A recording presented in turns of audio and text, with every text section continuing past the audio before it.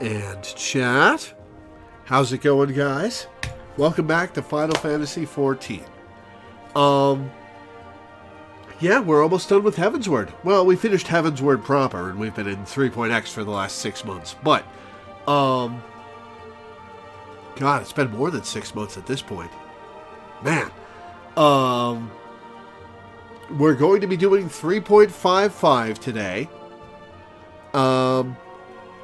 And I don't know how long that's going to take, but Mint and Danny also want me to do a quest line in addition to that, leading into Stormblood. So we'll see how much time we have left after I do both of those things. Whatever happens, we're going to watch the Stormblood title screen cinematic today. If this all takes me like 2 hours, we'll start Stormblood. If it takes me longer than that, we will save Stormblood for next week. So let me bring on the crew. Beep boop. Hello. Hello. How's it going, guys? Your Discord is using the wrong microphone. The Discord's using the wrong microphone. How the hell did that happen again? Alright, hang on. Did you update? It might have. Yeah, there was a Windows update this week. How's that? That's much better. There we go. Okay, cool. Let me make sure OBS is capturing the right mic. Sounded fine on the stream just now. Yeah, Yes, it is. Okay, good. Let me bring everything back up.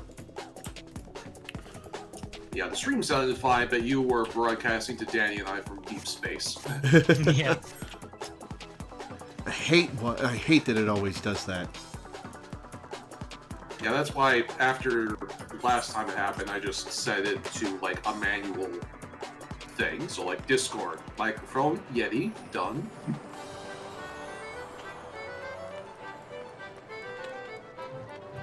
Gonna hopefully get on to Fall Guys to get the limited time stuff tomorrow. Yeah, it's you've got plenty of time, but it's good to get. I've been farming MGP for the last 2 weeks, and I've earned like 600,000 just setting that to go every few minutes. Cat, Jesus. Nice. You'll have all the mounts before you know it. I've got 6 weeks left before the event ends. Hey, 10K. And you got over 500,000 too. I won't make the 4 million mount.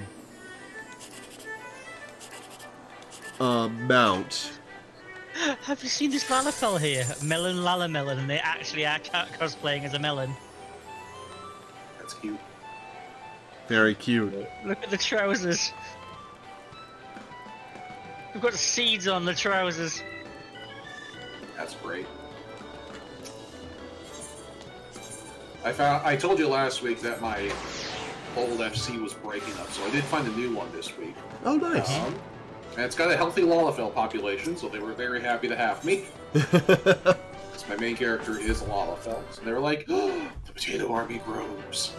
So, did you just find like the American equivalent of my FC then? I mean, kind of, yeah. I did think about it because it's like I only had a little bit of time this week to play, but there is like a good 4 or 5 Lalafells plus me now, and then we got 1 Fantasia addict. Wait, 4 or 5? Yeah. How big is the FC? Yeah. I mean, I've been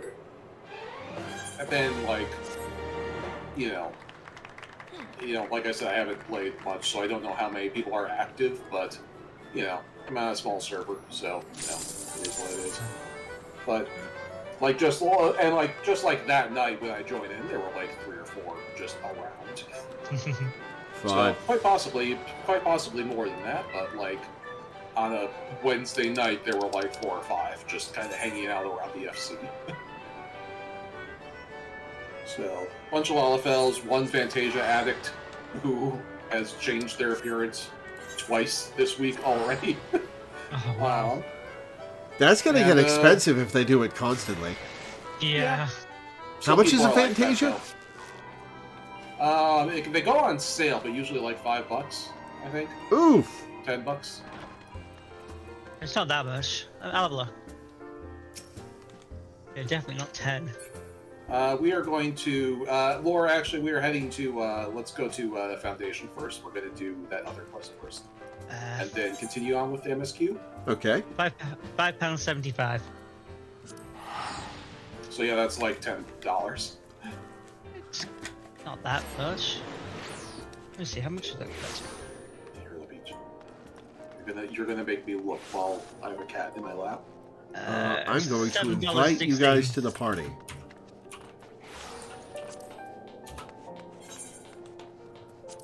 So yeah, Laura, you're gonna head to the last vigil. Yeah, it's literally $10 for a single one. Good lord. You get discounts if you buy them in bundles, and they go on sale sometimes. But yeah, it's $10 for a single Fantasia. So it's $3 more for you guys. A pound is not the same as $1, my dude. Yeah, he's done the math, and the price in pounds is like $7 in American. See, Okay, I'm talking to this House Foretold Knight here. We're going into the house. Ah. There is one quest in here that we shall be doing. House Foretold Manservant.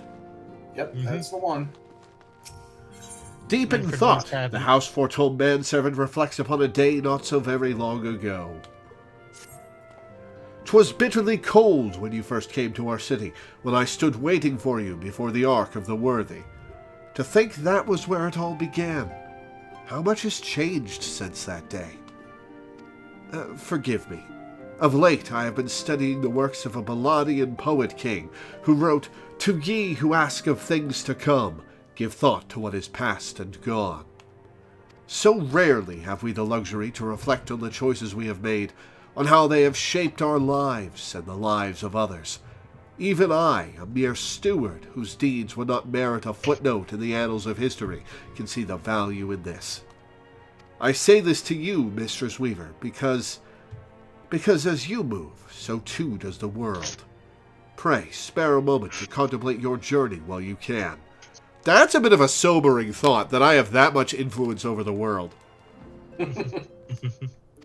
Me, of all people. The road stretched on, obscured by an endless veil of snow.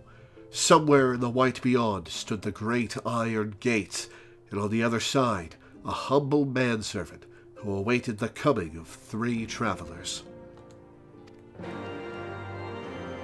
Is it a lace in the jeweled crozier?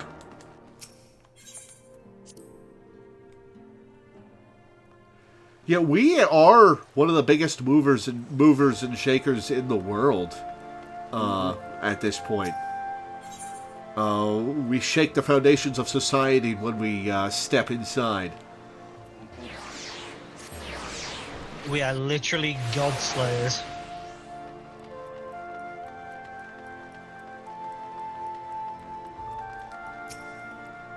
A warm welcome to you, Mistress Weaver. To what do I owe the pleasure? Retracing your steps from those first days in Ishgard. I see. Well, no one could begrudge you for indulging in a little nostalgia.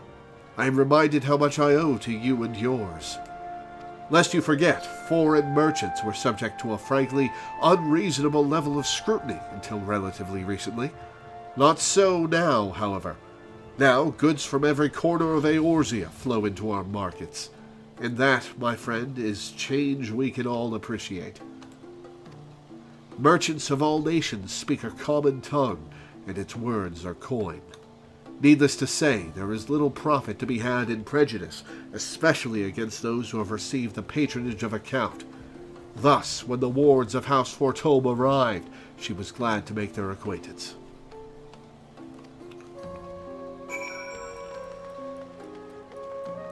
That's the thing people don't really get about rainbow capitalism.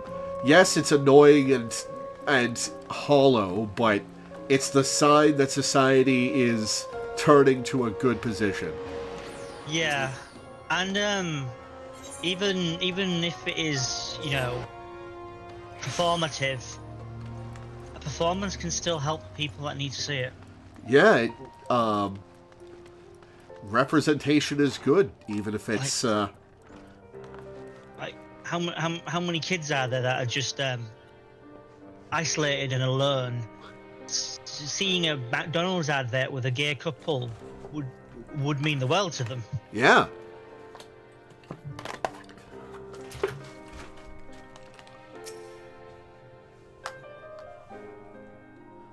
What'll it be then?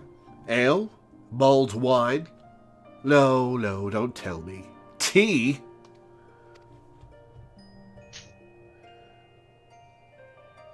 Oh, so it's to be memories then, is it? Now there's a bitter draught that'll leave you wanting. Assuming you can remember your own name, that is. Take your friend, Tataru. One moment, she's just another girl waiting on customers, clearing tables and so forth. And the next, she's got a dozen admirers asking after her every bloody night. And I'll be damned if I can remember how it happened. She deserves it. Good for her.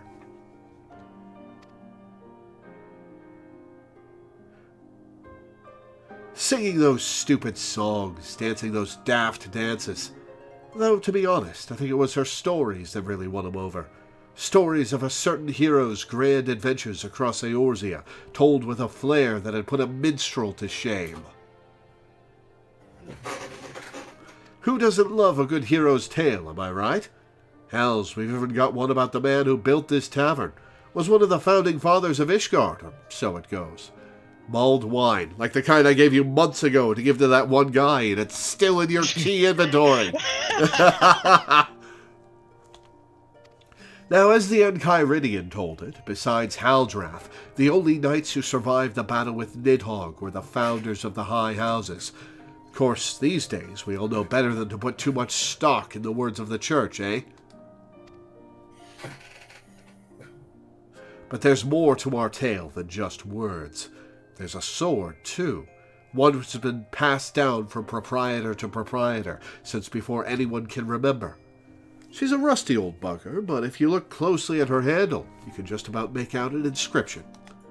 Brothers brave and true, live well, forgotten and content.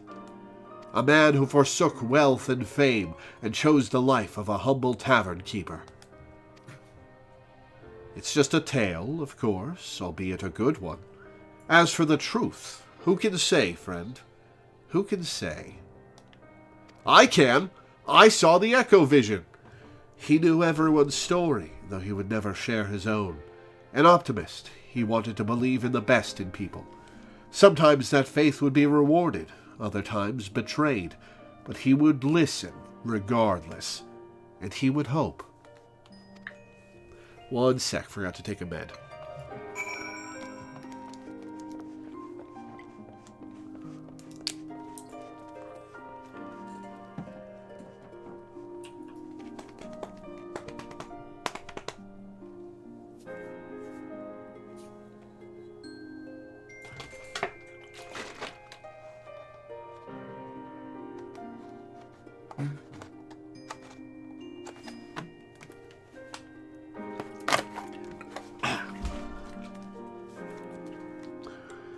Okay, Camp Cloudtop. Oh, okay.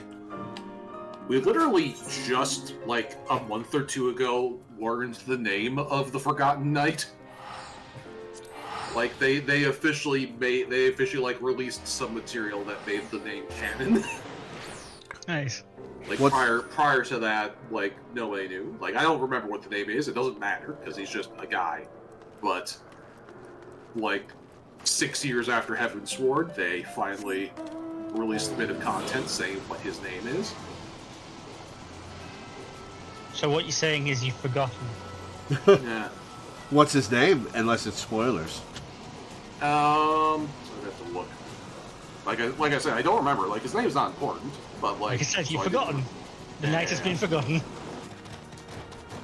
Yeah.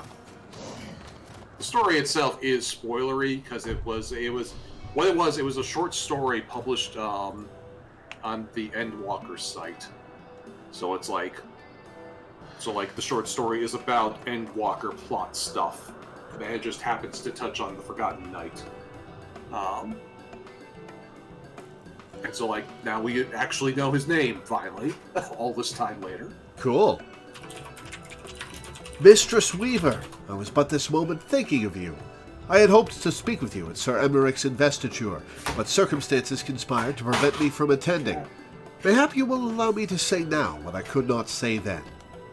On behalf of House Hyanar and all of Ishgard, I offer unto you my deepest and most humble thanks.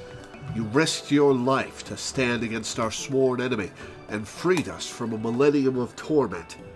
Though we can never hope to repay you, we will ever remember you and your deeds, that our children and their children's children might know the woman to whom they owe their lives. I forget. Do elves in Eorzea live super long? No, but bunnies do. Okay. Elves live to be like 100 to 120, so technically a little longer than human average. But then bunnies live to be like 300. I wonder how old... Oh, right, there's a joke in Final Fantasy XII where Vaughn asks Fran how old she is, and everybody just gives him a look. Surprisingly rude. I can see that the grand investiture would have been a more fitting occasion for such words, but I could not risk them being left unspoken. What brings you this way? As you can see, Camp Cloudtop remains much the same as it did during the war. Though we need no longer watch the skies for Dravanian outflyers, the Vanu have proven themselves similarly worthy of our attention. Hint, hint, nudge, nudge.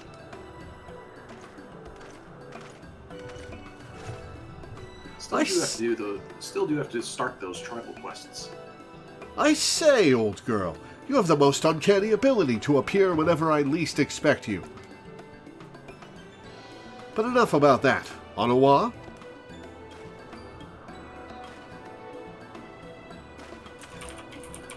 Yes, my lord.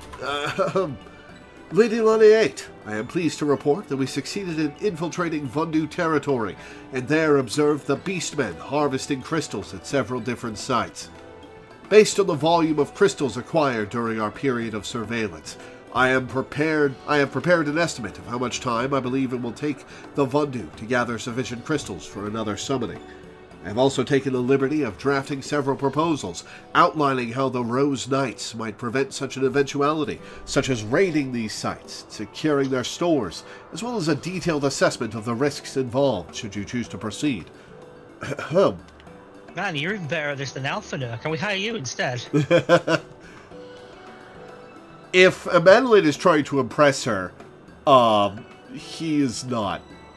By the Fury! I gathered you were clever, but I was not aware that you were capable of this. With respect, you are wasted on your master. Hard-working, full of potential. I think there is a place for you here with the Rose Knights, if you would have it.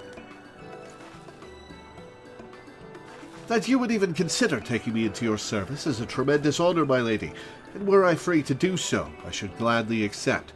But I am pledged to another, as you well know. Regrettable, but understandable. I take comfort in the fact that a youth of your talent and character will never want for opportunities. Madelaine's jealous of the compliments. Pledged to another, you rascal! I thought I saw you whispering in young Solette's ear the other day. You certainly wasted no time wooing our newest maid. There will be no secrets between us. You must tell me everything. Where you've been sneaking off to together, what adventures you've been having, every little detail. And don't you dare leave anything out. He was talking about his pledge to you, Amandalene.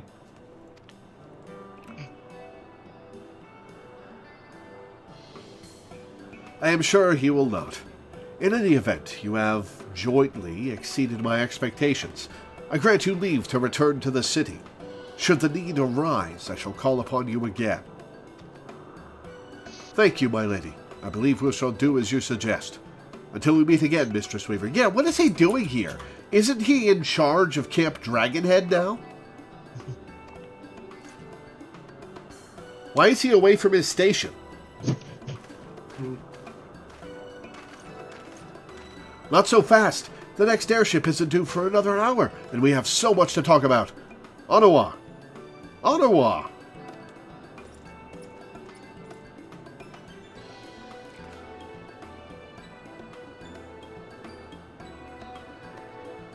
For all the lady's disdain, it was an old familiar dance. To her, Lord Madeleine would always be the boy fumbling for a compliment, and perhaps there was comfort in that. A memory of home on the bleak frontier. He wasn't in charge of Dragonhead when this quest was released. Fair enough. Alright, to Falcon's Nest. St. Ferrum found the name before I did. Sir Areniquart. Yeah.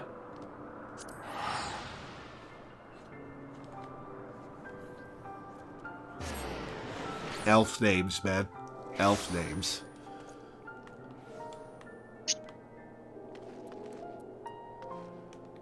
What? Why did you teleport to Foundation? Why did you teleport to Foundation? Did I teleport to Foundation? I guess I did. I saw the F and picked the wrong one.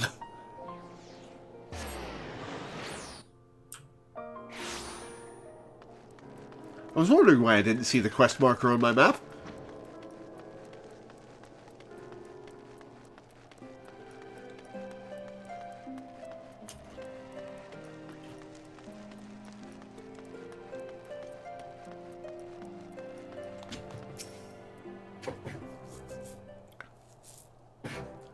A thousand pardons, Mistress Weaver. Had I known you were planning to pay us a visit, I would have seen that you received a proper reception.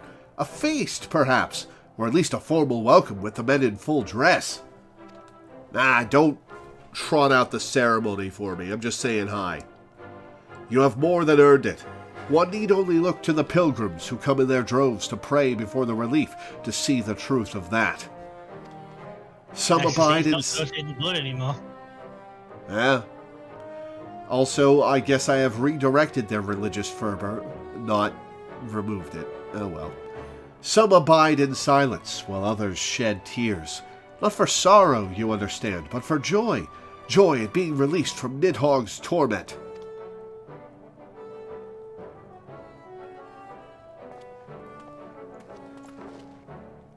Sir Redwald, the shipment has been unloaded, and the quartermaster confirms that all supplies are accounted for. Mistress Weaver, are you here on official business?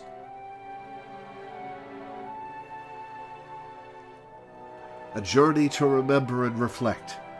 Aye, much has changed since first we came here together, since I abandoned you to follow the heretic's trail alone. Redwald's just like, yeah, you were a fucking idiot. Come, my lord, mayhap you recall the survivor whom you carried back to Falcon's Nest that day. Well, his wife but recently gave birth to their first child. Aww. Is that so? Well, well. Mayhap I should pay him a visit. Yeah, that's good. Though he would doubtless be honored, my lord, you need not put yourself to such trouble. Your responsibilities as Count surely leave little enough time as it is. Well, he'll make the time. Think not on that. I am still me, and you are still you. Whatever our respective titles, I would speak to you as a friend. Oh wait, it's this guy he saved! This preoccupation with position and power has sown no end of discord between our two houses, to the great detriment of our nation. 'Tis especially galling when one considers that much of what we have achieved was by virtue of our blood and not our character. So call me Count, if you must, but know that I take no pride in it. Mayhap one day, when I have earned it, I will, but not today. Good attitude. Good attitude. He's bowing and he's still taller than him. The thought Toms are good people. If anyone were Doctor does its good job, it was them. Still himself, is he? An honorable man, mindful of tradition, he was loath to accept the assistance of a foreigner in exile. But when forced to confront bitter truths, he looked within and found himself wanting. Pride be damned then, if it lead one astray. He would set aside his prejudices and join hands with this gifted outcast for the greater good of Ishgard. It's cool to take a tour of these people's character development.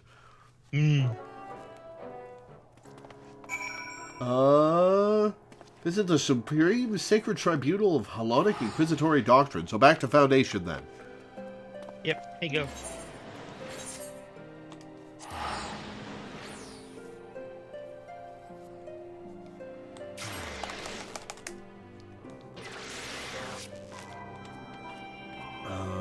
Sacred Tribunal is... Nope, I didn't mean to set the whole... Fuck. Wait, no, I... God damn it, I teleported to Mordona.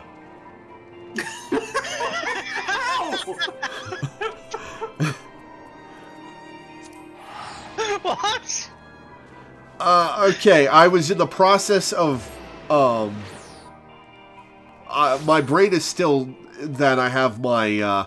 home aetherite set to Foundation, so I hit Pray Return, and then I accidentally closed your teleport offer.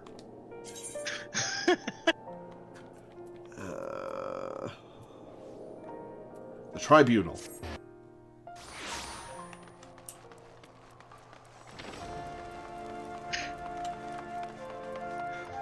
Instructions unclear, teleport into a blender. Laughs in fray. I'm never going to live that down. Nope.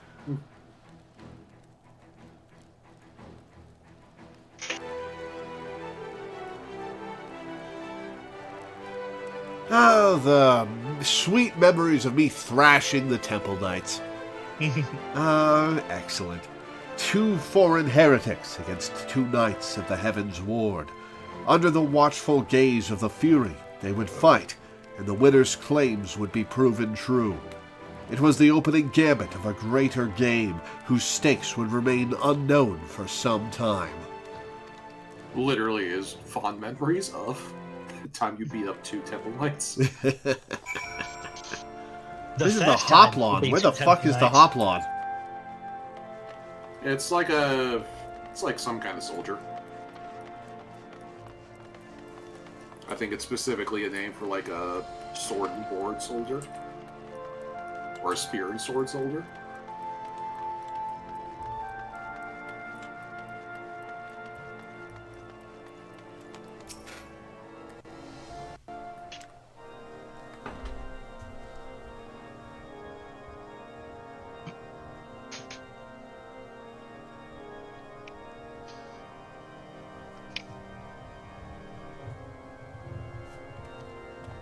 Hoplon is a shield worn by a hoplite. You are Mistress Weaver, if I am not mistaken. That's me. We have met, though I am sure you do not remember. 'Twas a seeming lifetime ago, when you answered the Archbishop's summons. I often come here to reflect upon all that has come to pass, and when I saw you gazing at the Holy Vault, I thought perhaps that you had too. You turned our world upside down. Everything we held dear. For change. For the truth. They say it had to be done. That his grace sought godhood. If so, then perhaps it was the Fury's will that you prevail. It was my will that I prevail.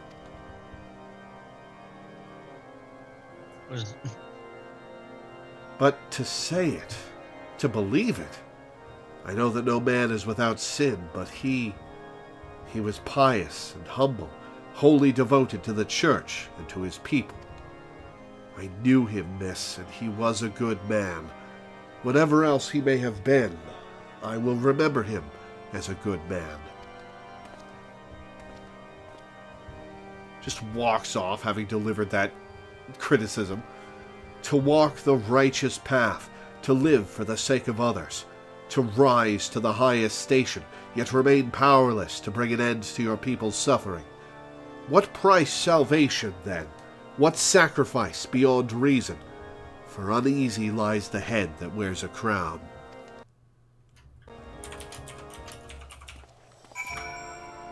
Oh, Pretty called the hot blood due to the shape of it. I guess we're going to Limsa to meet Merlvim. That's a bit out of the way. Well, that was where we went next in the story.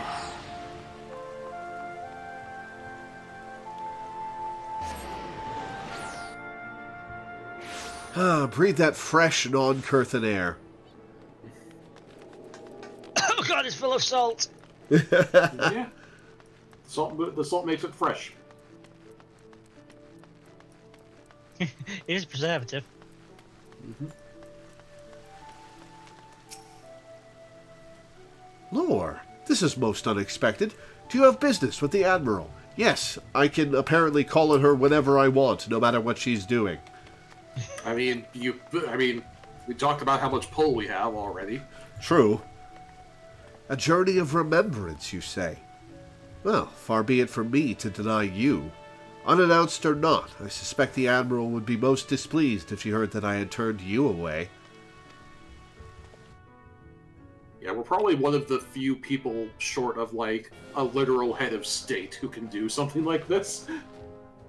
Thank the Navigator. I had resigned myself to another day spent listening to my advisors prattle on about the Beastmen's latest movements. Come, Lord, tell me of your adventures.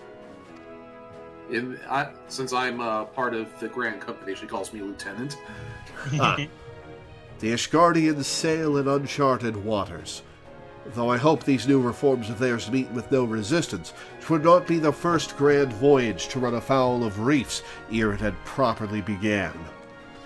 With Sir Emmerich at the helm, they may yet chart a course for generations to follow. I'm a pirate. Do you remember that? Do you get it?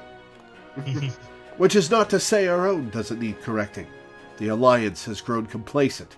The bloody nose you gave us at the melee showed me that. Nor have I forgotten the lessons of the banquet.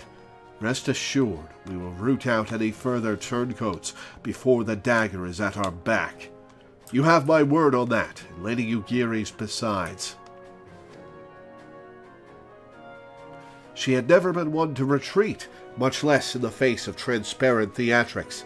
But this had been no ordinary battlefield, its rules of engagement anything but clear.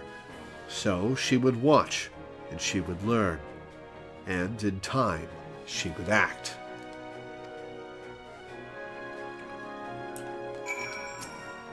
Never again, Lore. Never again. Now you can go to Modena. And my prey return is on cooldown.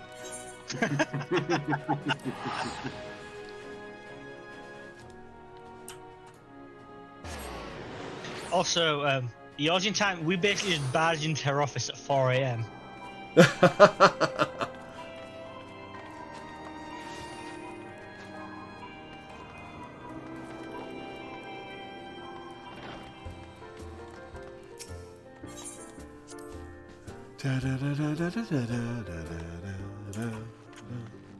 Nope, that's the main quest. Is Higiri in here?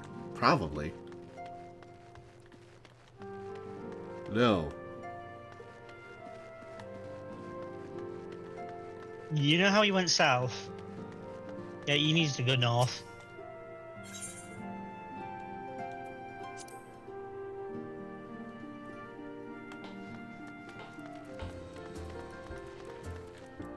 Good job, it takes a lot for our patience to fray.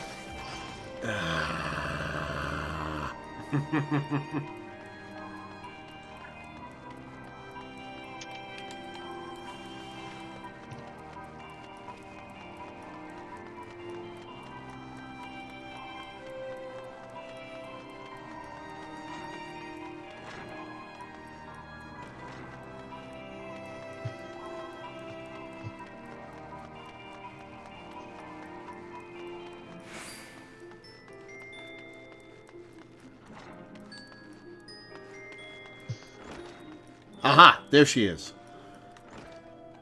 Did you forget you can fly in this place? Mistress Lore, is aught amiss?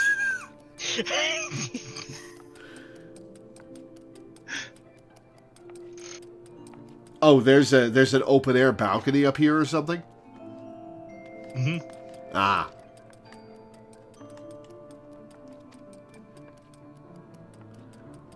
I am both flattered and surprised that you should remember my small role in this tale, given the grandeur of your subsequent endeavors. Though I must confess to having derived some selfish pleasure from donning the garments of the shinobi once more, I am honored to have been able to assist in freeing General Raoban from his captivity. And I believe I speak for all of my countrymen when I say that we are most grateful to have been granted the opportunity to contribute to the restoration of the Scions. Much has changed, it is true, and much may never be as it once was. But in watching you and yours rise from the ashes and rebuild, I am reminded that we must never give in to despair, for there is always something which may yet be saved. And talk to her for the second quest in this chain? Yep, from the paths we walk to the oaths we swear. Will you be traveling to Ul'dah next? If so, I would ask a favor of you. Why are you dancing on the pizza, Milena? I have prepared a special unguent to aid in General Raoban's rehabilitation. Injuries such as his must be tended to daily, even long after they have healed. You need only deliver it to his man, Commander Swift. He will see that the Flame General receives it.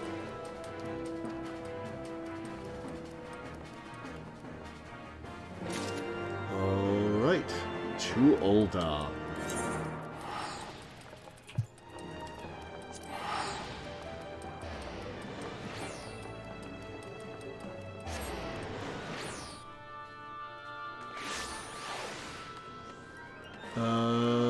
Okay.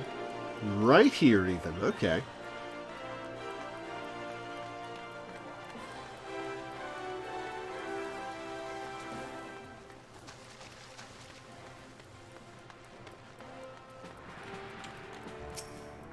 Greetings, Sergeant Weaver. What is that you have there?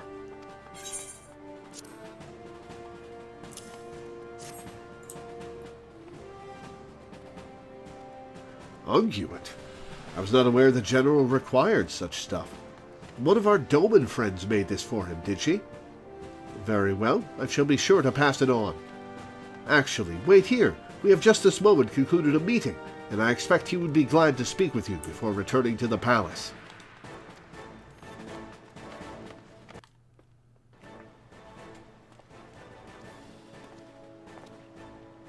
So, Commander Swift tells me that you came all this way to deliver unguent. Daily, she says. Ha! Well, mayhap it is best to be prudent. The gods alone know why you agreed to deliver it for her, though. Listen, when I'm not killing gods, I'm an errand girl. It's kind of my job. And it is a little ridiculous now that you call attention to it, but I gotta have something to do. It's a hobby. Yes, we'll go with that. It's definitely a hobby. Unless you mean to favor me with that... Fred just behind you going, stop doing this! Just non-corporeally trying to strangle me. Unless you mean to favor me with that rematch I requested.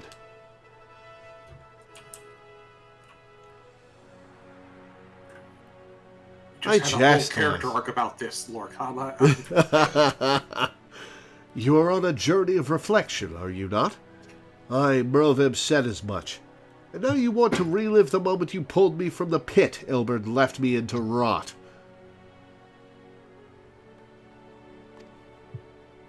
It shames me to think of it, that I was so blind to his hatred. Lolorito tells me that it was not always so, that Ilberd admitted to him he once believed that I would return to Alamigo at the head of an army. But years passed, and I did nothing. For all my accomplishments, for all my wealth, power, and influence, I did naught to better the plight of my people. Well, something's going to happen with your people in 4.0, so we'll see. Not for lack of trying, but Ilberd didn't know. He thought the bull of Alamigo had grown fat and complacent, that my story set a bad example for our countrymen. Forget your homeland and chase the old Dawn dream, a fine, impossible dream which gave men the strength to endure their hardships and try to make new lives for themselves here. So the dream had to die. He would kill me, stir up the disillusioned, arm them at the monetarist's expense, and then...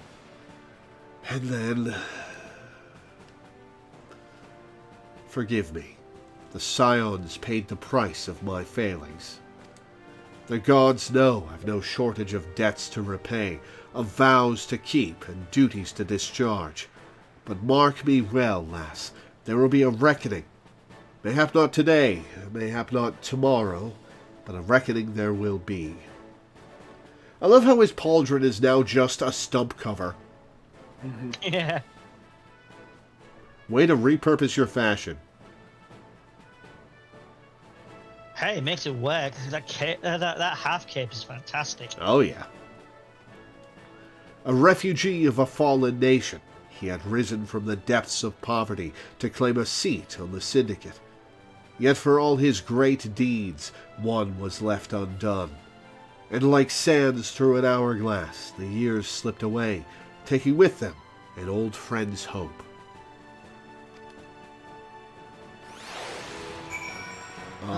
Kurthlis Western Highlands, Gorgain Mills.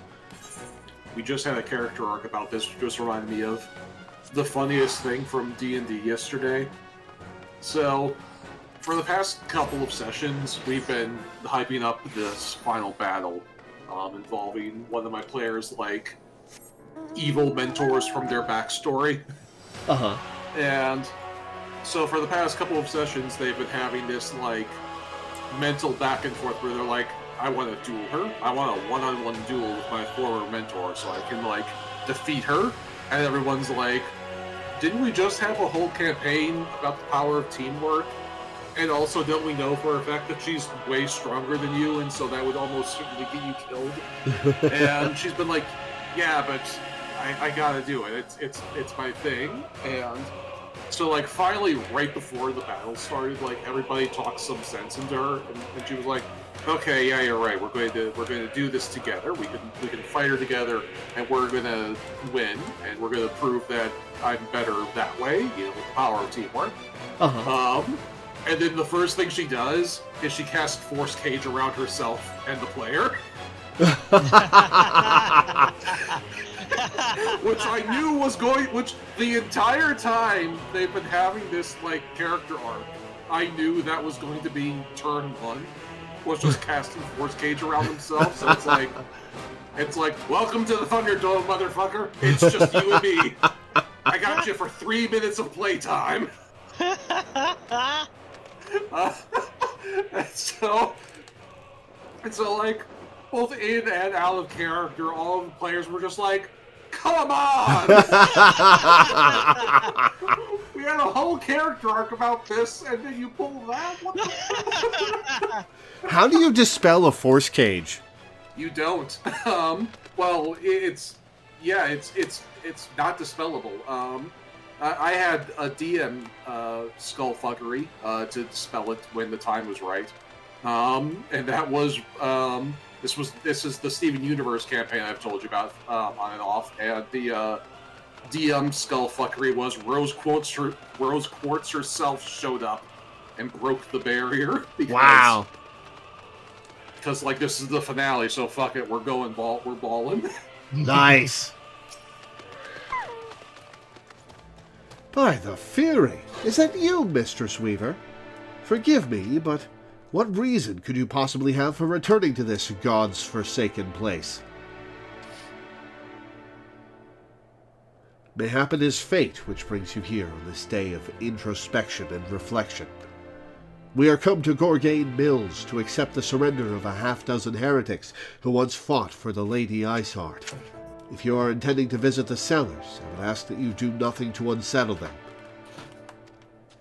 I'm a pretty unsettling woman. So, no promises.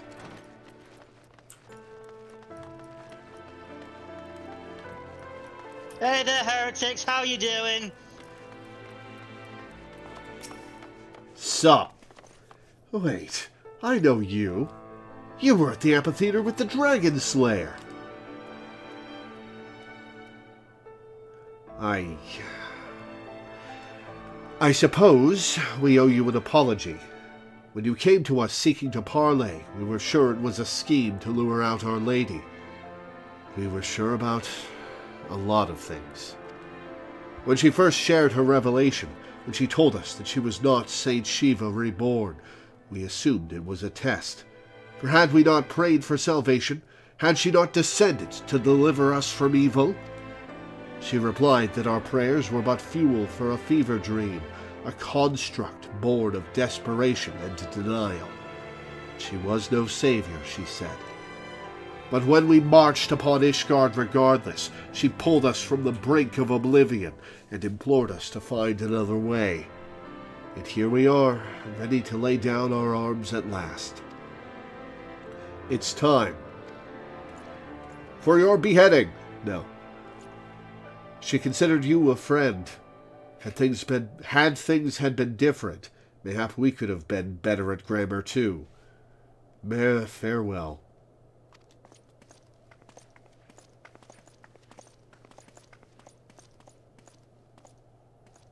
Forsaken by gods and men, they found salvation in a revelation.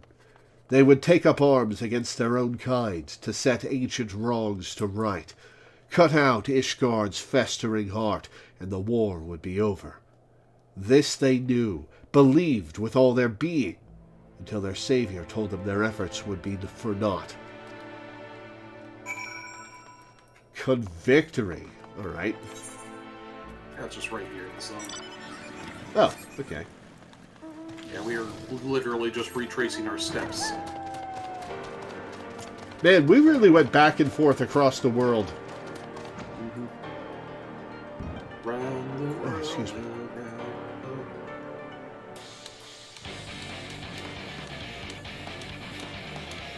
Back and forth across the world. Man, did we do things. That is the quest we're on.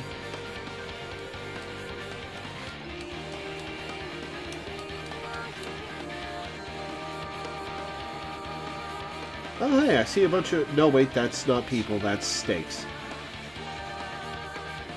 The NPCs haven't loaded in yet. Took me a moment to realise you meant wooden stakes, not meat. Surprise! All Elizin are vegetarians! Oh. I still find it really funny that if you use the Wolf Link amiibo on Tears of the Kingdom, you just get a fuckload of steak dropped down. Like, wait, what happened to Wolf Link? Well, if it isn't the great warrior of light herself, she who slew the dreadworm Nidhogg, bringing an end to 1,000 years of war, and my very livelihood. Alright, you. Well, go on then. Strike me down and finish the job. Stab me right in the heart. I'll even lend you my spear if you like. After all, I won't be bloody needing it. Oh, I can do that without a spear, don't worry. I've got a very pointy stick on my back. Tell me true. For a moment I had you fooled. Ye gods, as if I could hate the woman who rid us of Nidhogg. Oh, and lest you worry, that business about me losing my livelihood couldn't have been further from the truth. In point of fact, peace is proving surprisingly lucrative. As our nation's ties with Hres-Velger's brood have grown stronger, and our interests in Dravania have begun to expand, we have seen a marked increase in the number of travelers on the road. Needless to say, said travelers require protection, which we are only too happy to provide. Granted, such work will not earn you a lordship like slaying a dragon might, but it pays well, and is far less prone to end in incineration, which seems a reasonable enough compromise, all things considered. He had us in the first half. As long as there are wars to fight, there will be those who take up arms not out of hatred or even a sense of duty, but for want of better employment. When presented with an alternative, such individuals may gladly trade their swords for scythes, or, failing that, pledge them to a more worthy cause. We are being very philosophical lately. It is kind of the mood of this quest. Alright, to Tail Feather.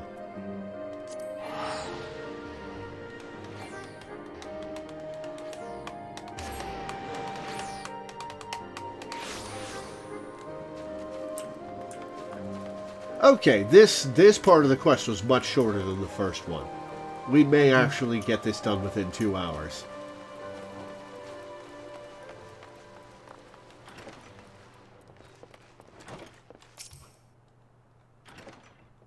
Something the matter, lass? Nath giving you trouble? A journey of remembrance, eh? Gods, it feels like only yesterday that Isail turned up in Tailfeather with you in tow. Back into our lives, and gone all too soon. Did I ever tell you how we found her, 5 years back? In a torpor, out in the forest, all by her lonesome? Aye, well, we weren't about to leave her there, so we carried her back here and tended to her till she woke up. Didn't say a word for days, Isail. Just sat there and stared up at the sky as if the ground held nothing for her. And it didn't, we learned, when she finally spoke. Now, you might think she's not one to smile, but if you'd seen her in those years that followed... Then, one day, all of a sudden, she says she's got a truth that must be shared. Up and leaves for the gods know where. And that was the last we heard of her, for a time. Redemption's not beyond us, friends. Come and hear the truth. Come and hear the Lady Iceheart speak. And they did, from far and wide, or so the story went. Some said there was nothing in it, but I knew. I knew. I think, Lore, that deep down, most folk want to do right by themselves and by others. And they try. Oh, how they try. You do, certainly. And so did she.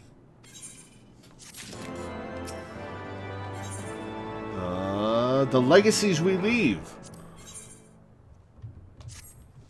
Apologies. You came here to think on your own memories, not listen to mine. I take it the Nath are next? Right then.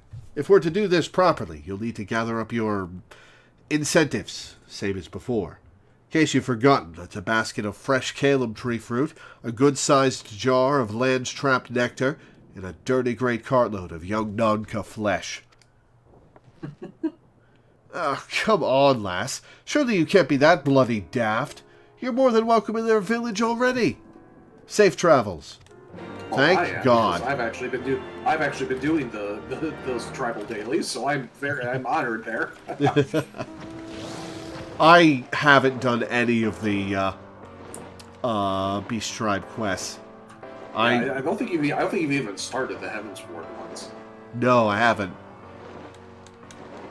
No, another time. We're being quested right now.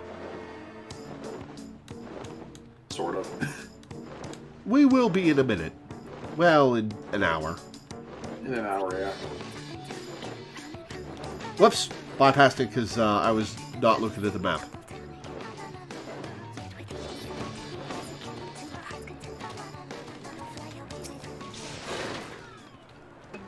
Hunter of dragons and gods, I bid you welcome. What would you ask of me this day? It's a hell of a title. Hell yeah. An accurate one, but still. Oh yeah, I've earned that one. Once we would have had no conception of what you speak. The one mind does not forget, but we do. It can be most distressing. To remember is not enough. One must strain and give words to memory, and inscribe words upon parchment. This is the chronicler's calling. He wrote of how you came to Loth Ast-Vath, and how you left to slay Ravana, and how the young hunter trained with the old hunter while you were away. We shall treasure these memories, this history you have given us, and when New Vath join us, we shall share it with them as well. Bound no longer to the will of the many, they were now free to walk their own path. Thus reborn, They would write the first chapter of a new history to be passed on to future generations. And as their culture grew older and richer, so too would their story.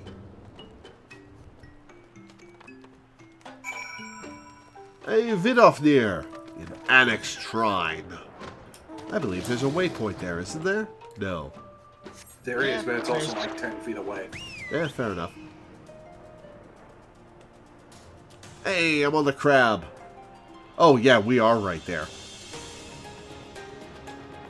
Giant allied crab.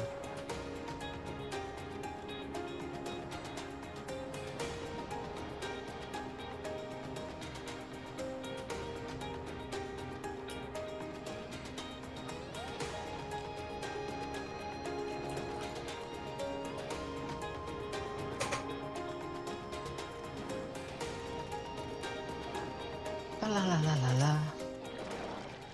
Friend of Isael, warrior of warriors, thou art ever welcome in Annex Shrine. My Gigi pet is lined up exactly so that his name is above the text box. For a moment, I processed that as who was speaking. Thou art ever welcome in Annex Shrine. What bringeth thee to us this day? There is much wisdom to be gained from looking to the past, to walk half-remembered paths and mark anew their twists and turns. We too do this, though not through pilgrimage, nor less the written word beloved of thy historians. In song do we preserve the deeds of our lost and chronicle the passing of the ages. Naught hath greater power to stir our hearts. 'Twas a dirge of profoundest sadness that roused Nidhogg's brood to action, a dirge which soundeth no more. Now a new song riseth to fill the void, one of hope rekindled, of war's end and peace's rebirth. I shall sing of thee and Isael ever after, that all may know and remember. In the chorus the fallen could rise once more, for none are dead whose names yet echo in the heavens, GNU Terry Pratchett, and the song would not end until the last voice fell silent. Heroes and villains, sinners and saints, all would live again. So they're never going to forget me. Kick ass. To Mogholm. To be fair, it was mentioned by Hraesvelgr that the way that dragons perceive time is all at once. So your heroic actions are always happening presently for them. Oh, I'm glad I could overwhelm the sadness with my pure awesomeness. Inside or up top? Inside. Just the big guy.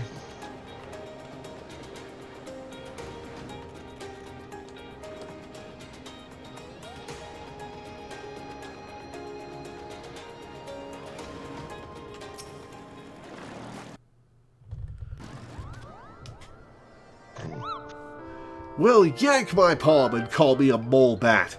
I certainly wasn't expecting to see you today. Still calling yourself Lore? Not that there's anything wrong with that, Kupo. Anyway, what are you doing here? Are you upset to see me? Thank heavens for that. I was sure you were going to ask for help with yet another one of your exciting quests. But, by all means, we'd love to pass the time reminiscing about the good old days. And when better than now, Kupo? Well, with your friends visiting and all. Wait here, and I'll fetch them. Ooh, which friends? Is, Estinian here? Does it just drag Sudagu and he's like, leave me alone, I was at the bar! Oh! Full glad am I to see you again, Lore, and in Mogholm, of all places. Kupapo, it really is you, and just when we were about to get blasted. I think it wonderful, this pilgrimage of yours. a final reflection upon the past, that you might face the future with eyes unclouded and a heart at peace. Few would deny that the events of recent days warrant such contemplation. When last we stood in this place, I dare say none among our number would have believed what was to follow, young Estinian least of all. Upon learning what befell him at Ausis Law, I confess I thought him lost. But when Master Alphino told me of your great struggle and of his salvation, I was reminded of your talent for the impossible. If you ask me, he seemed altogether too stubborn to die, though I suppose it is no small feat to evict a spite-filled worm once it has made its home in one's head. With Nidhogg's passing, the children of Ishgard and Dravania may at last look to the future. It is my hope, however, that they will not forget the deeds of history, nor the many thousands of lives lost in their conflict. For only through remembrance will they avoid the mistakes of the past.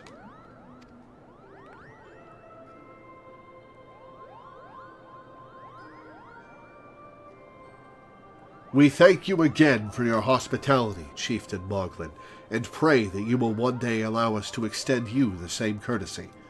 Oh, Moglin's going to stay right here on his comfy throne. He's not taking any trips. I wish you well in your journey, Lord. May you ever walk in the light of the crystal. You know it. Until we meet again, Kupo.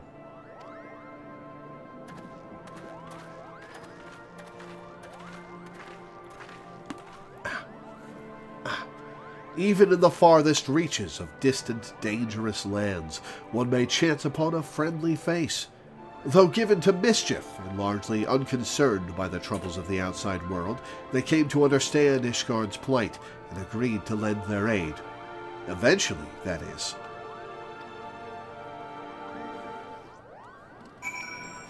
Yeah, Moglin ain't going nowhere. You come to Moglin. Moglin does not come to you. Too lazy. Make camp in the ruins southeast of Zenith. He needs a mobility scooter. Huh.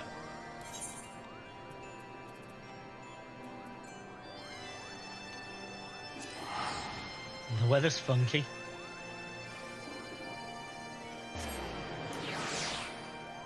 Umbris.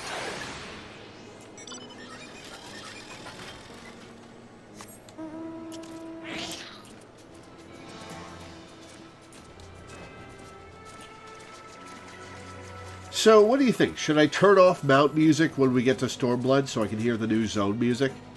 Yes. And then turn it back on once you've finished the 4.0 story. Mm-hmm. The campsite. Alphino shows up. Just holding wood. Crazy. Never.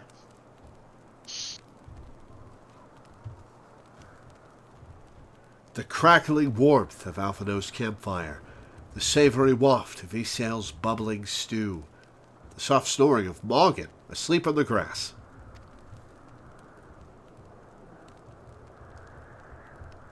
A cold wind blew that night as well, and on the morrow they mounted the steps and blew the horn. But having climbed to the summit with hope in their hearts, they descended, dejected, weighed down by truths too grim to contemplate.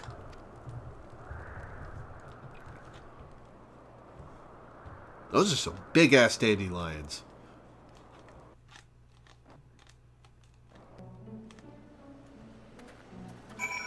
Too old. I remember when we got to that cutscene. I was shocked that it wasn't voiced because, in my memory, it was because like it's a very, like it's not even like an important scene. It's just like a very memorable one. Yeah. Yeah, it's very impactful.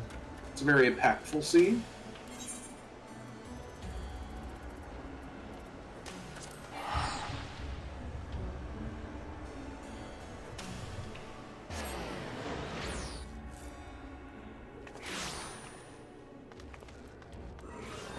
Promenade, Ethernet.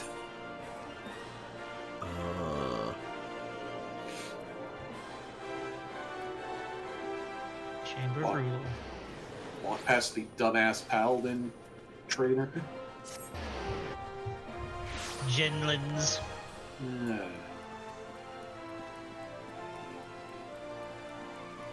Leroy Genlins. At least I have Dodo.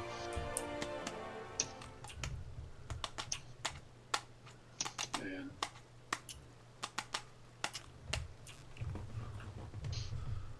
You there! Over here, quickly!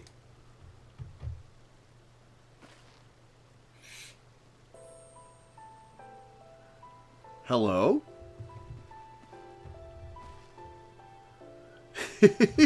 I should have known you would see through my disguise. But enough talk. Have at you. We cannot linger here, lest the guards recognize their Sultana. Oh, it's Nanamo!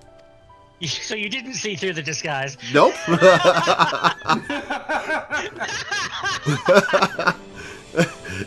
I like to believe that I said that out loud, and her estimation of me dropped like a stone.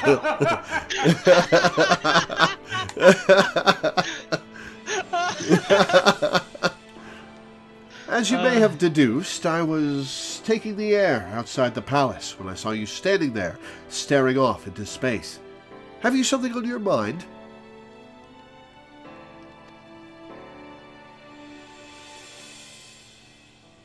I understand completely. So much has happened. So much has changed. And all in so short a space of time. Even now, I struggle to make sense of it all. But one thing, at least, is abundantly clear. I owe you an immense debt of gratitude for all you have done on my behalf, and on behalf of those whom I hold dear. You're welcome.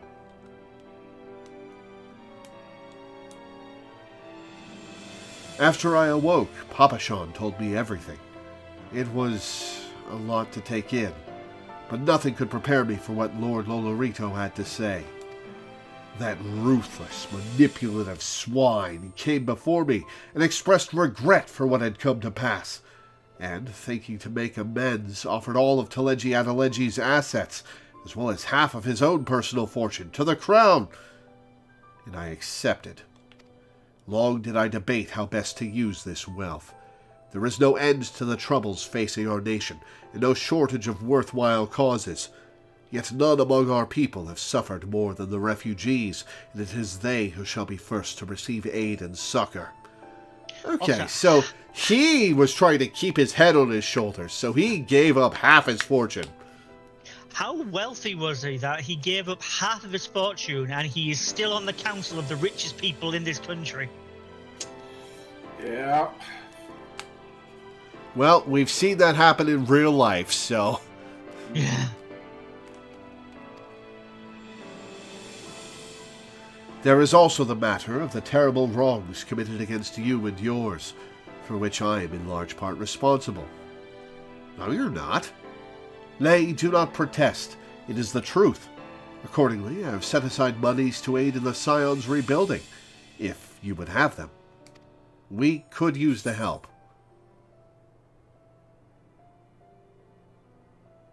It would be best if we did not. What reason do I have to turn this down?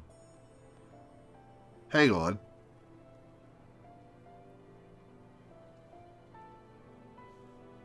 And some people just don't like taking free money.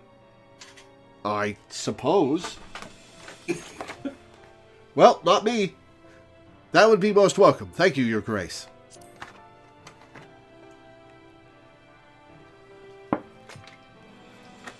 Pray do not thank me, not after all you have suffered, and know that I do not seek to atone for my mistakes with money. It is but a tool which I would see put to good use.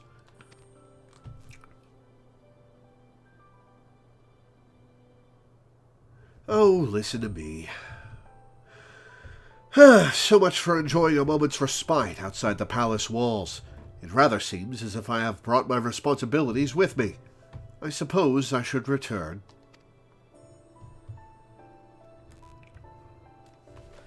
Lady Lilira! Lady Lilira! You must come home at once! Father is worried sick, you know. Confound it. You lot, search this area. I know she came through here.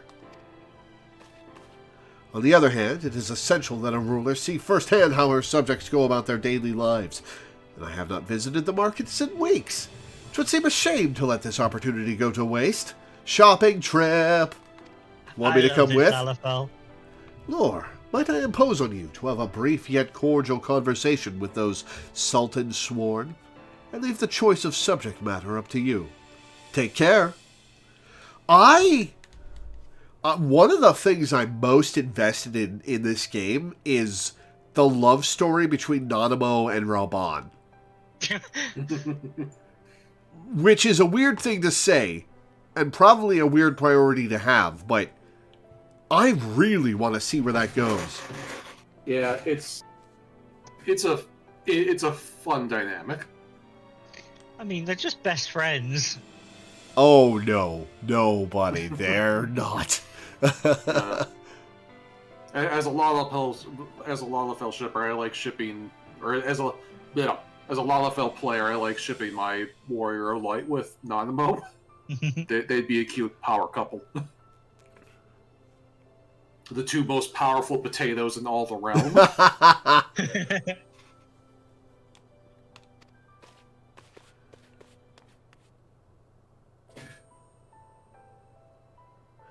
Well, I'm glad she's having fun.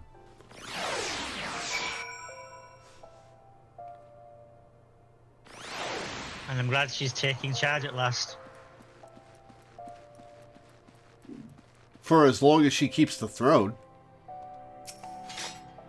I beg your pardon, miss, but did you perchance see a young Lalafellan noblewoman pass this way? Sure didn't. Are you certain? Oh dear. Master Papachon said this might happen, but I never truly believed he was serious.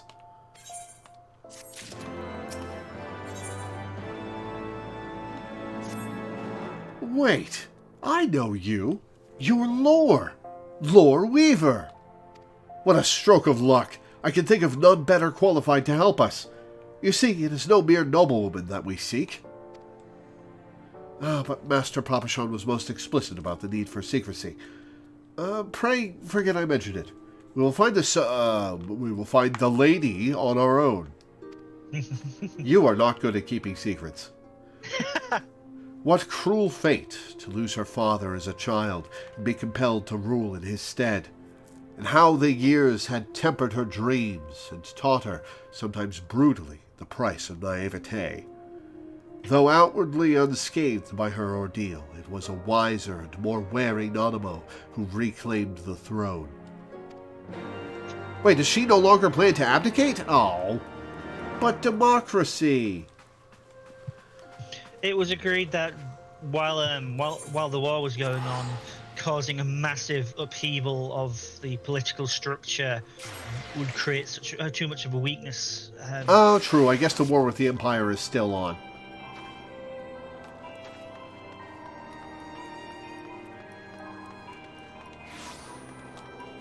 I didn't get any different dialogue. There you are, Lore. Higure told me of your pilgrimage. I knew it was only a matter of time before you sought me out. I, too, have been reflecting on the choices which shaped my path. When I took to the road with my grandfather, when I joined the Crystal Braves, when I tried and failed to warn you before the banquet. I had my suspicions about Wilred's death, that it was the work of a Garlean spy within our ranks, but I could not be sure who was involved, hence my desire to speak with you in private. I thought long and hard about how to approach you without arousing suspicion, mayhap too long. Eventually, I decided to arrange a meeting through Mistress Momody. Little did I know that bastard Laurentius had seen me do it. Shortly thereafter, the Fourth received urgent summonings. Needless to say, I had no choice but to answer, and soon found myself at the mercy of Captain Ilberd's band of traitors. They confined me to the Rising Stones, along with others still loyal to the Scions, Riol, Ephemy, Ergus. That guy. Quite what they planned to do with us, I couldn't say. Mayhap they thought we would turn, given time. The fools. Lieutenant Yu Hase bid the 3rd keep us under constant guard, but when Captain Ilbert moved to carry out General Raban's execution, they were forced to withdraw all but a token force, which we took by surprise one night. And then it was over. One might argue that it turned out better than it had any right to, all things considered. Still, there are nights when I lie awake wondering if I had done things differently, if I had been more careful or more decisive. What then? It's fine. It was a weird situation. I don't blame you for that.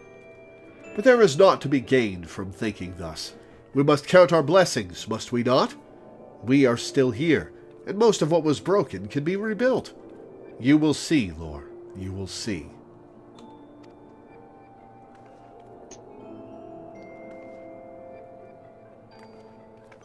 Well, we did lose Minfilia as a result, so most is correct. But for the freedom of all, it had begun with an oath and ended with a betrayal, as the conspirators turned on their comrades for coin and country. The good and true were beaten and imprisoned, or else butchered where they stood. But even in their darkest moments, they never stopped believing that the dawn's light would shine again. And it will shine again in 2024. Skysteel Manufactory in Ishgard.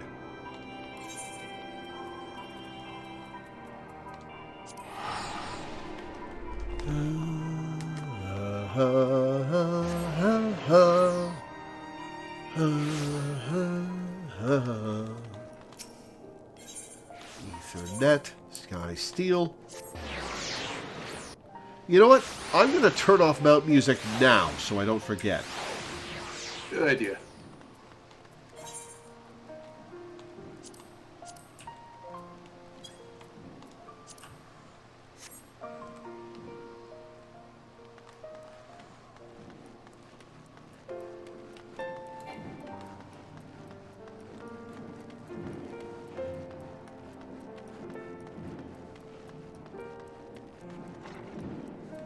Hi, Stefanivian.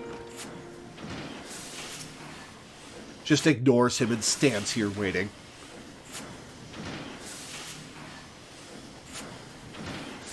Why, hello there, Lore. Fancy meeting you here. Oh, my spine. Ow.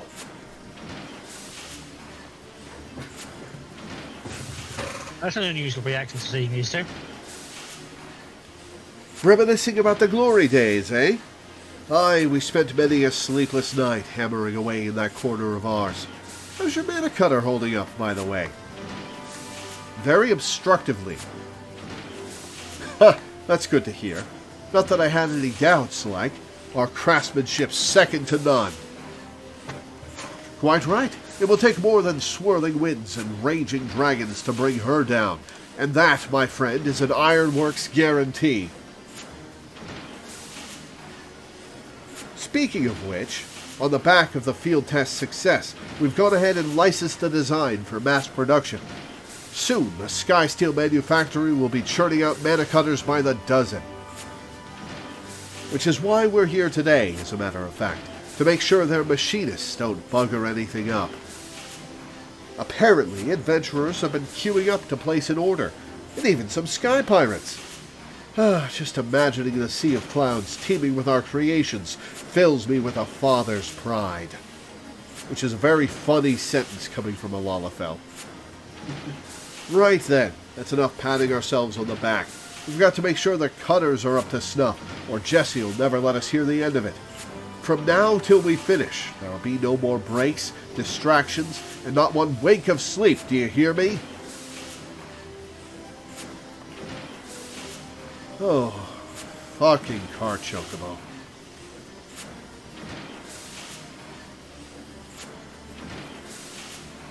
Well, we'll leave you to it. Till next time, eh?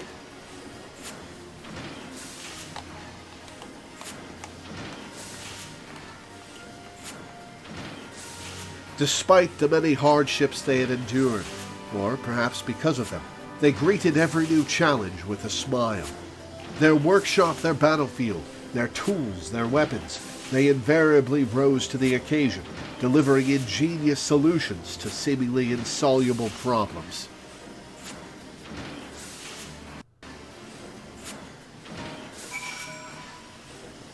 Yet she gets a mana catter. Cute. To the churning mist!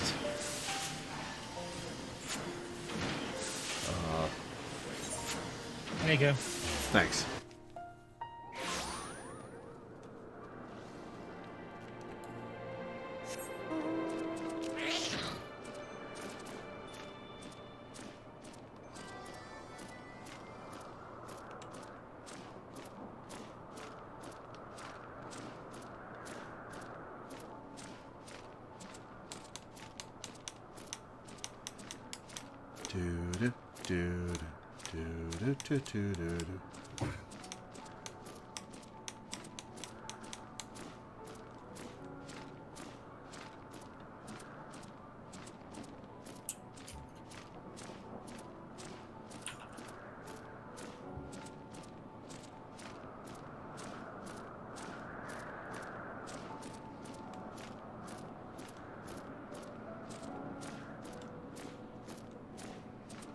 I have no memory of this place.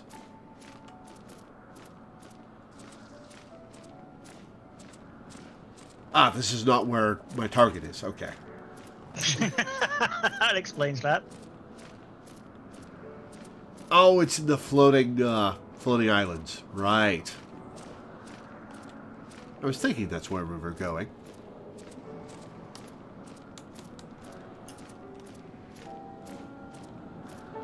Maybe floating islands? No. This is where we fought Nidhogg the first time. Oh, right. Yeah, you can see the area from here. Yeah, it's obscured. It's obscured by the clouds with like the lava purple off in the distance. Yeah. Ominous purple, the color of villainy. I thought that was lime. It's usually a combination of the two. So you're saying that the just Incredible look at Hulk is the every most mech villainous suit that entity in Lex the Luthor universe. builds. Yeah. Just look like every mech suit that Lex Luthor builds, and like half of Spider-Man's villains. Through tempestuous winds they carved a path, breaching the dread worm's sanctum, and there did they put him to the sword. Yet in the wake of hard-fought victory were secrets laid bare in a vision dark and disturbing. The legacy of the fathers, bequeathed to their sons, passed down through the generations. Old blood enduring in the new, the mark of original sin.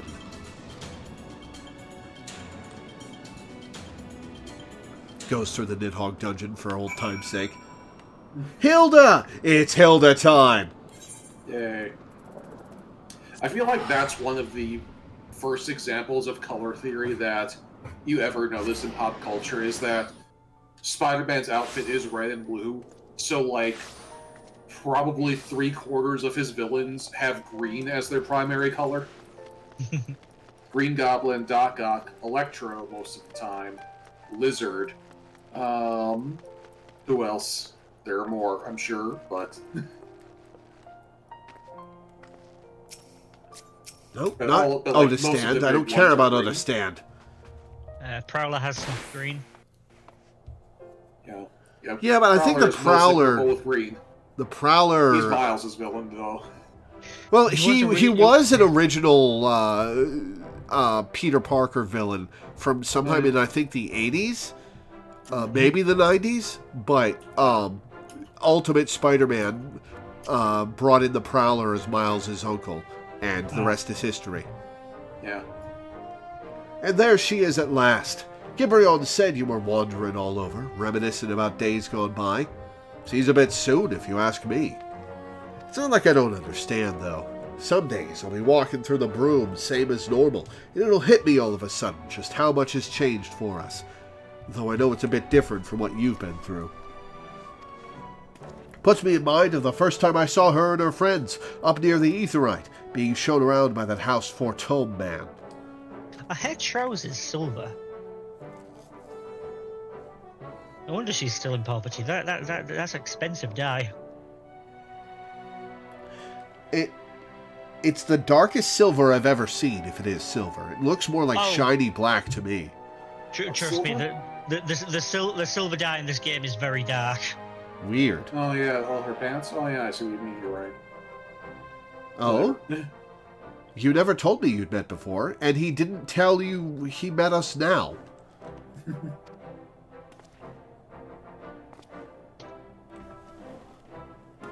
It weren't so much a meeting as a heckling, to be honest. When I heard their guide warning them off paying a visit to the broom, it stuck in my craw. You've got to admit that Master Alphino is the spitting image of a snotty little lordling. I can't disagree with you there. A little lordling that went on to fight 2 Knights of the Heavens Ward with lore here and a trial by combat, not to mention helping retake the vault from the True Brothers. Fairy, have mercy. It feels like a bleeding lifetime ago, don't it? 'Cause it was. What we've got now is nothing like what came before. It's a bleeding rebirth is what it is. Cold comfort to the folk who died getting us here. Still, this peace is ours, and we owe it to ourselves to make the most of it. Meaning we've got to work twice as hard to make the broom a better place, and no more harassing blue bloods neither.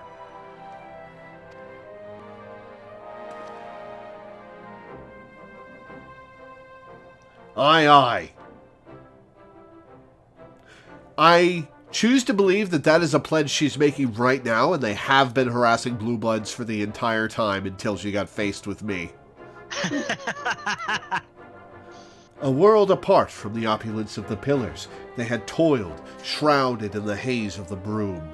Sentenced to a life of hardship by birth, they dreamed of revolution as children dream of fairies. Then one came and went, and they suddenly found themselves with a seat at the table.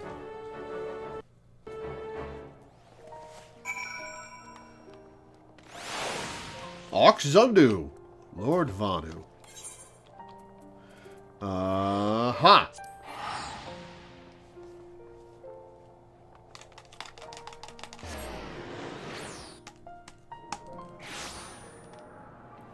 Oh yeah, they've got a different cool-looking aetheryte. Forgot about that. The flying saucer, you're right. Ho! Clouds part, and let shine brilliant sun upon Lonu Vanu. Great Netherling warrior returns to Oxzundu, and on pilgrimage of remembrance? Well, well. Know that we will always be grateful to you for your victory over the ravenous wight. No longer need we fear for the safety of our smallest islands.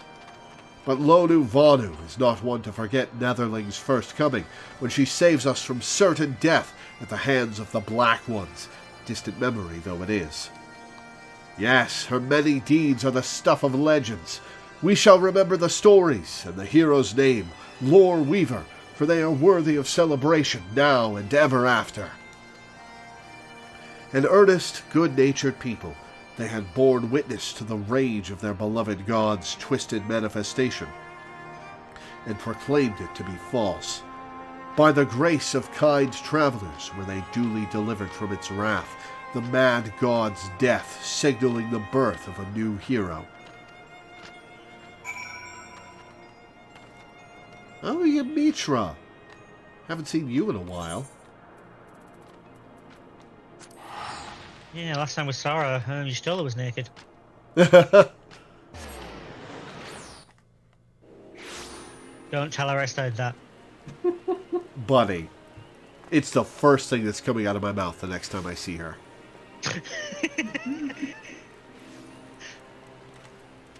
It has been a pleasure serving along your side of you.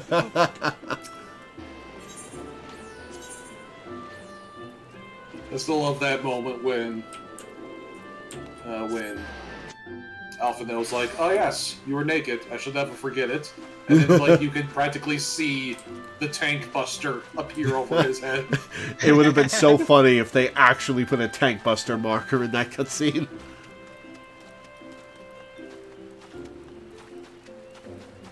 Actually, not sure if they were using the modern tank buster animation at that time.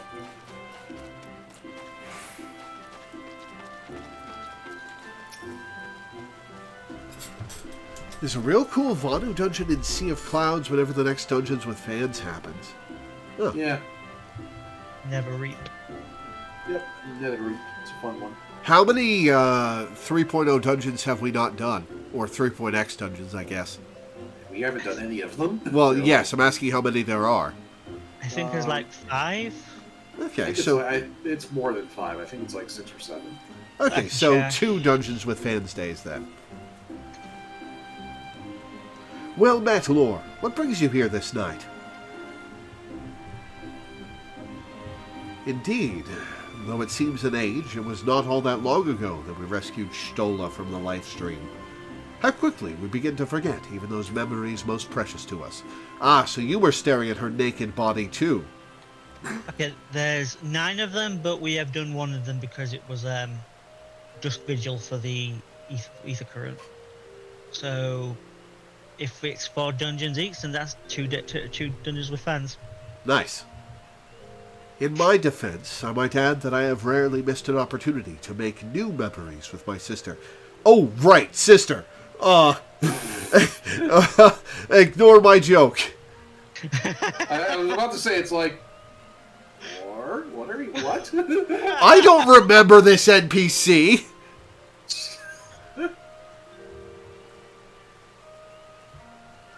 In the days since her return, our conversations are largely on matters of scientific and professional concern, ancient Allagan technologies, primals, Asians, and so forth.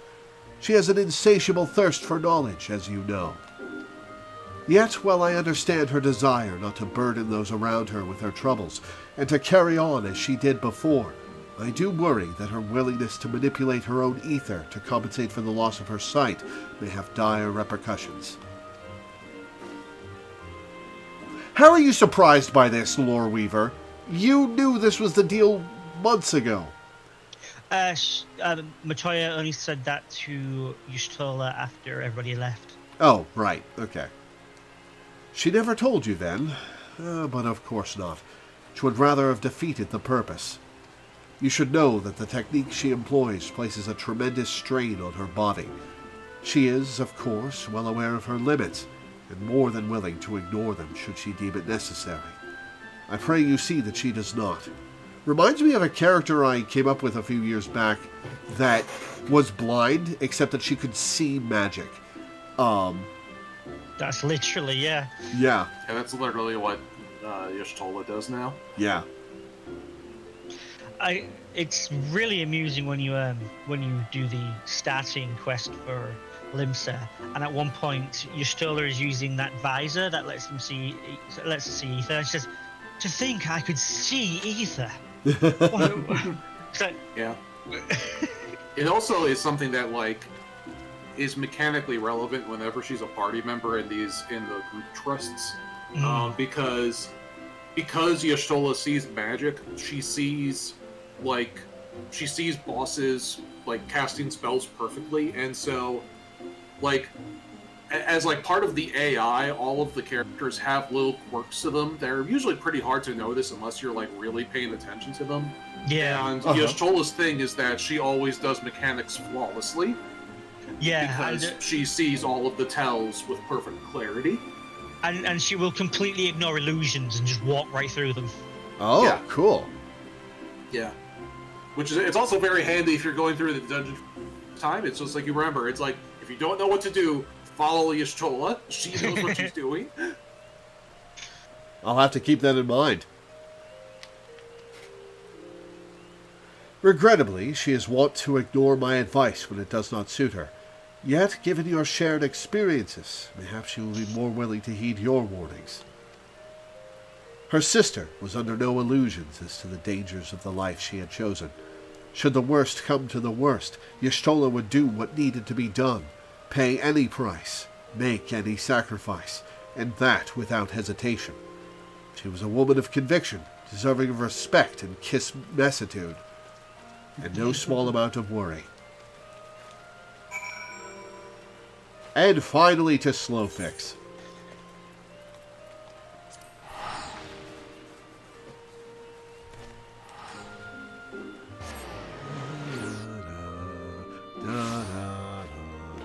Can you imagine if they made it so that the teleports took different times for how far they were apart from each other? That would be the most annoying thing in the world. Real-time teleportation for some locations would be insane. Why must governing Great Gobby Nation be so difficult? Like herding corals. Stupid corals, with muchly differing views on glorious nation's future direction. Hey, you're the politician. Yes, Slowfix knows he is letting emotions run wild. Uplander is welcome voice of reason. Not like when Uplanders first returned to Edelshear, yes? So much venom in that one's tongue flaps, calling Gobbyflock thieves. But Slowfix saw a way to mutual understanding.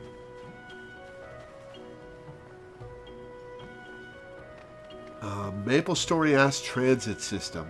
MapleStory had different teleport times depending on where you were going?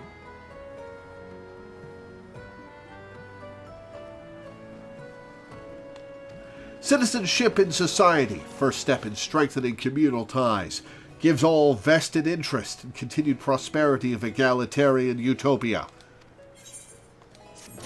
Okay, last one, the burdens we bear. Burdens we bear. It has real-time waits for public transit. How bad were the waits? That's a terrible system. In Final Fantasy XI had something like that, where if you wanted to go to like another continent, you had to take the ferry, and not only did you have to wait for the ferry to arrive on a proper schedule, you had to wait for the ferry to travel between locations as well.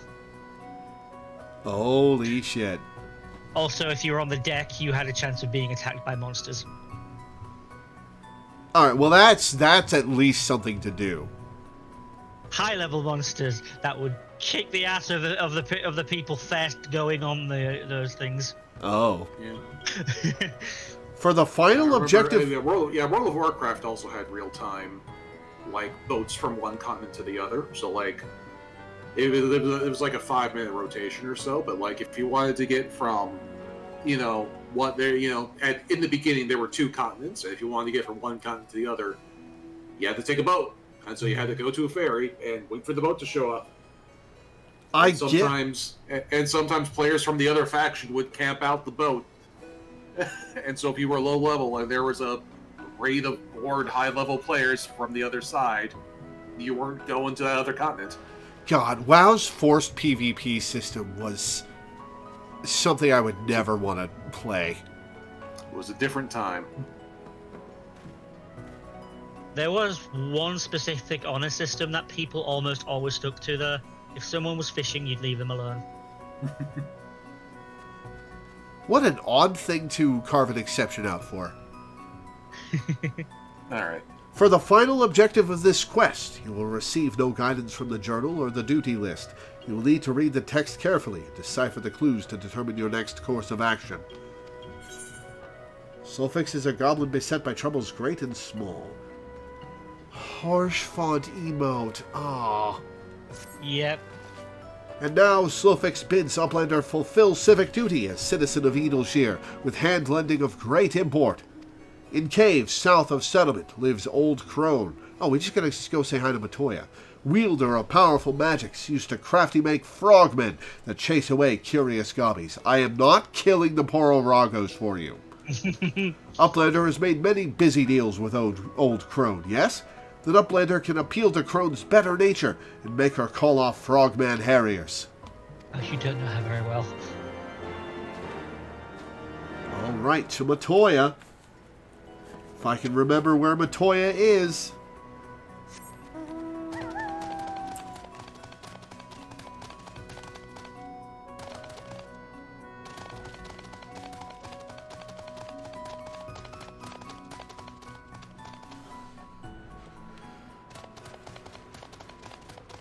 Wait, I have the quest marker. Oh, it's only the final objective of this quest that it won't give me a hint for, huh? Yeah.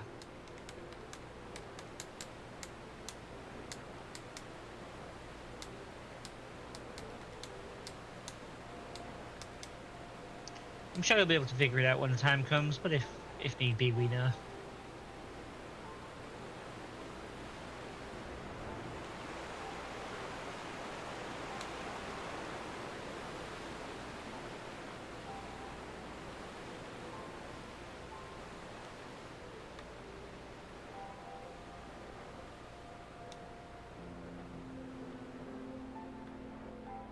La la la la la. Do do do do. La la la la la la. La la la la la la. Da da da da da da da da.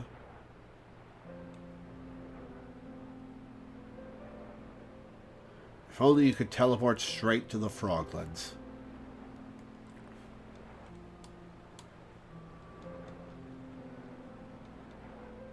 Remember me coming across my first Pororago and just standing there letting it wail on me?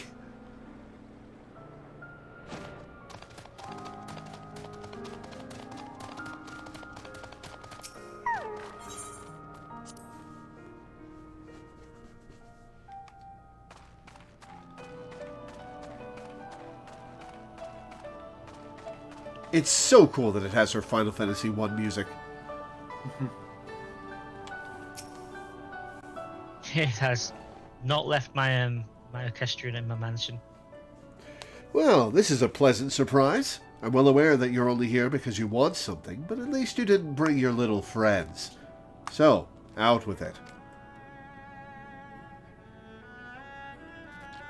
Oh, is that what the goblins told you? That my servants were attacking their poor, defenseless scouts without the slightest provocation? Ha! The little buggers were trying to eat them. They're lucky I didn't have my Paragos return the favor. But you can tell them from me that if they try it again, I will personally feed them to my servants, one limb at a time. I do hope you didn't come all this way just to play errand girl for those dirty little scroungers.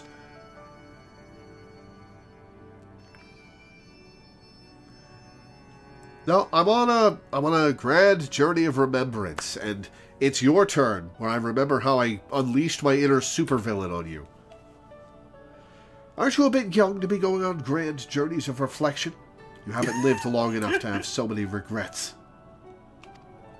The same goes for that boy, complaining that things hadn't unfolded as he dreamed they would. It makes no difference what should have happened to Minfilia. What matters is what did happen. The past is the past, and no amount of wishing you'd done things differently will make it so. You make your choices, and you do what needs to be done. That's it. That's the attitude you came here with the first time, when you wanted to find a way to get to Aziz Law, and you would do well to remember it. Right, then, I think you've wasted quite enough of my time. It's bad enough that I have to suffer Stola's unannounced visits. I don't need you making a habit of it, too. She was the sum of everything that had come before. Triumphs, failures, all essential, all indispensable. Had things unfolded differently, so too would she. What use, then, to mourn the woman who never was? There was only this time, this place, this choice. Little lady, it's possible I'm old enough to be your grandmother. Oh, actually, how long do humans live in this world?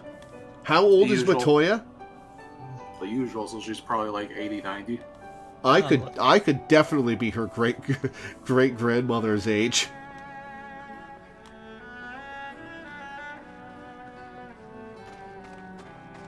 Alright, to Aziz Law. Actually, can I teleport out from in here? I can.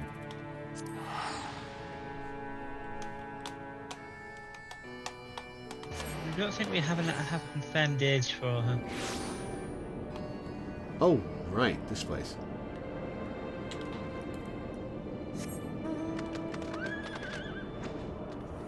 You're on the unicorn, I'm on the nightmare. Yeah. I can bring a horse too.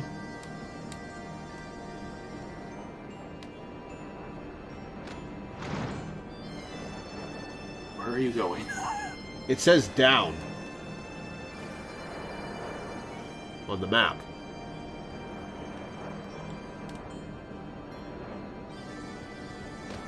Does it? Ah, okay, there we go. I guess maybe I was too high off the ground and it said down.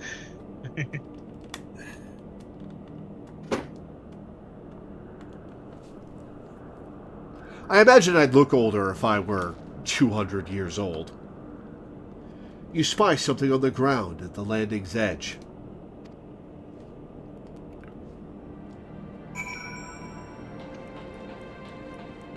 Blue bouquet. Oh. Somebody left a memorial for Esale.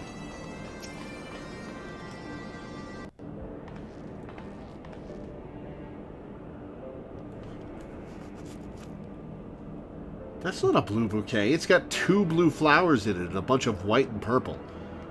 A bouquet of fresh Nimia lilies lies at your feet, an offering for the departed. Oh, we saw Stinian carrying that at the end of the Nidhogg scene. Oh, did we? At the end of like 5.3, like there's like the whole we're 3.3 where there was the whole thing where like after he got out of bed we saw him with that bouquet. I didn't notice. 1,000 fires blossomed around her as she fell towards the battleship, a crimson star shower midst the impassive clouds.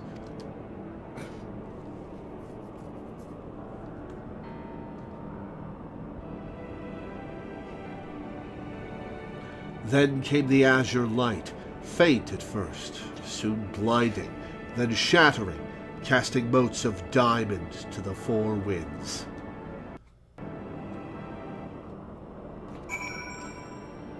I wonder if that's just there forever now. Visit Tiamat. Read it. Click it again. Click it again. For those we have lost. Oof! And for those we can yet save.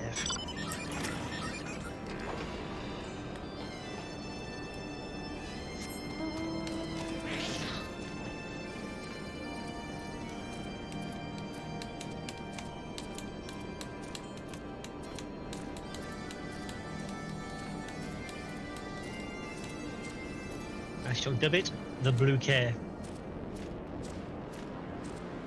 Estinian would hate it, and that is why.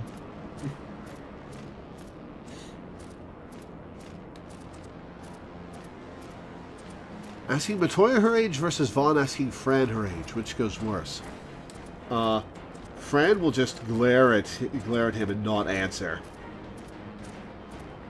Matoya would turn you into a Pororoga.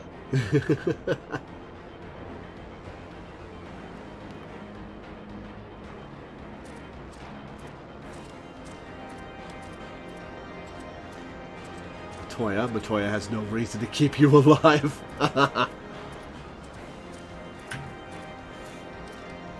Oh, found a player here.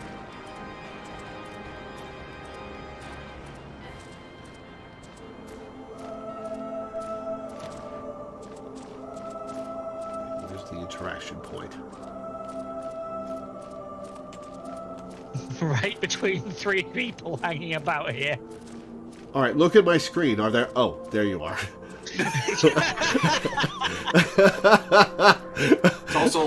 It's also like the actual point on your that your mini map is highlighting.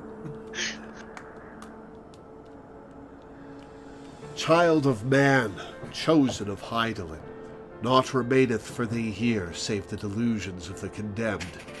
In my madness did I spy my departed brood brother in yonder skies, though I know it cannot be so.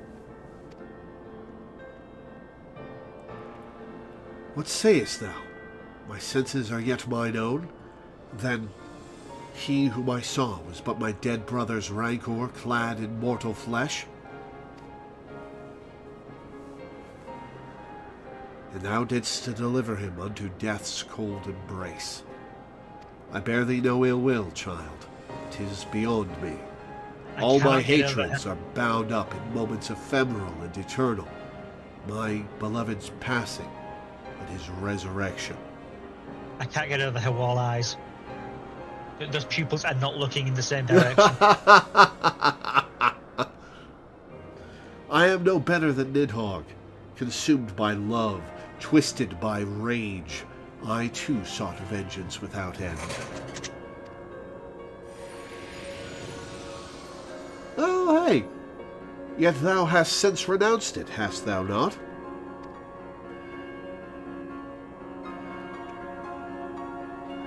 Through millennia have I watched, as time did that which I could not, as the men of Allag perished, and their works fell to ruin, leaving me to think on mine own sins in solitude. What folly to despise man his base desires, when hatred's hand so effortlessly drove me to take Ascian reed. Then look thou on him again with eyes unclouded, and mark how he laboureth to rise above his nature, how he and Hresvelger's brood now raise their voices in a shared song of peace. 'Tis my dearest hope that it shall prove the founding stone for a bulwark against the dark. As time delivered Allag unto its reward, so too will it prove this peace true or fleeting, as I remain here apart and watch. Chosen of Hydaelyn, it is well that thou camest unto me in contemplation, but the road stretcheth ever on, and thy battle is not yet won.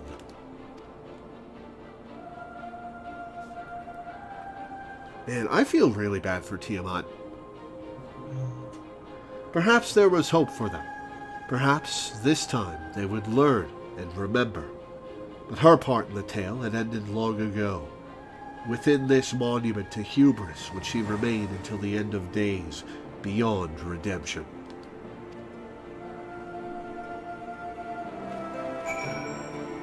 A therochemical research facility.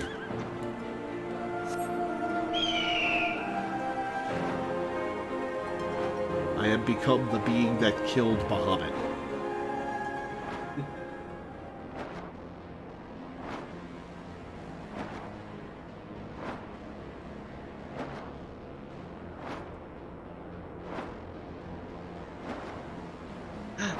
Is that a Teddy?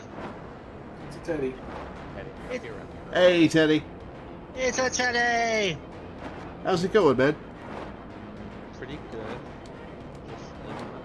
Just have my one of my last shifts of work tonight. Yeah.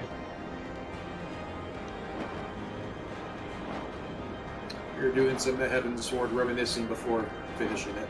Yeah, I never got around to doing this custom. Yeah, it's a cute little thing. Now that I've just been watching Lore watch through the cutscenes and hearing his nice voice narrate all of them, I can just skip the cutscenes. Aw, thank you. Get yourself the unlock.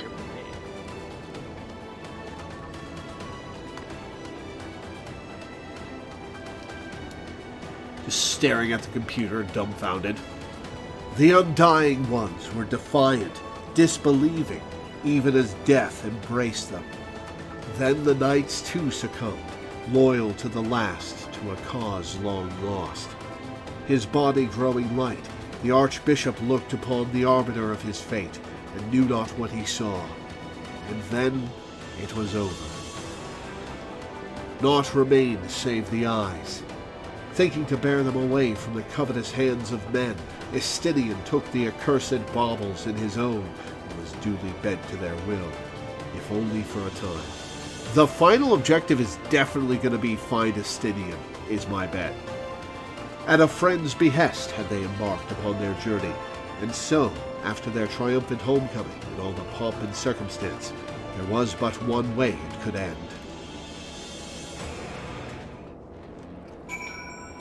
Pay respects to a friend. Oh boy, okay. Horshfawn. Shoot, where's Horshfawn's grave? North of Dragonhead. Yeah, I was gonna say it's probably fine to give him the location, given that he knows where he wants to go. Yeah, I figured out where I was supposed to go. I just don't know where that is on the map. Yeah. Yeah, it's Yeah, like it's nothing unable to great. open map at this time. Yeah, it's in the perfect place it could be, overlooking the country he so loved. Yep. Oh wait, no, it's there's more room. You two are going in opposite directions. What do I do? I figured it out. I was just looking at the map, slightly, and forgetting where exactly we were going.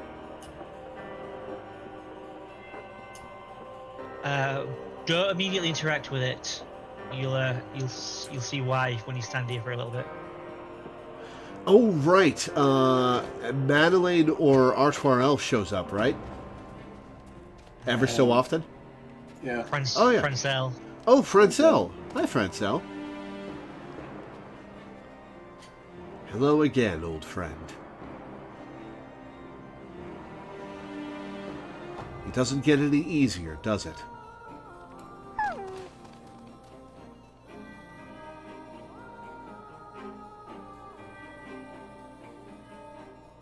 This really is a great view of Ishgard. Yeah. You can really see how the final steps of Faith look absolutely nothing like this bridge.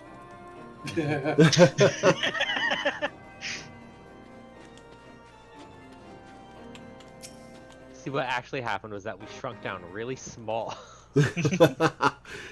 Just like in Final Fantasy III, there's a mini effect you have to do. Oh, you actually in DRS there's a section where to progress that you have to detect traps. One of them is a mini trap.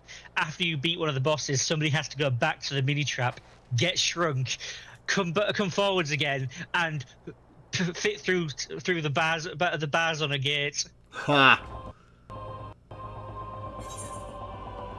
Horse fawn / horse fawn.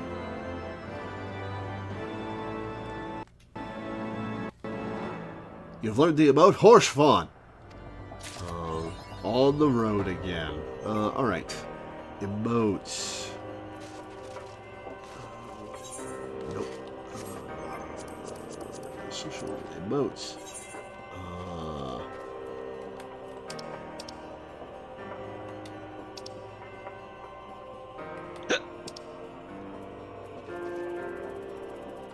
There it is. Yeah, it's under the normal ones, because special are the ones that loop. Yeah, special ones are like the looping ones, like dances. That was a cool little emote. Yeah. He uses it a lot more in the Japanese version every time he flirts with you. Ah. But he does use it in this version as well.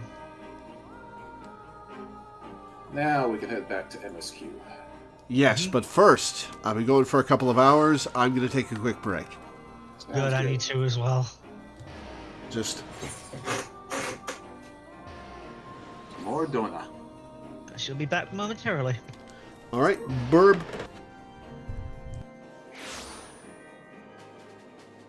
So how have you guys been? Pretty good.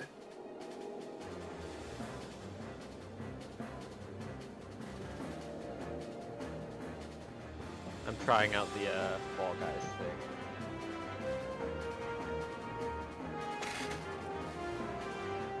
I enjoyed playing Fall Guys itself until it started getting weird with pushing, like, wanting to force you to play it all the time just to get the ability to get any time. Yeah, they did go like full like live service with that game.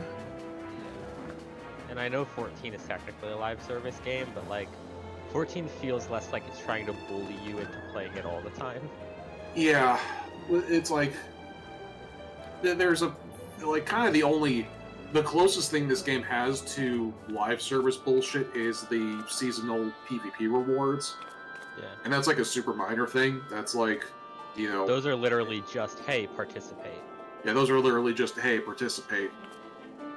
Yeah. And also, I feel like 14 is designed to have like a weekly track, a daily track, and a no-life track, basically, for basically, like, yeah. for stuff like scripts for crafting and all that. Yeah. It's like you get a large amount weekly, you get a decent amount daily, or you can no-life it and eke out all the scripts you might need if you have the time. I always find really interesting.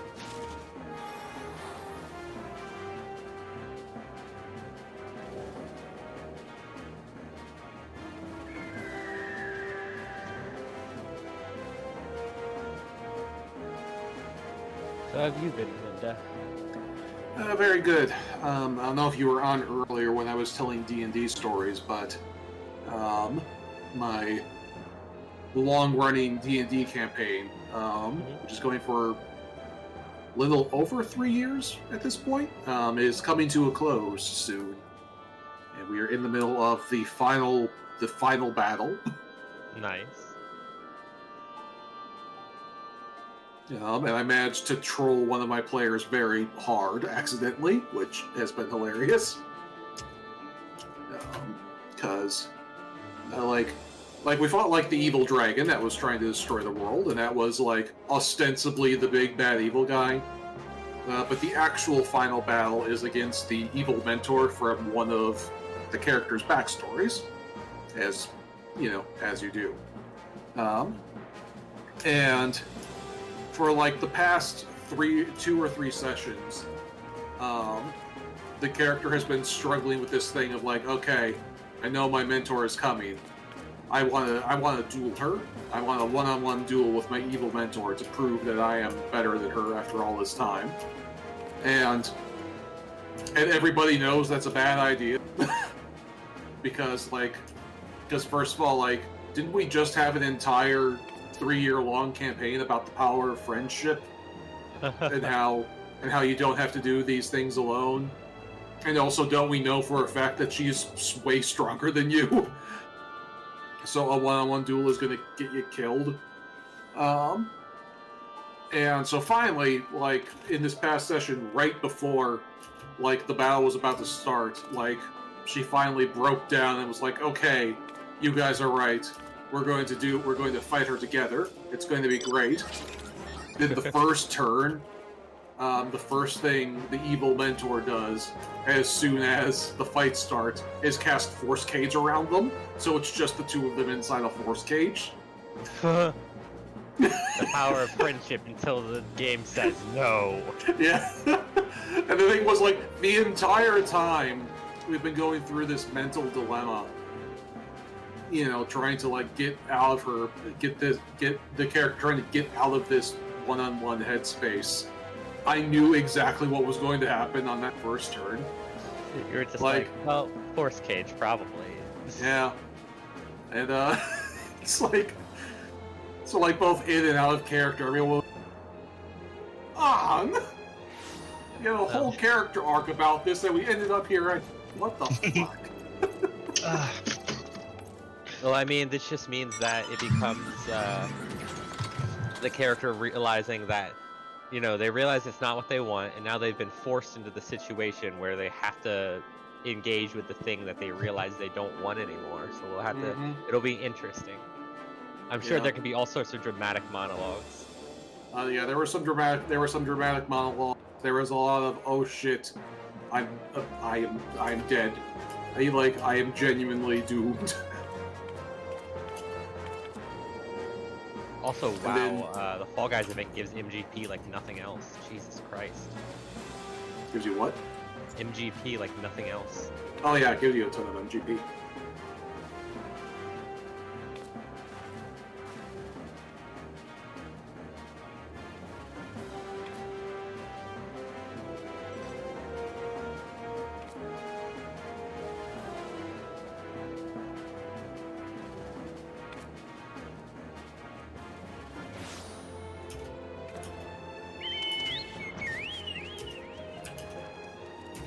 I'm gonna get a drink. Be right back.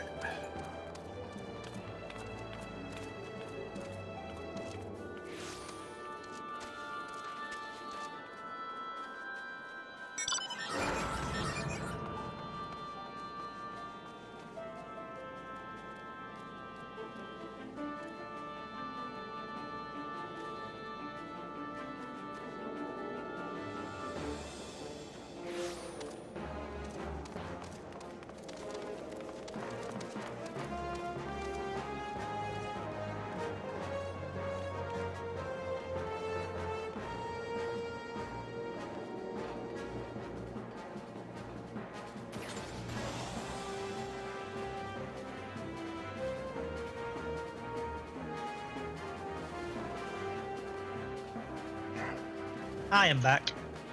Welcome back. I'm trying out the Fall Guys thing. Yeah, I heard. And like Lost said, he's basically been intentionally losing the first round over and over to just get as much MGP as possible. How much is the minion? No, the minion isn't horribly. Oh yeah, all the stuff for MGF is actually really cheap. Yeah. Oh wow, the guys are pretty cheap too. That's gonna tank their market forward. Not that it really matters. If I ever want to make money in this game, I can just do certain farms in Eureka. Apparently the MGF cap is 10,000. See. Countless. Wow. They let you get countless MGF. Amazing. The joke I'm making is that in like a lot of old Eastern mythology, they use the number 10,000 as a stand-in for like countless. Yeah, Like, I've heard that. Uncountable. So, wow, countless MGF. Generous is it? Yeah. Yep. I'm very pleased to have my DRS clear. I have. Now just do all of Eureka. Oh wait, you already did. Never mind. Yep, I did. Yeah, I did that last week. Yeah. I remember you were so nervous going into Yeah. the VA, and then I was like, it'll literally be nothing, dude. And then you're like, Oh yeah. Yeah, it was really simple actually. It's just like, I'm pretty sure at least half of the people that went in with you just have the full statted gear for VA, so it was just like the bosses fall over dead. Yeah, I've signed up for the one on Sunday. It's already mostly full, so there's a chance I might get in. Good luck. Thanks. I'm not worried given how well it went last time. I love it when people just bring in exactly what they need for it. So it's like, yeah, if there's one person to put the big dot on the enemy and another person to be buffing a bunch of people, it just becomes like, oh, these boss fights are each less than a minute, and then Ozma's like a minute and a half, maybe. And maybe I am I'm bringing 7 Spirits of the Remembrance. Yeah. No. Everybody in here has new dialogue. Oh, sweet. Yeah, DRS is significantly harder, but it's still not so bad with the call outs, and as long as you've watched a guide first. Yeah. My own grief is as a crushing weight upon my heart, and when I think of what Ida must be feeling, Papalymo's sacrifice cannot be in vain. We will find the means to deal with this primal. I mean, we can just kill it, right? Like, that's what we do. Well, it's what I do. Not sure about you guys. Totaro, what do you think? You want to help kill Rhalgr? All I want to do is weep, but right now we need to hold back the tears and do what must be done. Once Ida returns, I'll see that she sits down to her favorite dish. When you feel empty inside, it is easy to forget that your belly needs to be filled.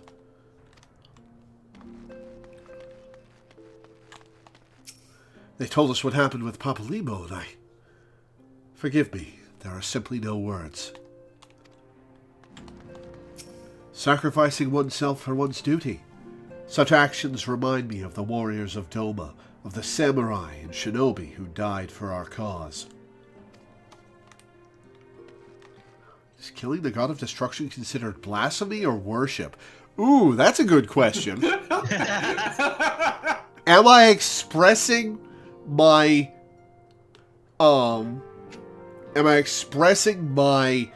adherence to the tenets of Rhalgarian devotion by killing Rhalgr? I feel like Rhalgr would not be down for a false idol based on him. True, but I was thinking more in the actual sense, like actually killing Rhalgr. Is it a Buddhism situation or what? Coultenay greatly admired Papalymo and aspired to achieve the same lofty heights of magecraft. His loss was a terrible blow to the Scions. As much as we wish it were different, there is a limit to what our healing can accomplish. Even the most powerful magics can do naught for a grieving heart. I have a long road ahead before I match the Archons in skill and experience, but we must all do our part in times like this. Surely there is something I can do to help. My brother may wrap himself in steel, but he is a man of tender heart. Witness his concern for the pain his dear friend endures.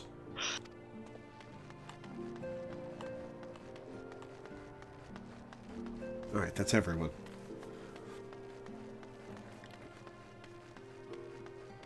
Alice, we get the Steel Reason Orchestrion role. Cool. Lore. I wish I had more to tell you, but the situation in the East Shroud remains largely unchanged. Meaning we still have no idea how long it will be before... A communication from the Alliance. One moment.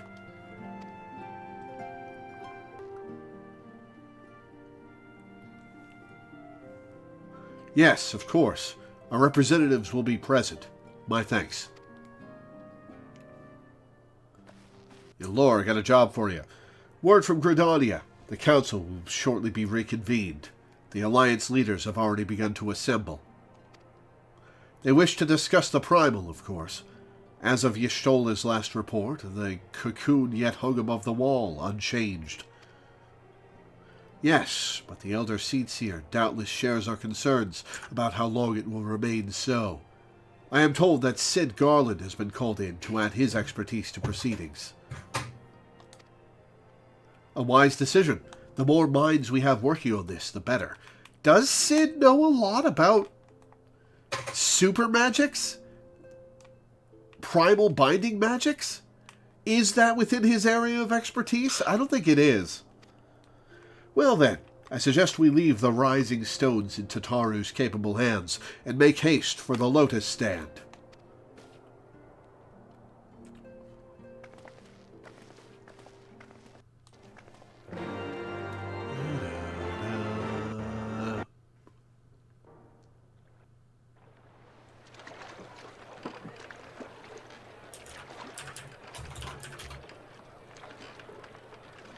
Voiced cutscene.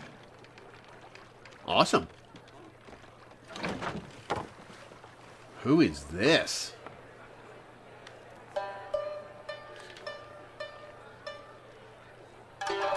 That's not Galif, is it? A word, if you would, good sir. This place. It is within the realm of Eorzea. You're an odd-looking fellow, aren't you? Still, takes all sorts, I suppose. This here's Vesper Bay. Thanalan's door to the ocean, as some folk like to call it. How far did you sail on that tiny boat?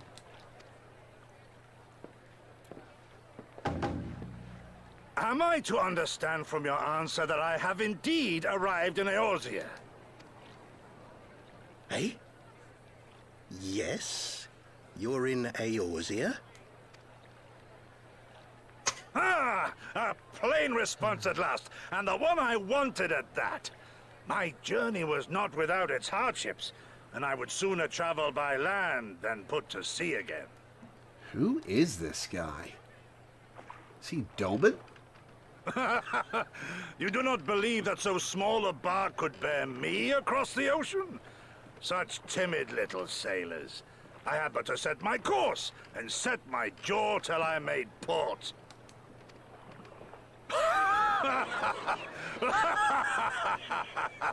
Laughs, then kills over dead.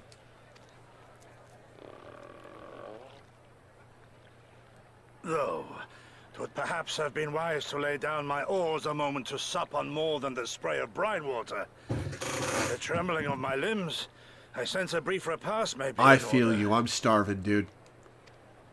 Nay, I will not hearken to the feeble grumblings of an empty belly. Duty comes before all. You can't complete your duty if you fall over from starvation, dude.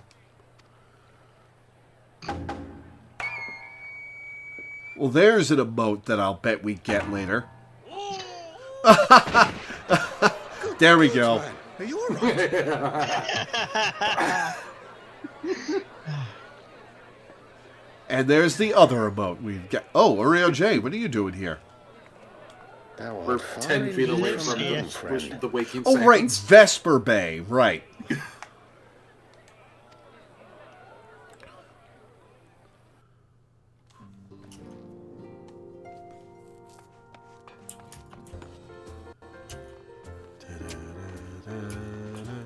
So Alize was our formal introduction to the Red Mage in MSQ, and here is our samurai representative.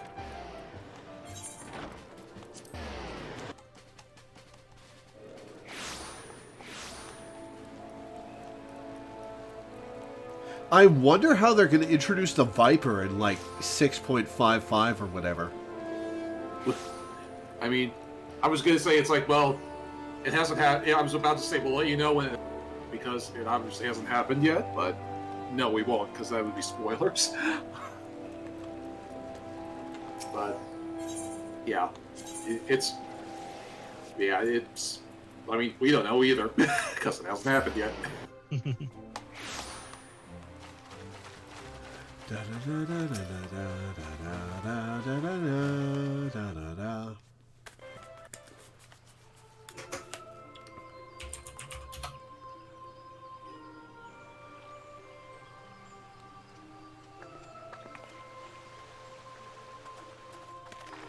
Merlvim's just hot.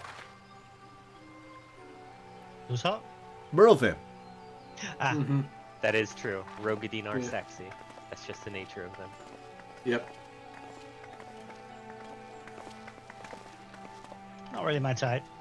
Well, obviously. Well, the male ones either. Dear friends, pray accept my heartfelt thanks for your efforts in defense of Gridania's borders. I would fain dwell longer on my gratitude for the support of the Alliance, but the situation at Belsar's Wall demands that we forego such pleasantries.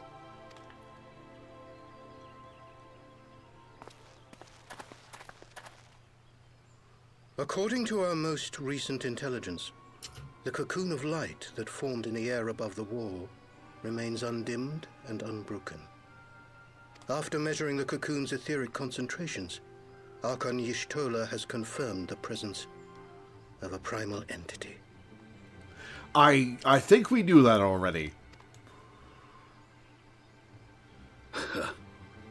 So we must assume that Ilbert's thrice damned god is indeed trapped within. And what news of the Imperials? They're not like to ignore such a spectacle. Sir, a Garlean airship was observed making an approach, but the vessel was destroyed when it drew near. The Empire appears to have made no subsequent attempts to reach the object. It got destroyed. Are you telling me this thing isn't contained?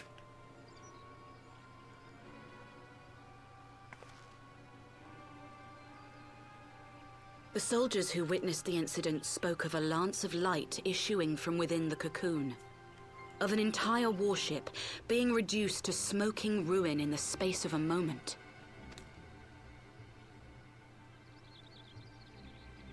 Veterans of Cartano, meanwhile, likened the destruction to that wrought by the fiery wrath of Bahamut. Well, you've got the Bahamut Slayer here in the room with you, so...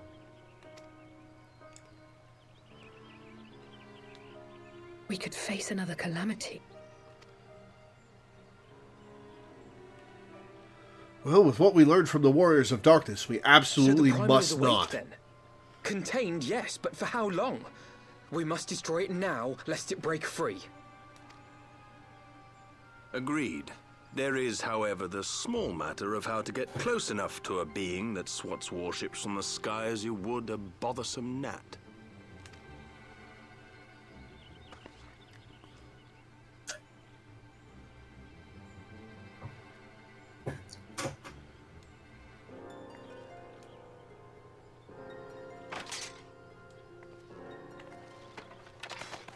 Is this truly so complex a puzzle? Oh, hi, Nero. Or have you no stomach for the obvious solution? In the hells are you doing here? How did you get let through, Nero? A pleasure to see you too, Implying Garland. he didn't just Now, if you'd be so ignore them kind when as to they tried explain to these stop him good and he just people kept why you should walking. be begging me for my assistance, that would be most appreciated.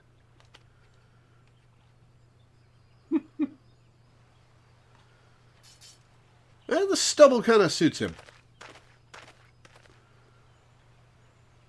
Who is this man?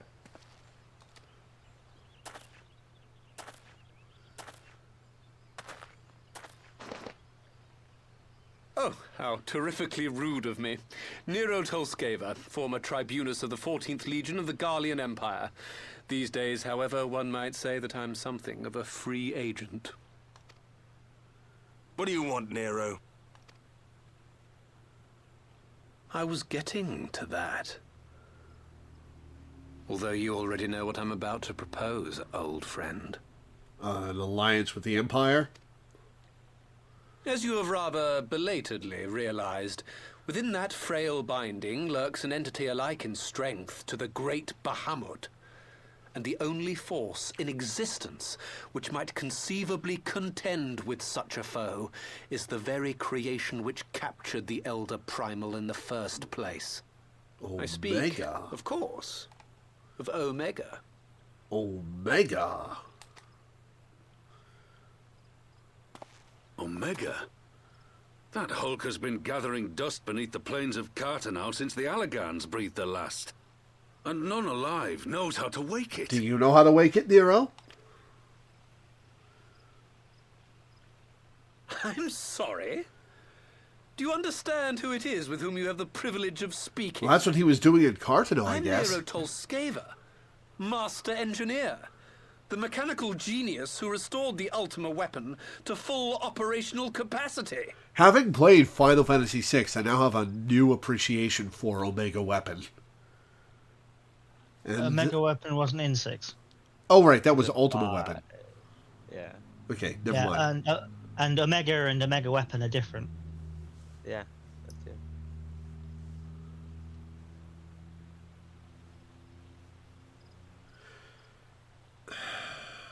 Omega is in Dirge of Cerberus. The Omega Weapon is. Omega Weapon is the one that's in the weapons line. What? No, Yeah, that's it's shit. There's a conversation for later. And as luck would have it, I'm graciously offering you the use of my considerable expertise. And what, you just expect us to accept? You're a fool if you think your deeds at the Crystal Tower are enough to win my trust, Nero. Trust? You wound me, Garland. All those years studying side by side at the Academy, sharing both trial and triumph, we were countrymen once, you and I. I don't think he is happy about that, Nero. But sentiment aside, have you a better solution? Or do you mean to send in your vaunted hero there, as you always do, and pray the world is not engulfed in flame? Well, I did need some help to kill Bahamut, but I can get 8 of my buddies together.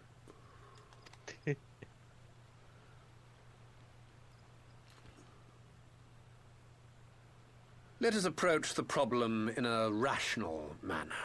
Does not the fact that Omega slumbers in stasis point to the existence of some overriding technology? A means of control? I would ask a question, if I may. Nero, was it not? In the event that we succeeded in using Omega to shackle the Primal in the manner you propose, what then would become of it? Do we not risk repeating the mistakes of the Allagans? Omega is but a tool. How we choose to employ that tool is entirely up to us. Of course, if you would rather leave it buried beneath Cartanau while you continue your petty squabbles above, then I suppose that is also your choice. I am intrigued to see where this is going, Nero. You've got my attention. Spare us, Nero. The Seed Seer's concern is a valid one. He who controls Omega wields the power of the gods, the very power which led the Allagans to destroy themselves. Well, give it to me then. You know I'm incorruptible. And does it not fall to we engineers Are to we prevent sure? such misuse? What was your company's proud slogan? Freedom through technology? A creed you follow, is it? What say you? Do we take this villain at his word?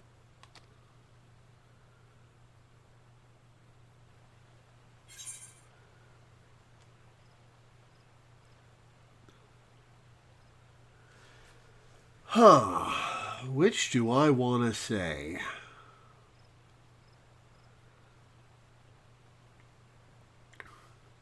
I'll say no, but I'll keep an eye on him.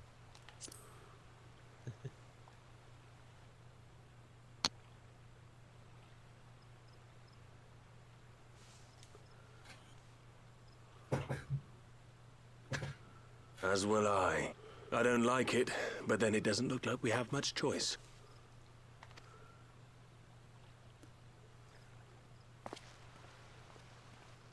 If you say he makes a convincing case, Sid says he makes me grind my teeth. Ha! Would the Council be willing to entrust this matter to a pair of former Imperials? Well, they trust you, Sid.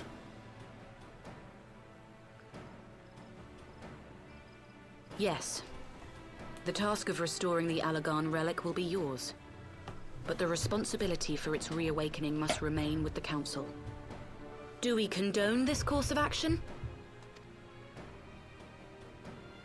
Aye. 'Twould seem we do.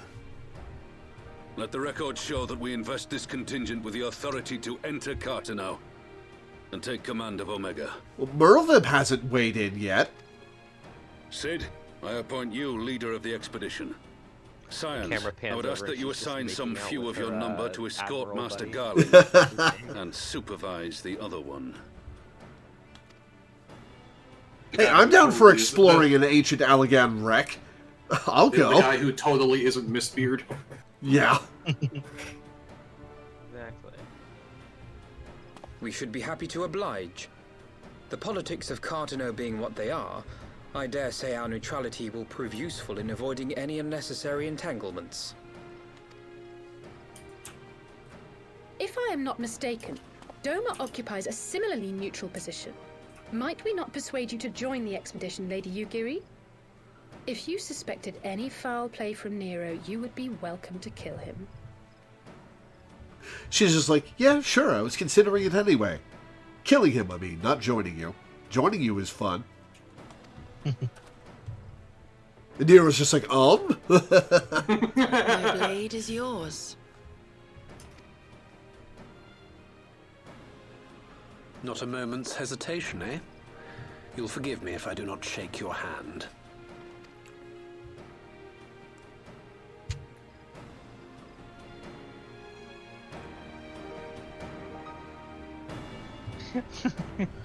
Out in the back.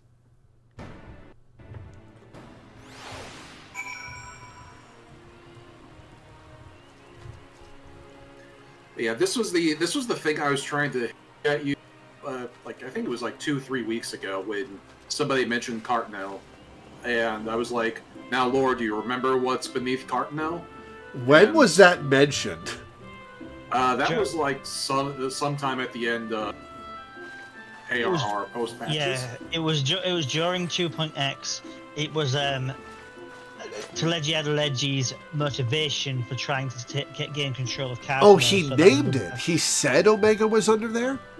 Yes. Ah, They specifically said that like the reason why somebody would want control of Carteneau is for a chance to find and control Omega. For some reason, I vaguely recall them calling it the Omega weapon at the time, and I don't know why. Yeah. Probably because in like most of the Final Fantasy games, it's Omega weapon. Like 7 and 8, it's Omega weapon. But Yeah. anyway. Different entities, though, yeah. Well, that was a rather unexpected development, and one which raises a number of questions. Not least among them, how Nero chanced to learn of the council meeting in the first place? That's a good question. How did he learn? Inventory. Oh, I have a bunch of orchestrion rolls. That's the reason. Another brick. Forever lost. Leader of the Band 2 achievement. Yep, which comes with a reward. You'll want to grab that out of your achievement rewards.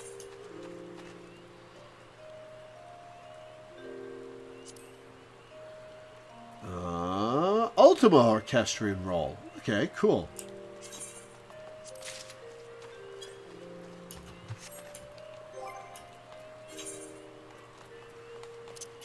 Is that the Ultima Weapon fight music? Yes. Cool. Which phase of it? The phase that gets... Right, the one I'm thinking of is Omega the War Mech thing in 5. Yeah, whereas the Omega Weapon is the variation on Ultima Weapon. Usually the weapons are organic. We'll talk about this later. Oh, just saying. Usually they're organic, whereas Omega is mechanical. Question mark, question mark, question mark. I think I know what this is, and we'll pick up the quest, and then as soon as we're done with it, I'll tell you. I'll tell you a thing. Sid and the others are assembling at the airship landing. Alice is already on her way, and it would not do to lag too far behind. Let us be off. Do you have any Dragoon Blue dyes on you? On me? They would be in my... Hang on. Yes, I do. Okay, good. Yeah, you're going to want to hang on to those for this quest. And then twist. What? All you have to do is get Lore's gear wet and then twist to get the Dia. Yeah. Alright, so, yeah. Okay, good. Because I'm pretty sure this is a clothing reward that you're going to want to dye.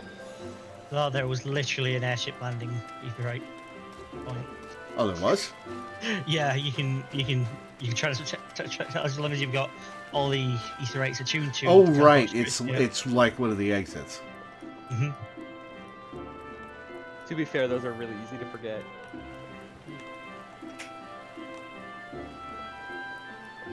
I guess they're downstairs? Yeah, the airship landing. I watched a video yesterday of somebody who did everything they could within Limsa Lominsa without leaving. Oh, by Wrath. Yeah. Yeah, I've seen that video. Very fun. Where is everyone? I don't know. He teleported to the central... Ran around trying to find the airship landing. Lore, Alphino, ready to go? The others have stepped out onto the landing for a moment, lest you wonder. Nero insisted that he be allowed to inspect the Excelsior before boarding. And you let him?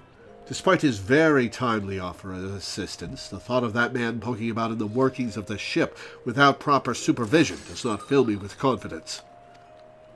Calm yourself, Alphino. Your sister was adamant that he would never leave her sight. She and Yugiri are... well, here they are now. Nero's going to have some choice criticisms.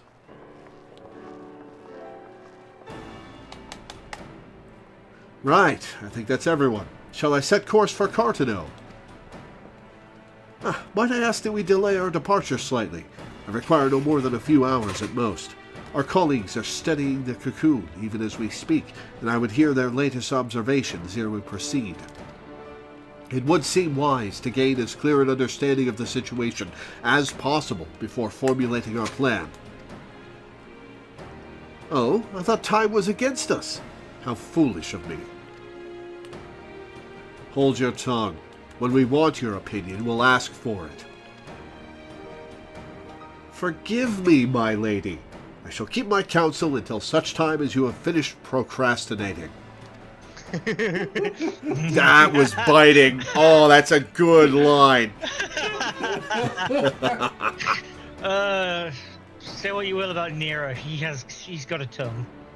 I love this asshole. All right. Jumps up and it's like, yay, this bastard. Yes. Alana really likes him too. All right. While Alphino speaks with his colleagues, I shall fly the Excelsior over to Mordona, and we can reconvene at the Rising Stones. Mine apologies for the trouble. I shall visit Y'shtola and the others forthwith, and join you as soon as I am able. Lore, pray accompany Alice back to the Rising Stones. I should feel safer knowing you are present to entertain our guest. Right. Everyone heading to Mordona is welcome to travel aboard the Excelsior. Yeah, sure. I'll do that instead of spending 200 gil to teleport. I'll clear things with the girl at the counter here. Let her know when you're ready to leave. Wait. Okay, yeah, she'd need to be informed to let people pass. It's not because she would normally charge admittance to the Excelsior.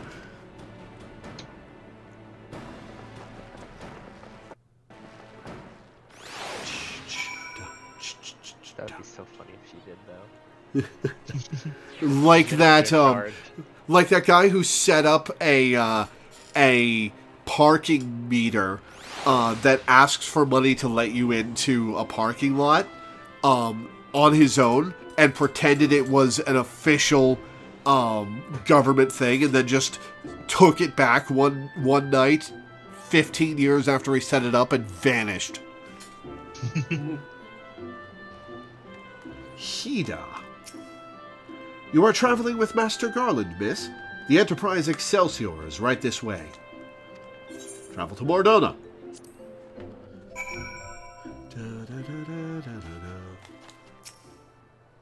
What manner of airship has no private cabins? Then again, I suppose Garland had to find somewhere to stow his half-baked inventions. I do not care for that man. Yeah, you and me both, Yugiri. Strange though it may seem, Nero's former loyalties do not trouble me, but I can see why people are loath to lower their guard around him. Not quite a door-to-door service, but I couldn't exactly land her in the toll's main square.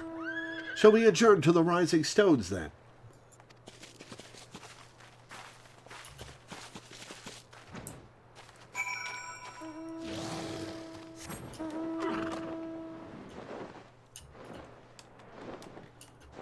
Who's this over here?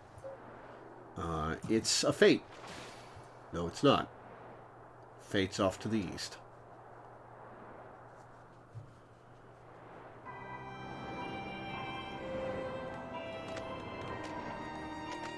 Would have taken me less time to teleport to the Rising Stones.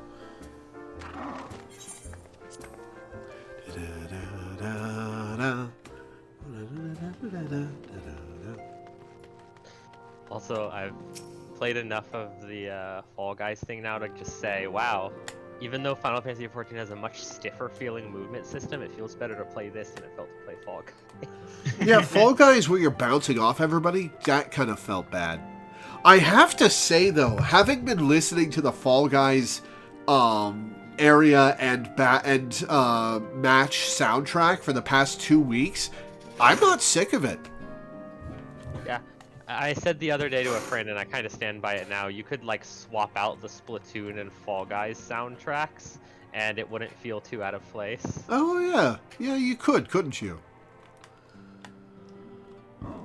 Oh, excuse me. We must be careful, old friend. The walking weapons of Alag were expressly designed to subdue primals, but men like Gaius will always seek to use them against mankind. Well, he's super dead now, and I've gone back in other timelines to make sure he's turbo dead, so we don't have to worry about Gaius. It falls to us to ensure that Omega is never employed as a weapon of war. In the wrong hands, it would be bad. One was created to capture Bahamut, and the other to surpass him. Which will prove the stronger, I wonder? Fear not, I shall keep a close eye on our new ally. I like that her icon is still pointed towards Nero, instead of turning to face you. I know Nero's a guest here, but we don't exactly have the happiest history with the Empire, do we? So my question to you is, do I offer him tea? Might as well be hospitable. He's on our side for now. Ah, the determination upon their faces. There is nothing more blinding than youth burning with purpose. You say this to a 36-year-old woman who's cosplaying as a grandma. Hoary Boulder and his companions left to continue reconnaissance on the beast tribes. They were adamant about shouldering what burdens they could, while the senior scions were occupied with this cocoon emergency. All right, Nero.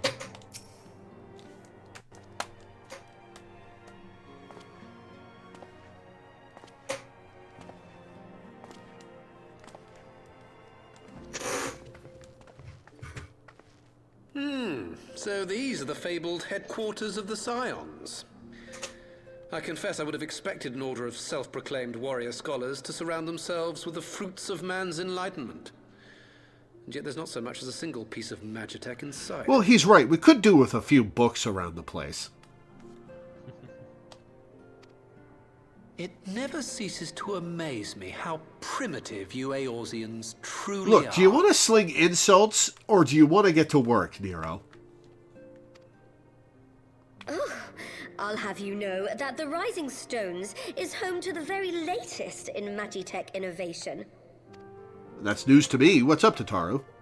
Wedge calls it the Mark 14 Thermocoil Boil Master, and it's the finest kettle I've ever had the pleasure to own. Love Tataru. Yep. She's the best. Also, Wedge has been given Tataru presents. Hey, Ida's back. We are returned.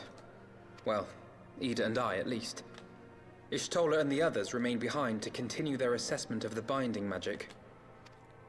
There didn't seem much point staying just for that, so I decided to come back without for now. Papalimo bought us this time. We shouldn't waste it. I'm sure you're still hurting, but it's good to see you're not losing your mind anymore.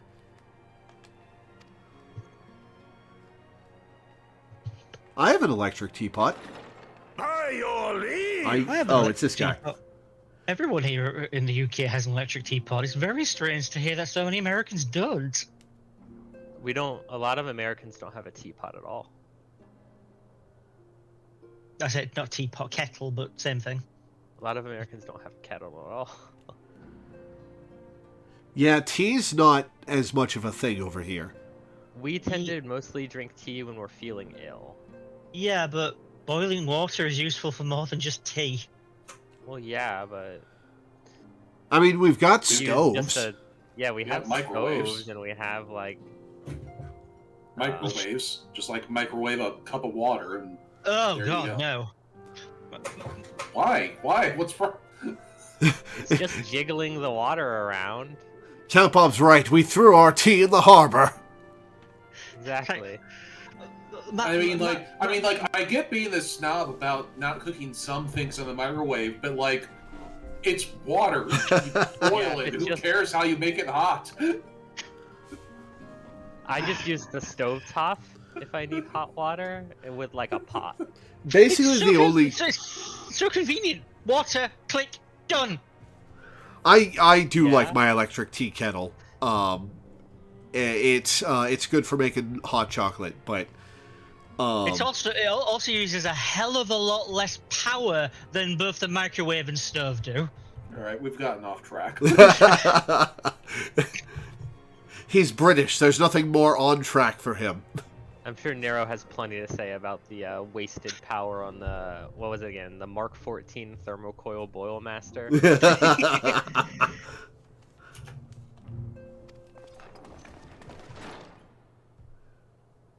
Good God, that voice could fell a gigas.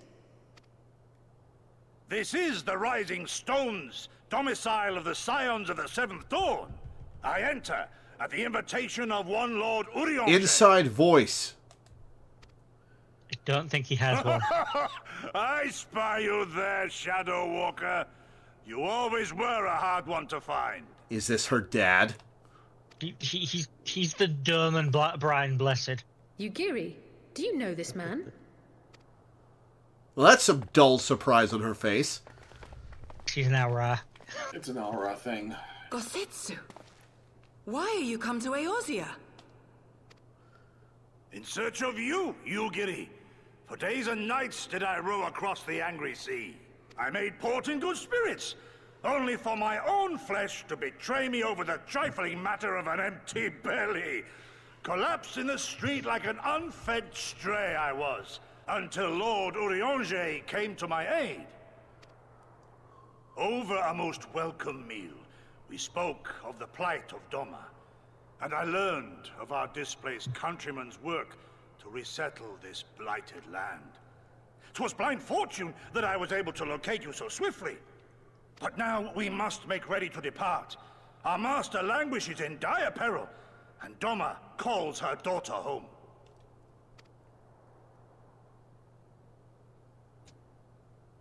It is not so simple, Gosetsu. There are obligations which bind me here. Is he going to take them over?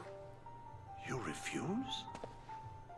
Did you mislay your oath during your flight from our homeland? The laws of hospitality must be honored, but surely the vow to defend your master demands the greater obeisance. It was our master who bid me guide our people to safe haven by any means necessary. And it was the Scions you see before you who provided us succor and sanctuary when all others Wait, are we going to start 4.0 by going to no. Doma? Interesting. Were I to return without first repaying such hospitality, our master would cut me down at the threshold.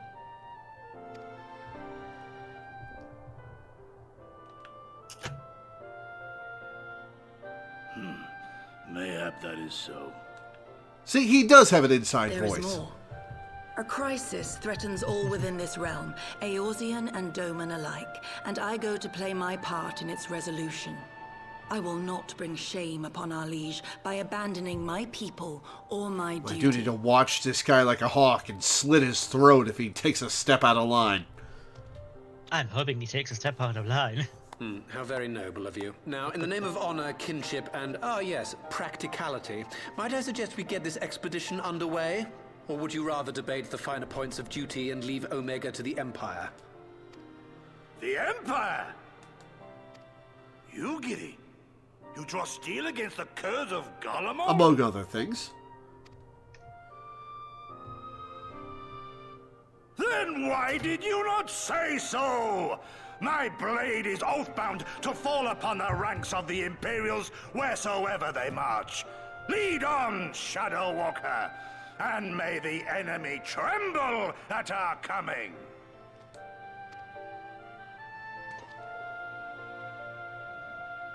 Yeah, I'll welcome him to the group. He's made an interesting first impression. Lore, wait, can I speak to you for a moment? Do you remember when I had you meet me at the Diamond Forge and we ambushed you?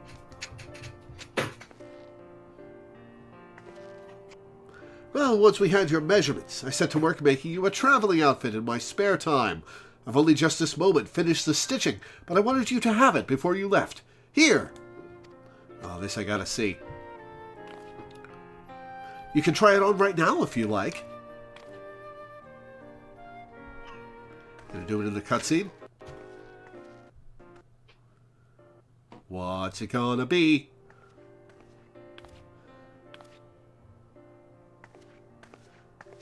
A schoolgirl outfit?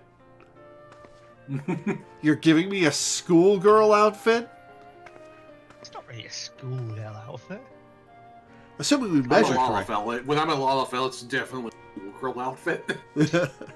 Okay, yeah, to the point where Mad because Small doesn't like Tataru. As a result, when he got this outfit and it looked like the schoolgirl outfit that appropriately fit the little girl persona he was going with, he was like, Mad because perfect.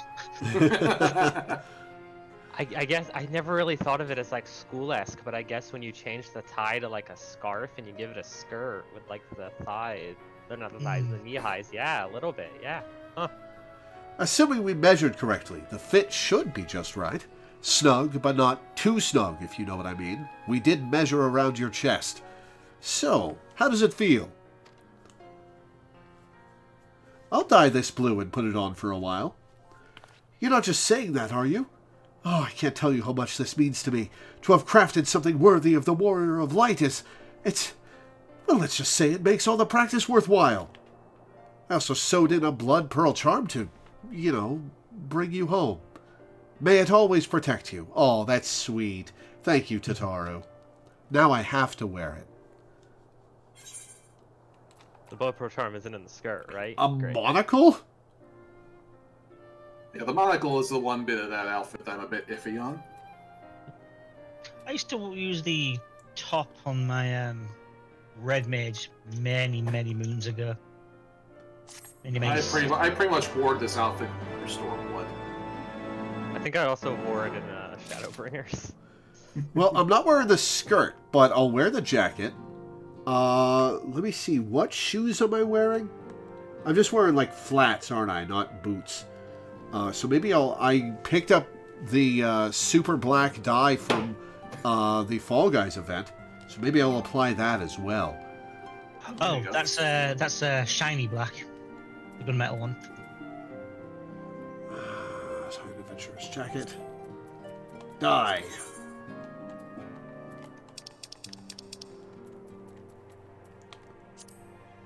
Hell yeah. Die.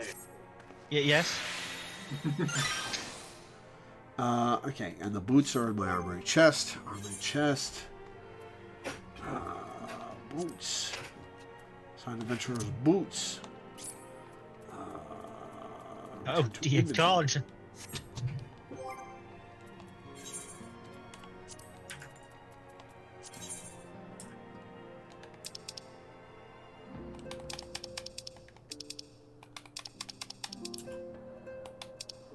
Is it this black? Gunmetal black. There we go. There's some black boots for me.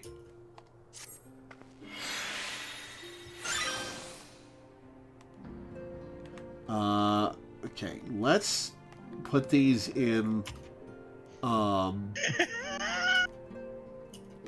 let's put these in our armoire and come back. You mean the glamour dresser?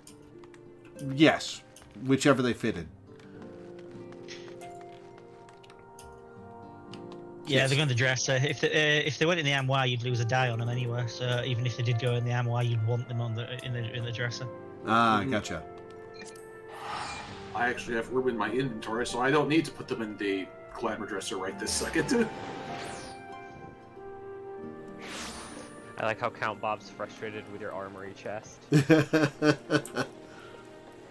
Meanwhile, my armory chest is like, I have everything up to 90, so I don't have to worry about the space anymore. Yeah, that definitely helps. I feel like that's part of why I leveled to 90, is just so I wouldn't have to worry about that. It was not a non-factor for me. Yeah, yeah. Yeah.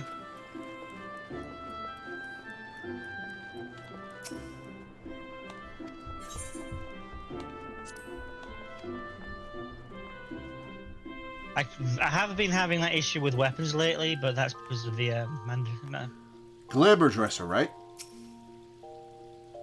Yes. Yeah. Okay. That's because of the relic weapons.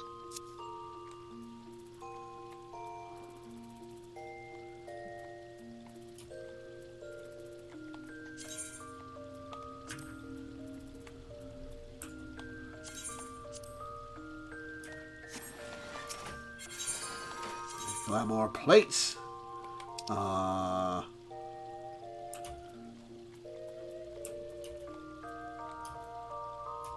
Oh right, I've still got 6 differently coloured level 1 tunics all glamoured into the Power Ranger outfit. That looks good. I like that.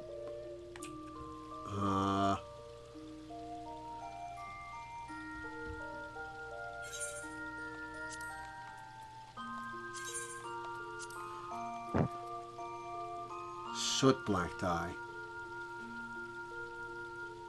I think I'll dye my pants gunmetal black, actually. That might look a little weird with them being the jeans, with them having the jeans texture but shiny. Oh, I guess they are shiny, you're right. Yeah, gunmetal is the shiny dye. Yeah, you could make them general black, but that dye is like $250,000 a pop, so it's much more expensive. Yeah, something to get when I'm in 7.0, I guess. Yeah. That's cheap at this server. That's cheap if that's what it's like on this server. Yeah. I've seen it go for 660,000. Yeah, I actually don't know what it server, but like last time I looked on my home server, it was about $250,000.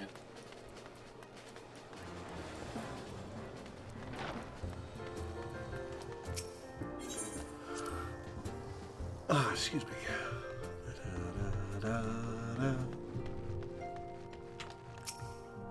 Just when you're about to start singing David Rose's The Stripper. Just the 2 unexpected guests, then. Still, I suspect that each will prove useful in his own way. My blade shall carve a path through the Empire's ranks as a scythe fells stalks of wheat. Well, sorry to have to break this to you, man, but we're going to be hanging out with some nerds and watching them do nerd things. How dare he mock the Scions like that? If I ever had to sew a set of traveling clothes for him, I just might forget to take out the pins. Okay, I will be very helpful, but in a mean-spirited way. Never did I think to hear Gosetsu's voice echo through these halls. Truly, I had no idea Domans could be so loud. He and Yugiri could hardly be more different. So I think he's going to fit right in. What? So it may come as no surprise, comma. Very Teddy core. Listen, they finally have a Rogadine in the MSQ. squad that hasn't exploded yet. That's a row? Yeah, he's a German Rogadin. Did you think he was just a giant dude? What? He's got. I could see him as he's being got just human a very skin large color. Hero, you know? Yeah, Rose can have human skin colors. Like, they can? Yeah, they can. Yeah, you just don't see any of them like that in the MSQ, really. Especially the Hell's Guard. Seawolves tend to be a little greener around the gills. Yeah, I think the shtick with Dome and Rogadine is that they are much more here passing than Seawolves or Hell's Guard. The Mark. They've talked about how they. Oh, go ahead. Sorry. The Mark 14 Thermocoil Boilmaster. Dear me, how risible must the previous 13 iterations have been? I could design a more efficient water heater in the time it took that ill-conceived lump to become lukewarm. Alright, go on. Oh, they've talked about how they're not going to add any more races to the game. Oh. But I would really like it if they added like a clan to each. Because right now it's 2 for each, and it'd be cool if they added a 3rd to each. Well, and I could imagine that Dome and Rogadine would be what they'd go for Rogadine. What would they do for Mikote? Dusks? You know what, but it's spoilers, so...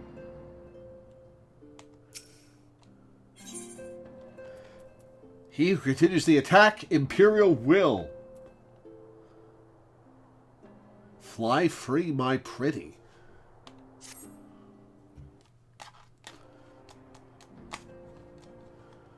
So we have to wake Omega up, right? When do we start? Ida, are you sure that's... I'm sure, yes. I won't lie and say I'm completely fine, but I'll feel a lot better if I'm doing something useful. Very well. I will remain here and continue coordinating our efforts with the Alliance. No! Leave Alphino here! You come with! Alphino, mayhap you could return to Gridania and assist Y'shtola and Kryl? A fine suggestion. The rest of us will form the Cartano Expedition Party. Nero and I will focus on rousing Omega, while Lore, Ida, and our Doman friends take care of security.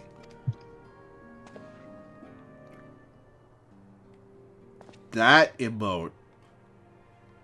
That's a Rogan one. The Excelsior is by the lake just outside town. We'll leave as soon as everyone is ready. Okay, so these two quest chains have gone on for a sufficient length of time that I think what we're going to do is we're going to finish 3.55. We're not going to start Stormblood. We're going to watch the Stormblood cinematic at the title screen, and then we'll end. Yeah, I never thought we were going to start Stormblood today. I don't know. Me neither. I don't know where that idea even came from. Well, I didn't know the quest chain you were going to send me on at the start of the stream was going to take 2 hours. This is not me complaining. I'm just saying that's why I assume thought. Everything we do is going to take about 2 Fair enough. Have you met you?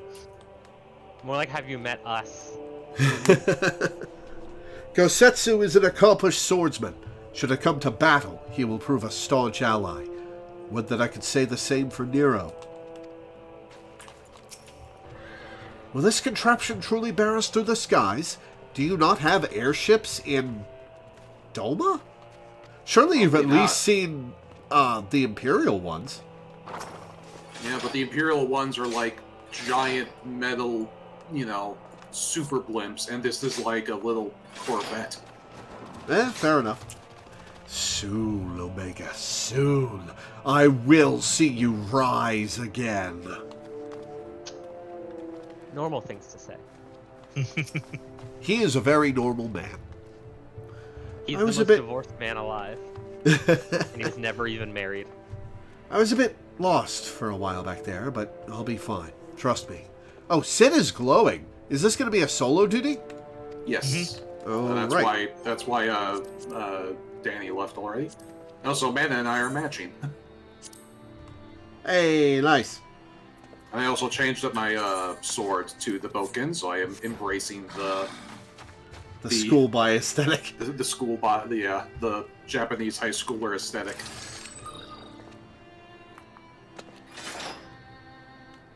Oh, I didn't apply my glamour plate. Hang on.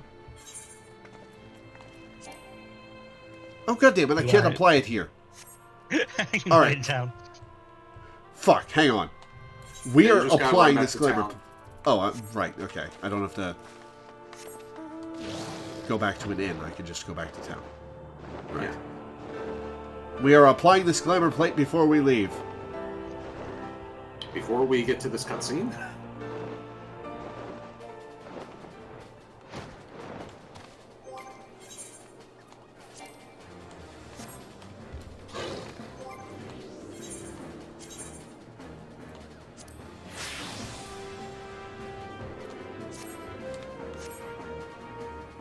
I have been glamored. Yay. Danny actually is sticking to his look. Yeah, I don't like ties.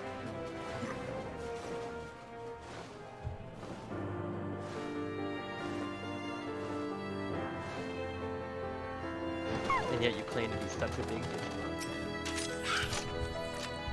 We haven't far to go. And the spelling.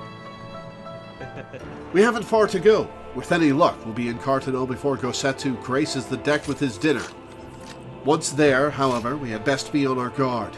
Given that Elena Huayu was still active, was still active when Omega was discovered, we can be sure that the Empire has long been aware of its existence. And if Nero deemed it the obvious solution to the threat posed by this new primal, it is not impossible that Garlemald might do the same. Have your weapons ready and your wits about you. Something tells me that we're flying into a fight.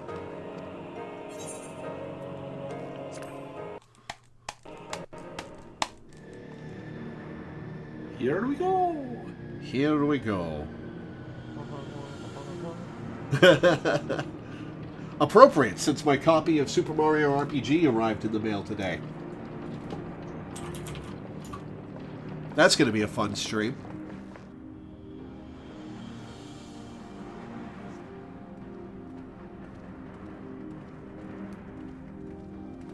hopefully I can be awake for that one, because that's a fun game. Now, where was that? I have played the original for like 5 minutes. Oh, voices.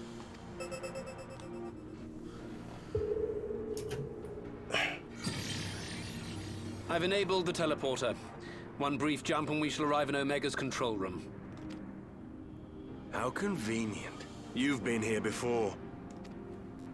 Of course. It was no easy task threading a path through all the skirmishes. But how could I ignore the existence of such a fascinating toy? You may trust that my preliminary examination was suitably thorough. Thorough. Trust? Aye. I trust your appetite for technology.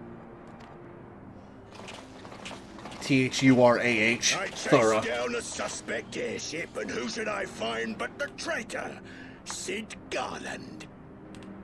Well, that's a hell of a voice acting performance. Teddy, it's your favourite. It is. Searching for It may something, come as no engineer. surprise, come. Something big. It's close, isn't it? It's like all my name days have come at once. Oh, he's got Nero's hammer. Take care of that brute, will you?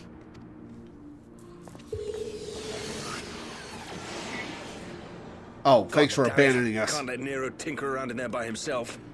I'm sorry to leave you to it, but I dare say you'll manage without me. This clod has no idea who he's dealing with. You weren't going to be part of the fight anyway, Sid.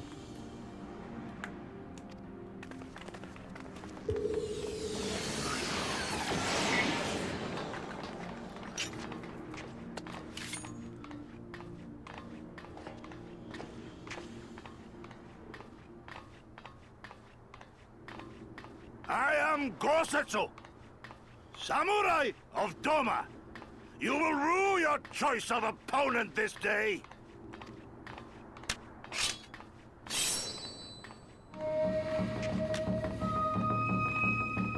Dude just shoots him.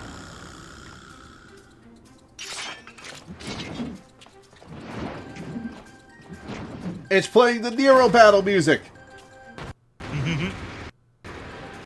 I choose to believe that it's not Nero's theme, it's the Hammer's theme.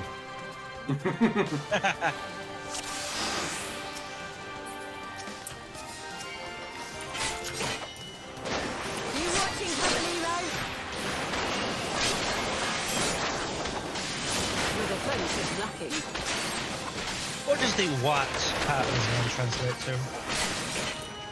Look upon a samurai of Doma. I know that the green is literally just green. Ooh. This one will sting.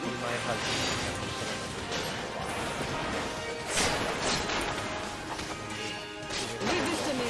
Ow! No, hey, leave me alone. Tanks, do we have a tank in the party? With soul and steel.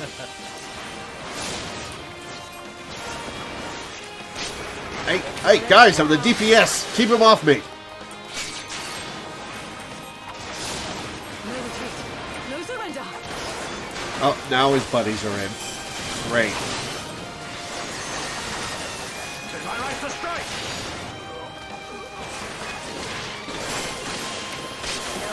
Oh, they're all dead. Okay. He's just dashing between them, surely going.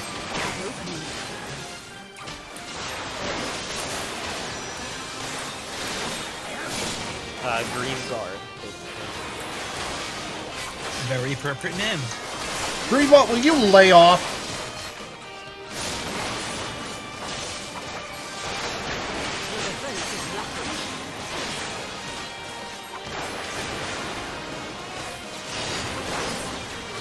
Look upon a samurai of Doma.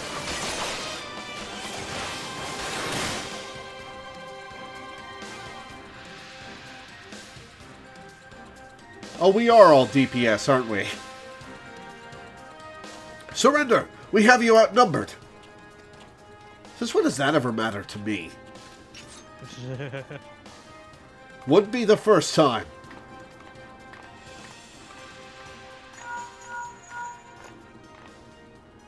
Are you still playing with those soldiers? I suppose I can lend you one of my toys, but only if you promise to give it back. What you gonna do, Nero?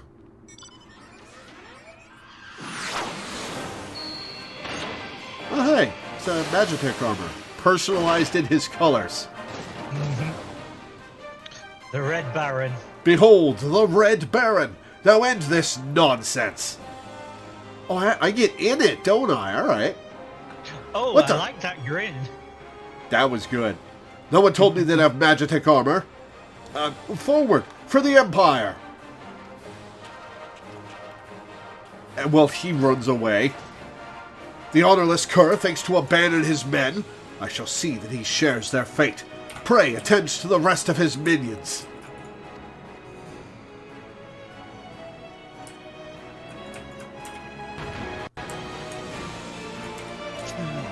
This was always such a good track. Yep. I've got the 50 million gorilla mount, and it plays a remix of this. An even more dramatic version, actually. Torn from the heavens.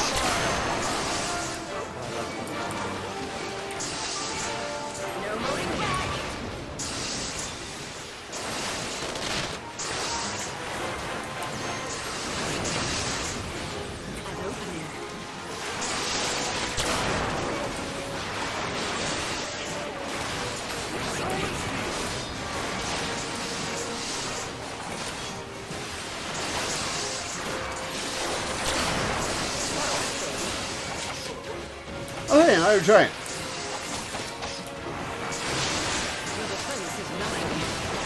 I like that it has extra moves.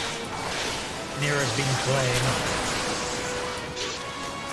I should use this last one. Oh, that was cool. You're such a fascinating character. This is a cool fight.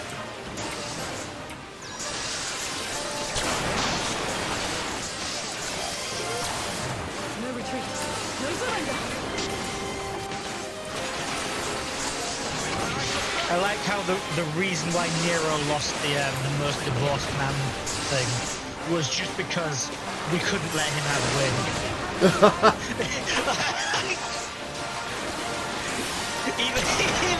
even if the win would be him being the biggest failure, we couldn't let him win. Look upon us,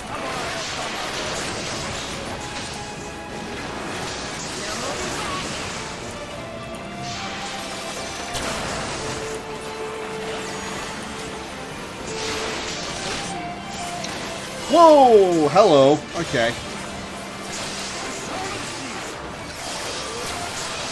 Got it. Okay. Also, did you hear Ida earlier go, what shows of me, Papa? Oh, my ammo's gone.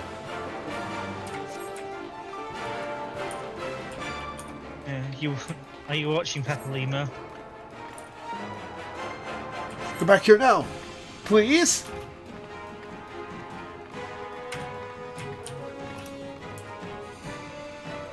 Why am I regenning and being damaged? Okay. Oh, Yugiri's been fucked up. God, leave me alone! The regen happens in all sort of instances. It's part of his brilliant conviction, though.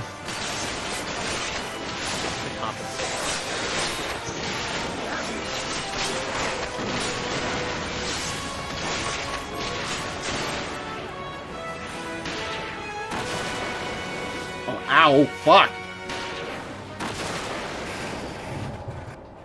I was out of that AoE. Okay, let's try that again.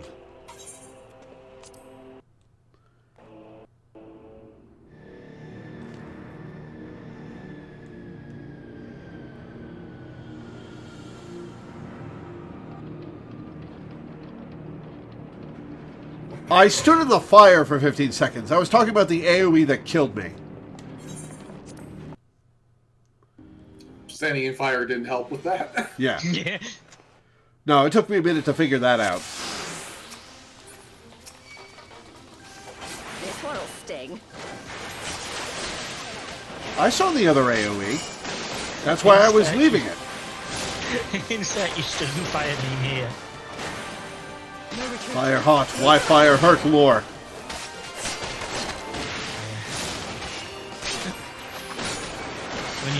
When you've done the duty, please feel free to say speak the first line so I've seen it.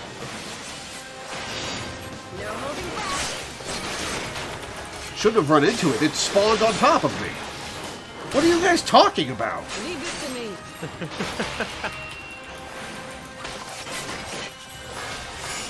I like to strike.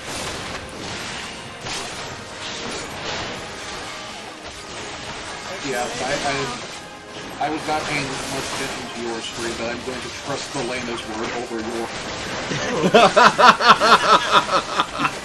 Brutal. Because I have seen it's like I have seen you miss some stuff.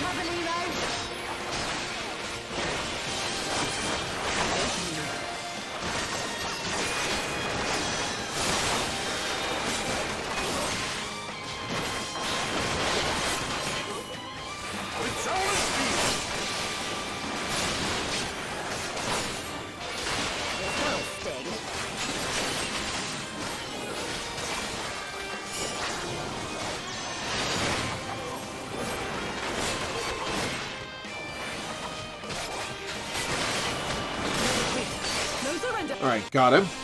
Next phase. I also love one of the other things, one of the other bits of dialogue in that duty I love is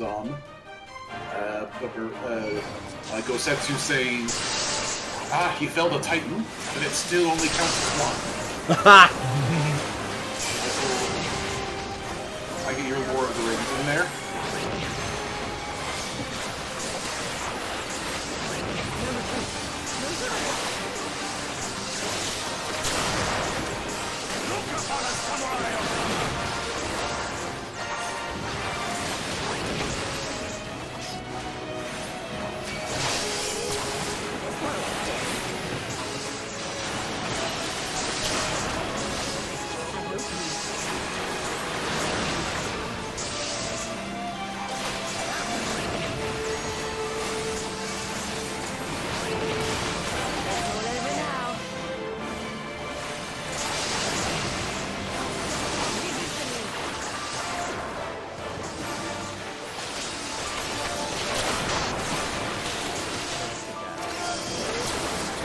Alright, later, Sandy. Thanks for hanging out. Much love.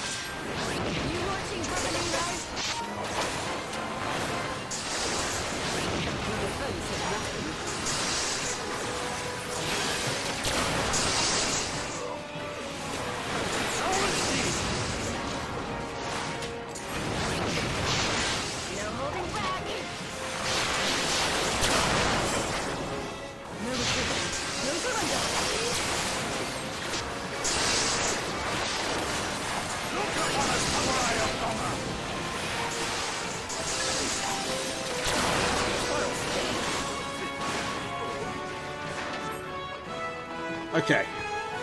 Cool. Give me a minute to heal.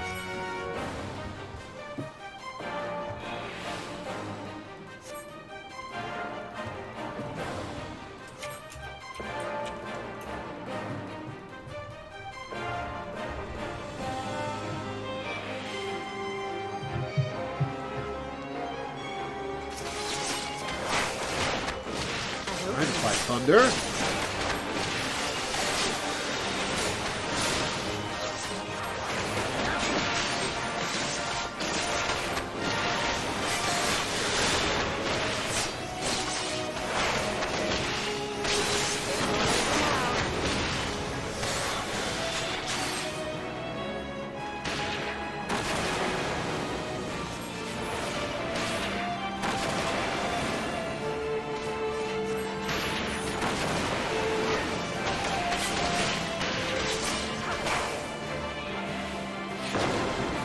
Ah, got out of that one. Leave this to me.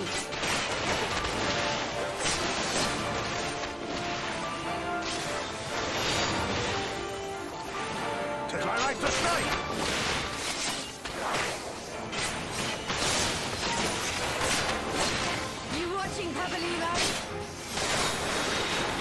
It's nice to have voiced entities in these battles now. Yeah. After Heavensward got all of the awards, they had a budget for this kind of thing. More and more voice cutscenes as we go along. Yeah, it's Got funny. it. Like, yeah, it's funny. Like every expansion story is about the same length. But if you look up like compilations of voiced cutscenes for like if you look at just like the voiced cutscenes for A Realm Reborn, it's like 20 minutes hour and long. a half. It's about an hour and a half. Yeah, it's like an hour and a half.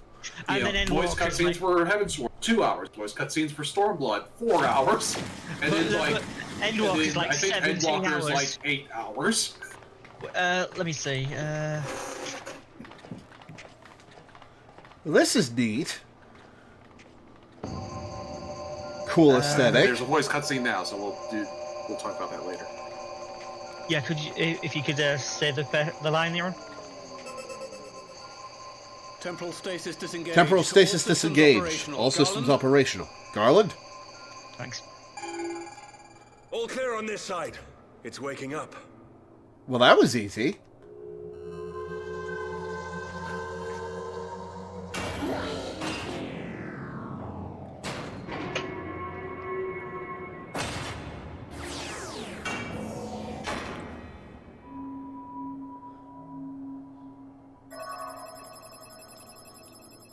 Yeah, it's the thing from 5. Remarkable. Omega sensors immediately detected the presence of the cocoon, even at this distance. They must have been set to scan for sources of energy exceeding certain magnitudes. I still don't see any means to control the machine directly. It seems to have been designed to act wholly autonomously.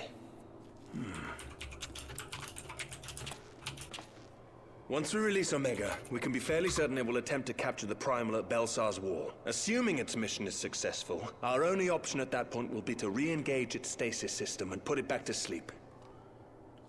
Okay, there's no way in hell I'm not fighting Rogger by the end of Stormblood. Let's be real. And should the machine happen to misbehave, we'll simply initiate an emergency shutdown.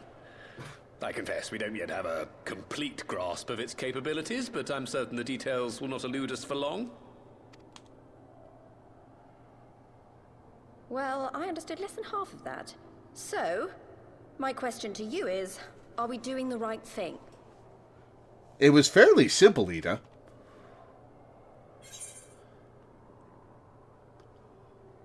Is there any other way?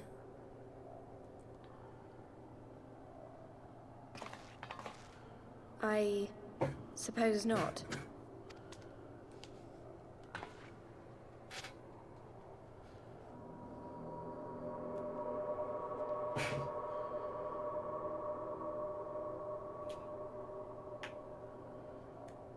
All right. Dramatic zoom. Step aside, Sid. Is this the thing I need to press? Yes, that's the one. Which thing? You're not pointing to a thing.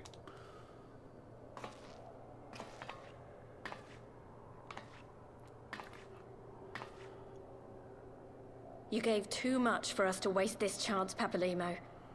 So this is for you. And me.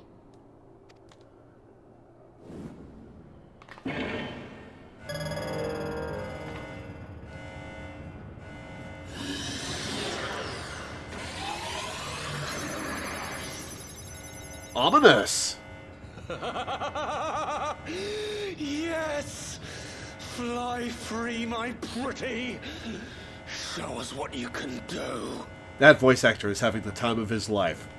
Yes! The launch sequence has begun. Omega is loose.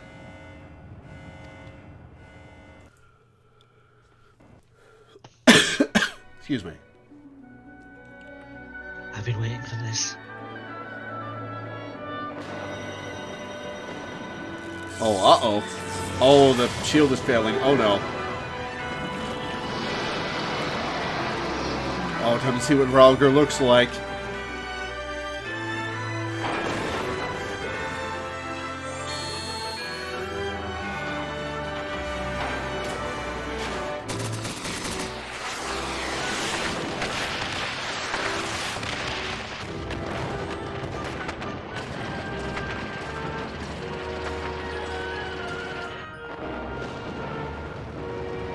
Its undulating bottom is so weird. Oh, it's a dragon. Alright. Oh, it's Shinryu! There we go. There we go. They pumped a load of ether and prayer into a dragon's eye. Of course, it's a dragon. But one hell of a dragon. It's one hell of a dragon. In the lore for 5, Omega was built specifically to hunt Shinryu.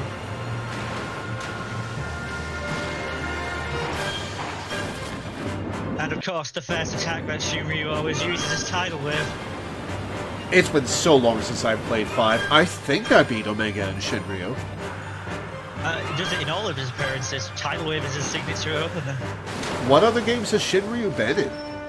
Quite a few with cameos. Like. Let's just watch this cutscene.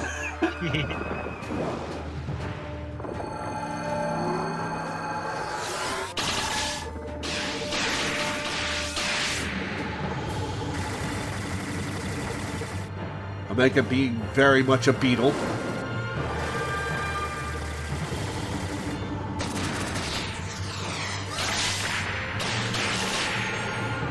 This is an MMO we're playing, right?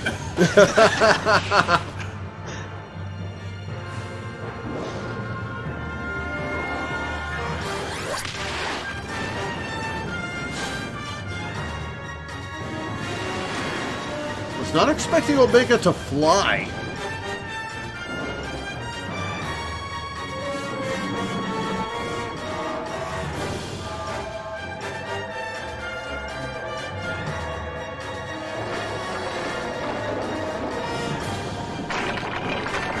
Oh, that's freaky.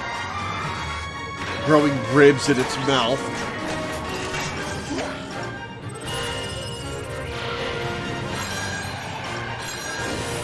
Mega signature attack.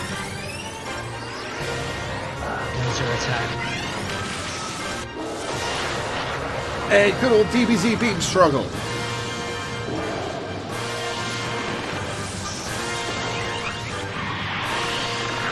And then the world exploded.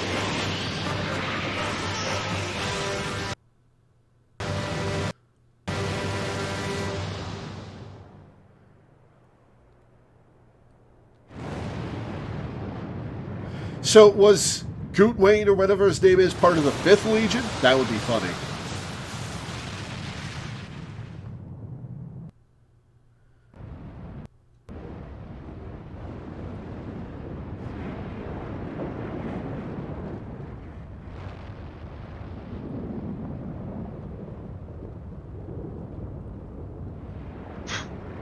Well, I hope this doesn't have any lasting repercussions.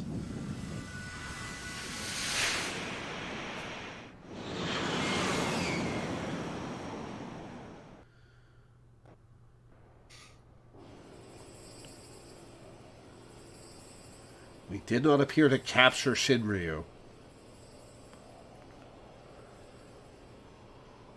Huh? Omega has stopped transmitting. But that shouldn't be. I didn't engage the stasis system. Are we not inside Omega? The control station. And what does this signify? I have little understanding of these contrivances.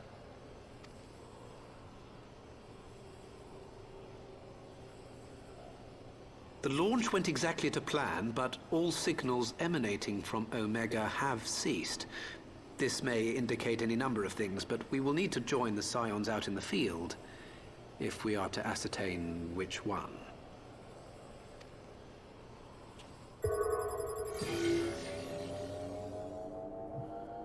Right. I've ordered a malfunctioning beast to go to sleep. That should prevent any unfortunate mishaps. I suggest we make our way back to Gridania. We gotta guard this control station, because the Garleans know it's here.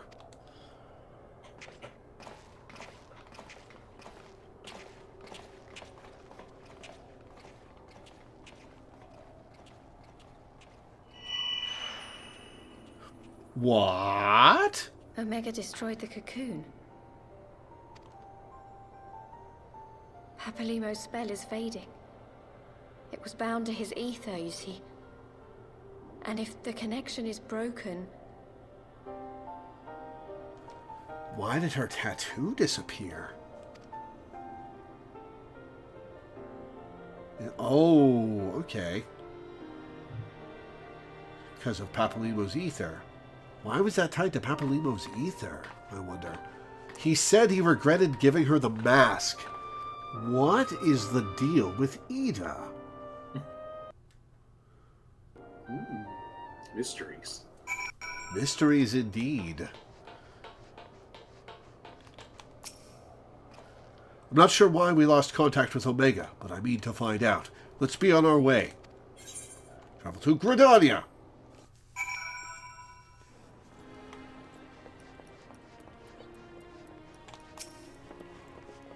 I came as soon as I heard the Excelsior had been spotted on its approach. One moment, everything was functioning perfectly, and the next, it wasn't. It makes no sense. We need to see what happened for ourselves, and soon. Compiated.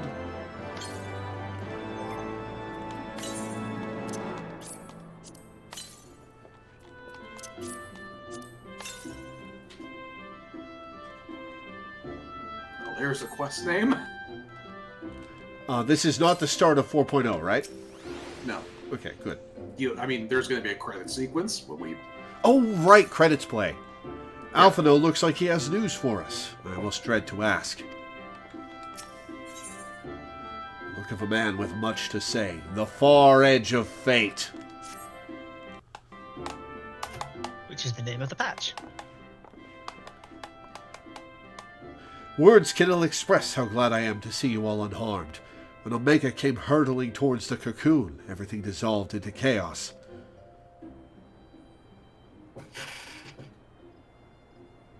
I have to see it. I have to see it with my own eyes.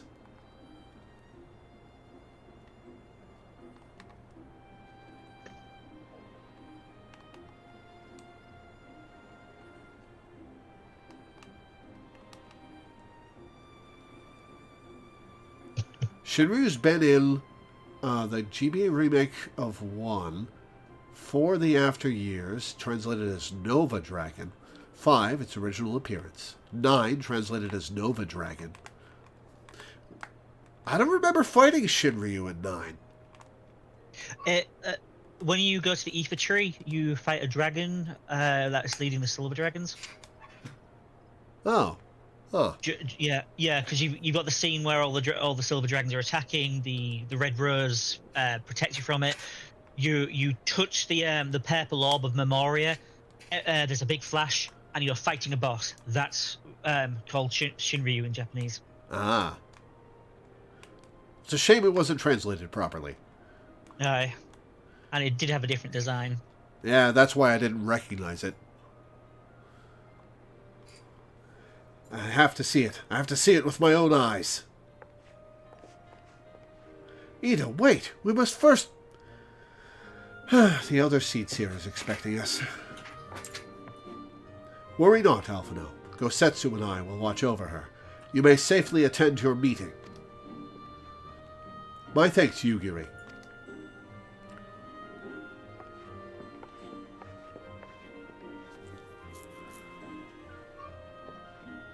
The council reconvened a short while ago. Let us make haste for the Lotus Stand. All there are eager to hear your testimony.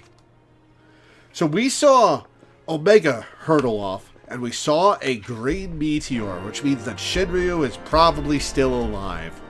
But weakened, so we can fight him ourselves. Yeah, both of them weakened, so we can fight them without that shit to us.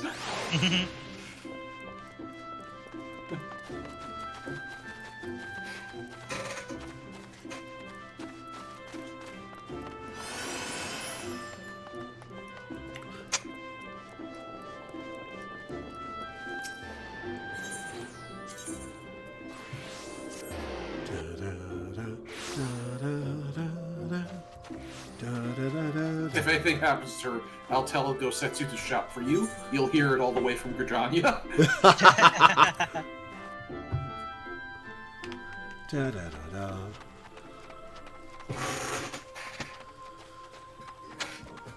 I'm pretty sure I have a feeling that I know where you're going to be getting a screenshot from for the thumbnail. Yeah. Has it not happened yet? The beam struggle, man. Oh, okay. The way you said that, I was gonna say the Shinryu fight was a big deal, but the way you said that made it sound like it was still upcoming.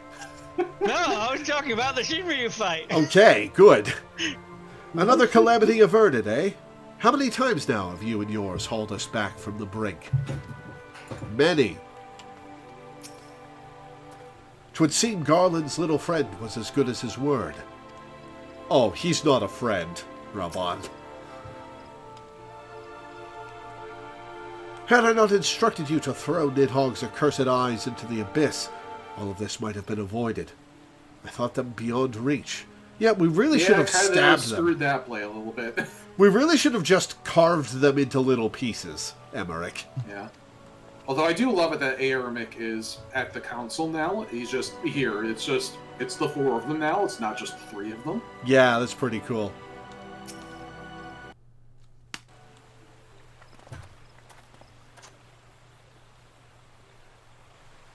My friends, full eagerly have we awaited your return. Few indeed could have discharged the duty entrusted to you, and most humbly do we thank you for seeing it done. You are too kind, Elder Seatseer. As I recall, we as good as demanded the right to try. But tell me, how did the battle unfold? We succeeded in waking Omega, aye, but we lost contact with the weapon shortly after it launched. From our position in the control room, we were blind to all that followed. Oh, Sid, you missed the sickest shit. What words could do justice to such a scene? None of my choosing, that much is certain. But I can give you the facts. The cocoon hatched even as Omega arrived, and from its midst rose a great dragon. The pair duly set about each other in the skies over Girabania. The primal's might defied belief. It seemed the very heavens would be rent asunder by the force of its blows, and it wielded such magics as I have never seen, and hope never to see again. The battle raged on with no end in sight, until both combatants were engulfed in a blinding flash of light. When the radiance faded, I saw the pair fall motionless from the sky, coming to rest somewhere on Alamegan soil, of course. I will not speak for the rest, but to my eye it seemed that each had landed a fatal blow upon the other. While most among us could think only of Bahamut when looking upon the primal's form, the Domans were heard to whisper the name Shinryu. It would appear that the being resembles a creature of far eastern legend, and we have found it convenient to refer to it as such. Also, if you've played Final Fantasy V, we know you already were, and we can't go against that. We're not doing the Nova Dragon shit again. Funny enough, Shinryu and Nova Dragon would be basically the same word, because Shin can mean new and Nova means new. Well, that's the point. That's why they translated it. Yeah. This Shinryu's fate, and indeed that of Omega, is yet unknown. We have, alas, no eyes on the Girabanian side of the border.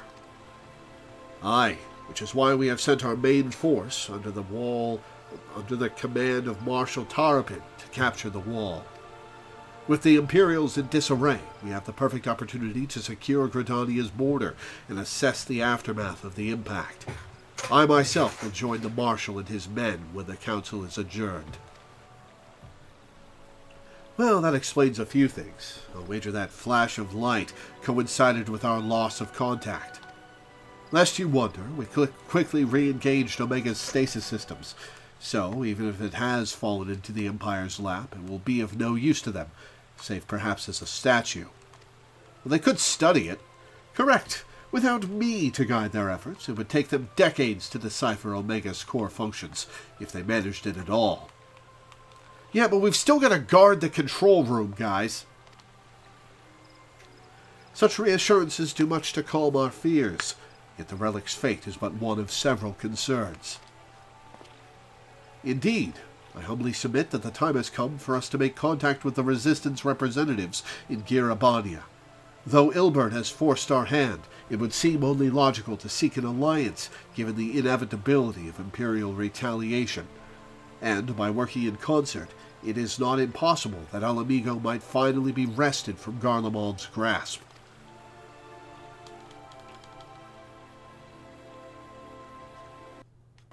I love that last look from the Warrior of Light because, like Ilbert won, like his plan worked, and it sucks, but here we are. Yeah. And like, obviously you can blame him for that shit idea, but it worked. it's hard to entirely blame him for trying to free his people. Even if the way he did it was insane, it's hard to fault him entirely. Oh, by the way, while we were in the middle of all that, Danny did find this. Here, I'll post it in Twitch chat so everyone can see it. Yeah, A Realm Reborn, 3 hours and 21 minutes. Endwalker, 15 hours and 48 minutes. Oh, that's gonna be fun. Yeah. Oh, but it's the downside is you guys aren't going to be able to listen to the dulcet tones of my mellifluous voice as much. Mm-hmm. And the right variety of accents you can put on. Too prim and proper for the rogues, too rough and crass for the dandies. All right. It's just pure mania. Let's finish this up.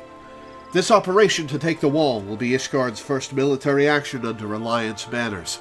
Though I have no appetite for bloodshed, part of me is glad of the chance to begin reparations for our past inaction.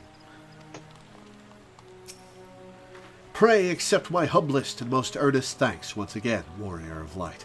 Had Shinryu been suffered to roam free, the Twelves Wood would surely have been laid waste. You're welcome. I go to oversee operations at Baelsar's Wall. You have done your part. Leave us to handle the initial Imperial reprisal, and rest while you may. All right, say hi to your son for me. When the Primal emerged, I was for an instant transported back to Cartano, to the moment the Black Worm made an eighth hell of the battlefield. Gladly would I live out the rest of my days without seeing such a sight again.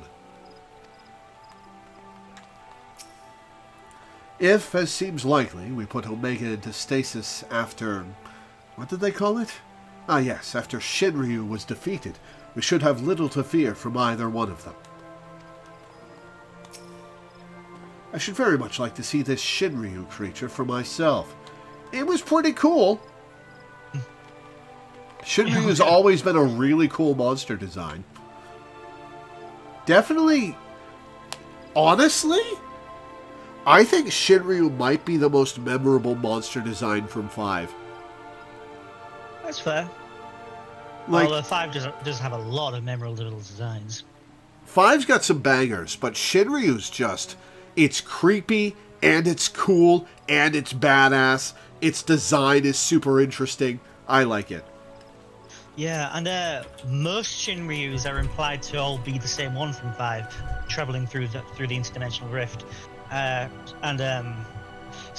Sort of the same with the Omegas, but usually and Gilgamesh, who's also from 5. Well, yeah. Well, Gilgamesh got yeeted into the void, so... well, into the interdimensional rift, where the void was sealed.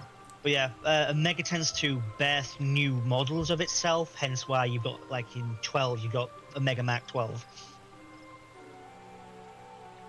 I didn't realize Omega was in 12. Huh. It's in the Great Crystal. Oh, yeah, I vaguely remember that one. Oh, and also Gogo from 5 also travels through the interdimensional rift to be playable in 6. 5 had a lot of impact on the series lore. I will forever champion my pet theory that Genova was a fragment of Exdeath that spun off into the interdimensional rift. Like, I am convinced of that. Alright, Alphino. You must be exhausted. I would ordinarily suggest that we retire directly to the Rising Stones, but I wonder if we might first make a small detour. Y'shtola and the others have gathered at Amarisse's spire, and I imagine that you too would be interested to see what has become of the wall now the cocoon is gone. It is decided then. Lead on. Lead on, he says, and then leaves ahead of me.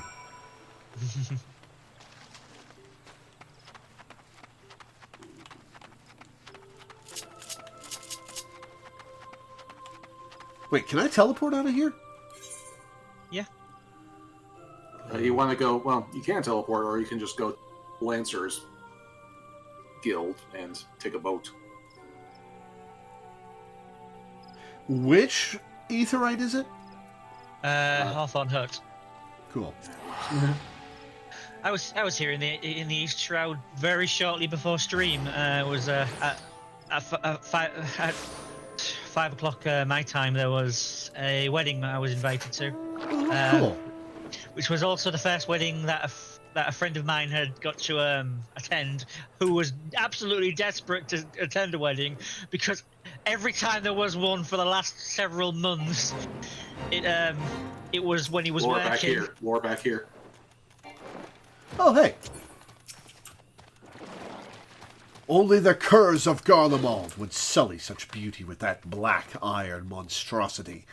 Those animals respect nothing and no one. Yeah, we can't see the black iron monstrosity. If it's there, trust us. And of course, the second Dalamud is missing. Ida is there atop the spire. She has done naught but gaze silently at the wall for some time now.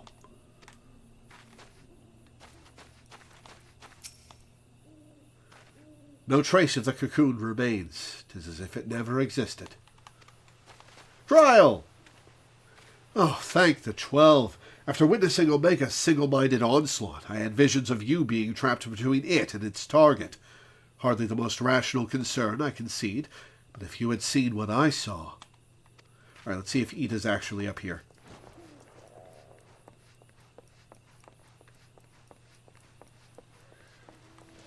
You go upstairs and this mana just crashes down. Alright, good talk, Ida.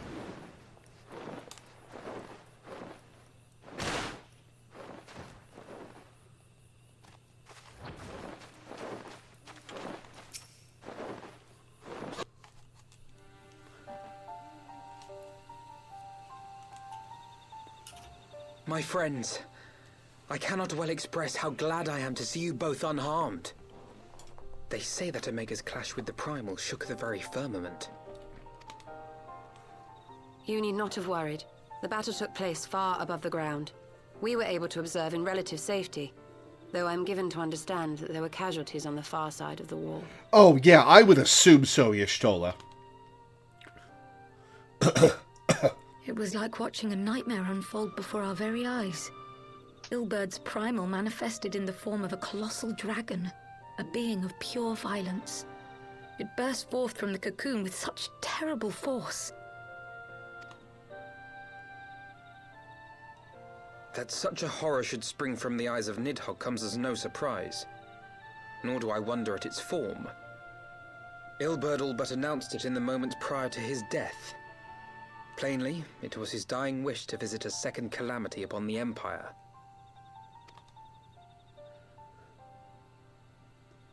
And I am quite certain the abomination would have obliged had it not found itself outmatched by Omega. Gods! I am no stranger to the works of Alag, but even I was unprepared for the machine's furiosity. It beggared belief.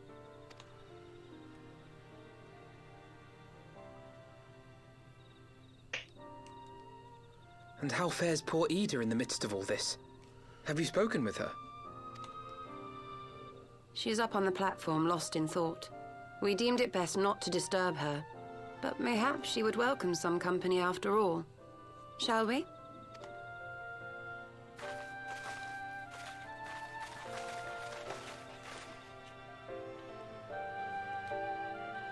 So, were the 2.0 Scion designs their 1.0 designs? Mostly, yeah. So the Y'shtola redesign for 3.0 is deliberately distancing themselves from that. The light's gone. Yeah. It was all we had left of him. Ida. I don't blame anyone. I knew what was going to happen. I knew the spell Papalimo meant to cast would drain away his life force. I knew that it would only buy us a little time.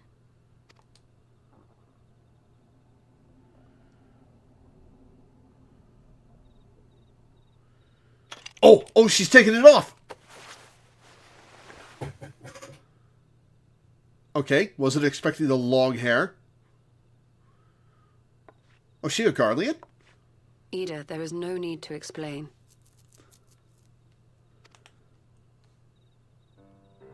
I guess not. But there is. I can't hide in Papalimo's little shadow anymore, and I shouldn't hide behind my sister's mask. 20 years ago, on the day the Empire marched into Alamigo, I was still just a child, not even 5 summers old. My father had been one of the leaders of the revolution. He had fought to overthrow the Mad King, Theodoric. And my sister had fought alongside him. But she was strong and kind, and always knew what to do. But when the Garleans came, everything changed. My father went to war against them too. And I never saw him again. After that, I remember a lot of running. My sister dragged me for malms and malms until we came to the city of Charlian. That was where she met Master Louis Soir. He introduced her to the Circle of Knowing, and she eventually became an Archon. She was your inspiration. Is that not why you took up her mask and her name? Or did you simply mean to continue what she had started?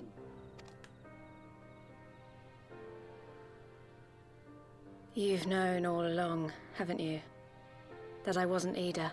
Well, presumably she recognized the fact that you have different voices, Ida. What is your name? Of course. We all recognized you at once. 'Twas Papalimo who persuaded us to maintain the charade. Oh, man. It was silly to think I could fool you. I knew that even then, but I sort of decided not to know.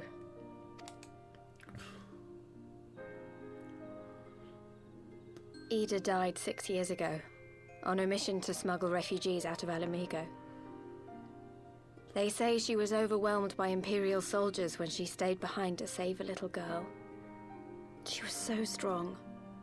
There must have been a lot of them.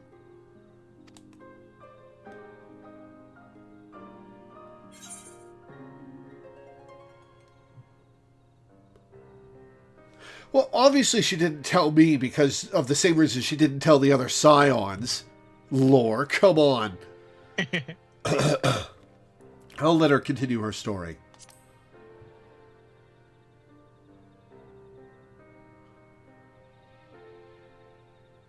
I'm sorry for lying to you. My real name is Lise. When Papalimo brought me Ida's mask, it was meant as a keepsake, but I decided I wanted to be his new partner, to keep alive all the good that she had done. I didn't want to become Ida, exactly. At the time, though, I still didn't know who I was myself, and it almost seemed easier to play the role. Papalimo agreed to help, of course, but it was never what he wanted for me. He wanted me to walk my own path, and those were his final words to me.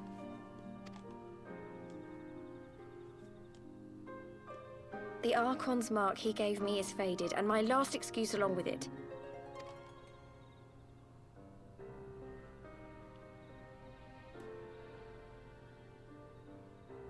Well, everyone but me knew Whatever already. I choose to do from now on, I do as Lise.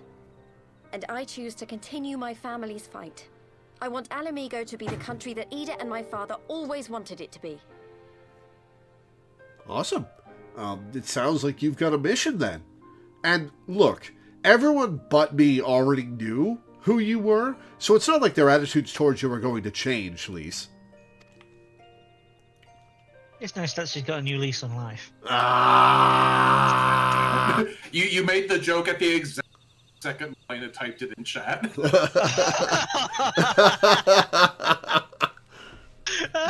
is upon us once more. Do you regret standing against the Empire? Would you have chosen a different road, knowing what you know now? Why are you using your Claim inside that I voice never doubted outside? The decision would be a lie. But I made my choice, and I have defended it with blade in hand ever since.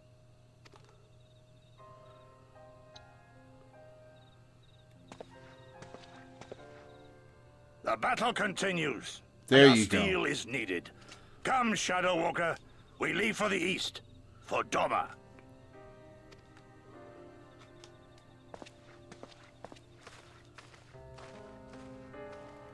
It's not that he doesn't have an inside voice, he hasn't got any clue on how to regulate it. It's like a sine wave.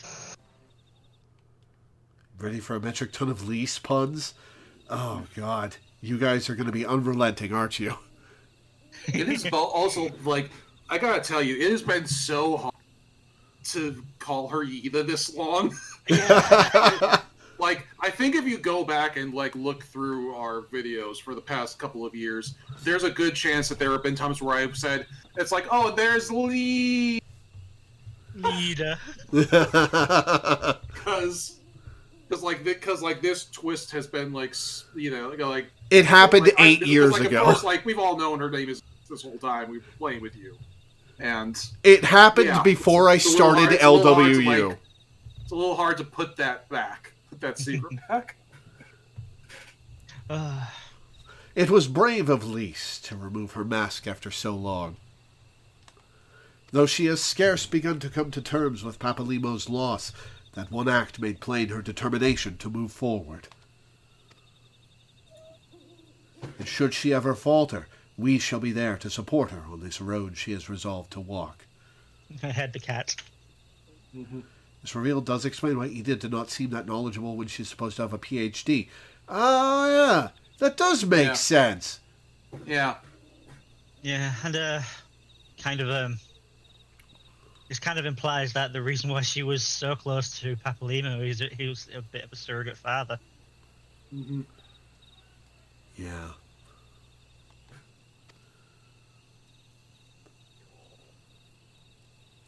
Let us return to the Rising Stones. We have quite a story to tell to Taru and my sister.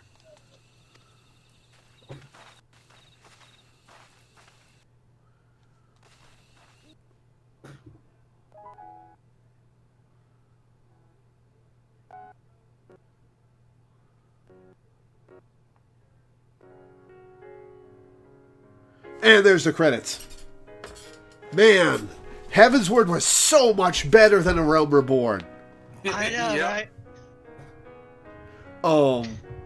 That kicked ass.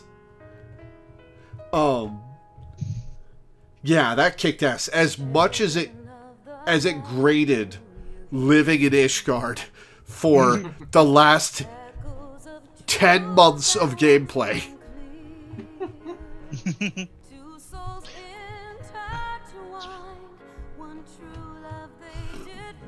Oh, excuse me.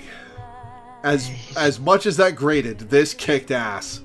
I cannot wait to go to a place that I actually like. I mean, it's not that you don't hate Ishgard anymore. I have lingering regrets about associating with it.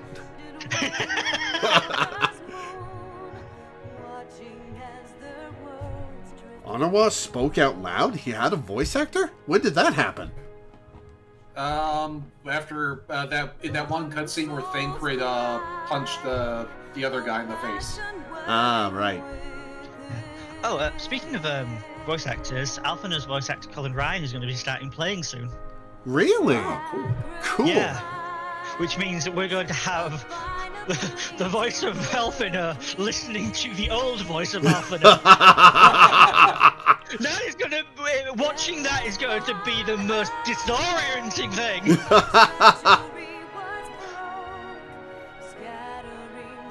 How's it feel to be the national hero of a place you hate? They're gonna build statues of me. Hey, as long as they don't start worshipping me, I'll be fine. I think that would be a kind of heresy. Well, they're all about heresy these days.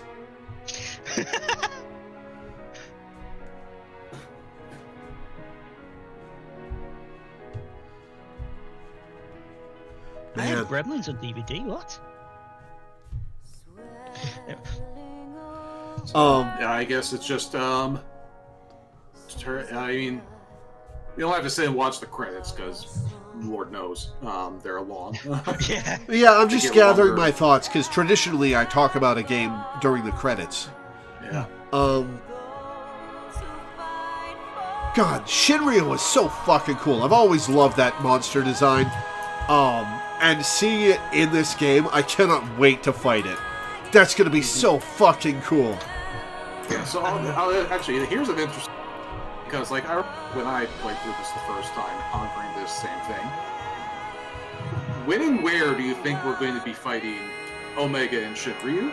Like, do you think it's going to be, you know, the 0.0 final boss? Do you think it's going to be, a raid, a trial, the 0.3 boss? Like, what do you think?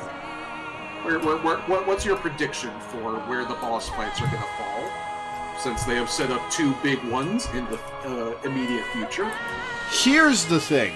If we're spending our time in Alamigo, we're fighting the Empire. We're trying to liberate Alamigo. The final boss of 4.0 will probably be something from the Empire. Which disappoints me because Shinryu deserves a final boss slot. Shinryu is such a notable part of Final Fantasy history that I will be disappointed that he's not the final boss of 4.0 and is relegated to either a fight along the way or in the Point X patches. Or who knows, maybe he'll be the final boss of 5.0. Could be. Omega. Also, because you remember with Heavens, Nidhogg was the real final boss of the expansion, but that was like a 0.3 boss, which is why I brought that up, because the 0.3 boss tends to be the actual final boss. True. So there's the 0.0, which is a satisfying conclusion for the box product, and then the 0.3 patch is the other big one. You know what? Actually, if it's something, obviously the Empire is going to take control of Omega, and that's how we're going to fight Omega. It's going to be under the control of the Empire. What if Omega's the 0.0 boss? 0.0 final boss? That would be cool.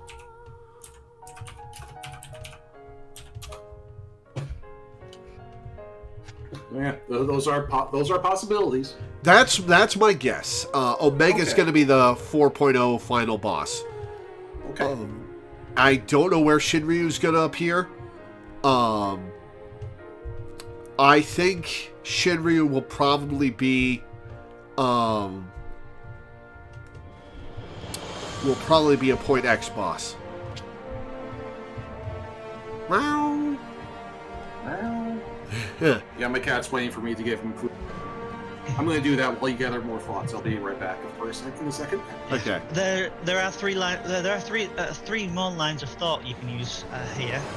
We have the Alexander raids, the Alliance raids, and the Warring Triad.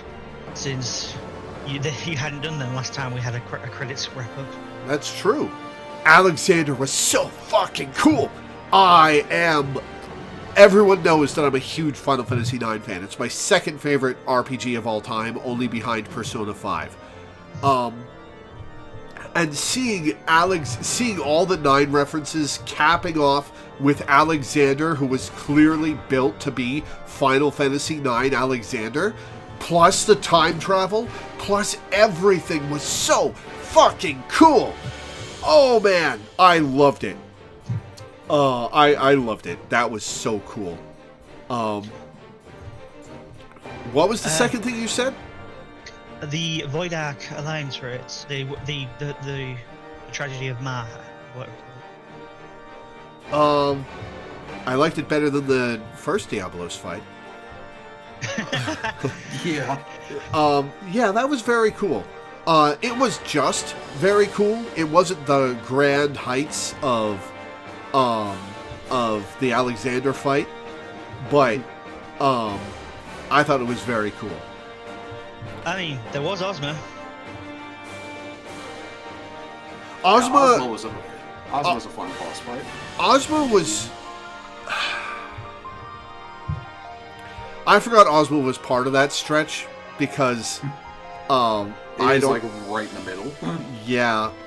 The thing of Ozma is that we spent most of the fight on our asses waiting to be revived. You spent most of the fight on your ass. That was fun. So it was... That is also just part of the MMO thing, is that, like, you know, these encounters really aren't meant to be done once. Like, the point is to, like, master them over time after attempting them a couple of times. And so, yeah, your first time running Oz, spent most of it dead. But, like, once you actually figure it out, it's a very fun boss fight. The good news, Laura, is you will get to experience it again when we're doing roulettes. Oh joy! Because now that you're going to be getting higher level than 50, we can do alliance raid roulettes instead of MSQ roulettes. Oh god. Uh-oh. No, I'm saying that as positive because oh my god, I'm so sick of Yeah. And now they've actually fixed the Alliance raid queue a little bit, so we'll actually have a better chance of getting those raids, and it won't just be Crystal Tower over and over again either. Yeah, nice. It is still weighted towards Crystal Tower because Crystal Tower is the only one that's mandatory, and of course it's just due to the fact that it's lower level, more people have it unlocked. But still. As for the Warring Triad, 6 is good. The Warring Triad in 6 did not leave strong impressions upon me. I thought it was cool to see them, but 6 is not my favorite Final Fantasy. Like, by a decent margin. Heresy. I obviously like 9 better. I like 7 better. I like 7 Remake better. I think I like 10 better. 6 is top 5, but it's certainly not my favorite. It's a third place for me. Where does it rank? Here's my question: where does it rank? Where does it rank? What? Where does it rank among the 2D games? The 1 through 6 era, NES through SNES era. I think probably that's a pretty clear dividing line in this. I'd say probably number 1. I'm very fond of Final Fantasy 1. I find it to be a very cozy, enjoyable game. That there's something special about it that's carried over through the last 40 years. But I would... Count Bob, I'm going to go to Maine and move everything you 6 inches to the left.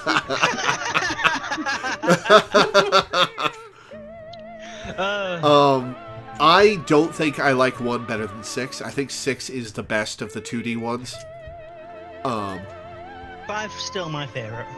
5 is very good. I need to replay 4 and 5. Why did you rank it below Sonic Chronicles Dark Brotherhood, you madman? I liked Sonic Chronicles.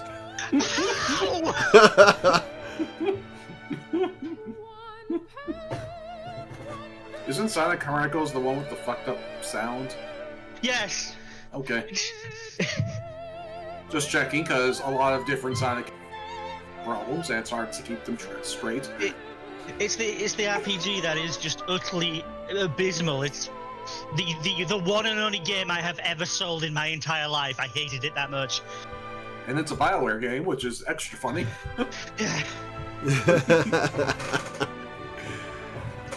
Anyway, back to this game. Yeah, the Warrior Triad were cool, but I don't have the same attachment to them that I have to Alexander or Ozma. Yeah, I like the Warrior Triad. It's some fun lore. They were fun fights. Themselves are very fun. Yeah, they were very fun fights. Oh yeah. Yeah, I think of the lot. I like just the actual gameplay of the 3 Warrior Triad boss fights a bit better than a lot of the stuff you see in Alexander or. It was certainly a more cohesive and tightly balanced boss fight. Yeah. Speaking of, a bit of history with the game, Heaven's Ward almost killed off the raiding scene because the sheer difficulty and balance of the Savage Alexander raids was not good, and to even be ready for playing them, you had to do like a month of grinding beforehand. Oof. Pepsi Man was a well-known static killer destroyer. So while the plot of Heaven's Ward was and is considered fantastic, the post game was not. Well, not in that, but like the hardcore game. Yeah, so people were actually there were actual concerns about the health of the game as a whole because of that. The good news is that those concerns were fixed by the Savage content for Stormblood. Nice. Yeah. What was I going to say? Yeah, that's always a funny thing. The dynamic between the hardcore and the casual gameplay.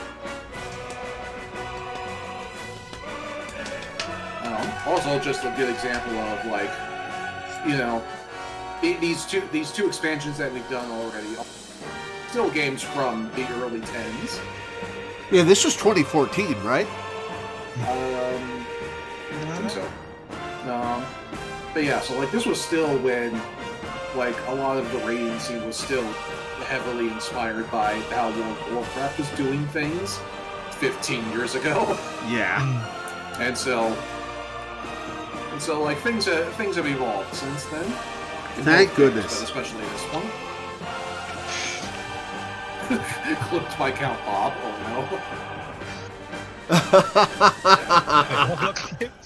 no. Us talking about Sonic Chronicles. Oh.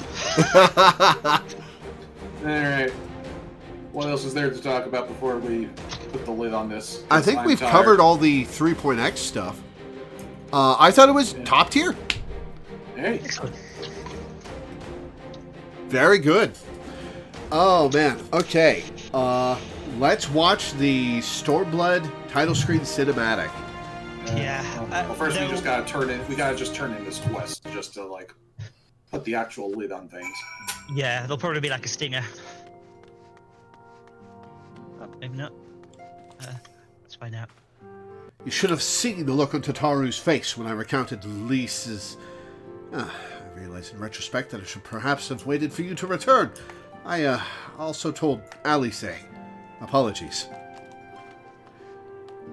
Everybody else around here has stuff to say too. Femi is behind the desk instead of Flemin. Lady Flemin, I sent her outside to enjoy a quiet cup of tea. Much has happened these past moons, and we can all use a rest every now and again. Be funny if she was actually outside in the bar area. She is, I think. Oh. I think she's on the balcony, the open balcony that we mentioned. Yeah, if she's not yet, she will be once you turn this in. But she does actually find a spot to sit outside in Mordona. Cool. Where would you put Final Fantasy Heavensward in your list of favorite Final Fantasy games?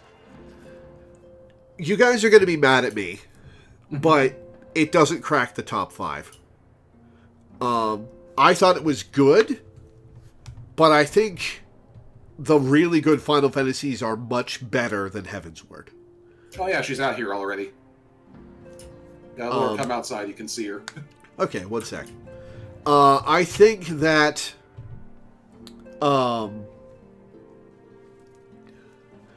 I think that at the rate the game is improving... Oh yeah, you're not even halfway through yet. Yeah, I think later expansions will get up there, but for now, it's not among my favorite Final Fantasies.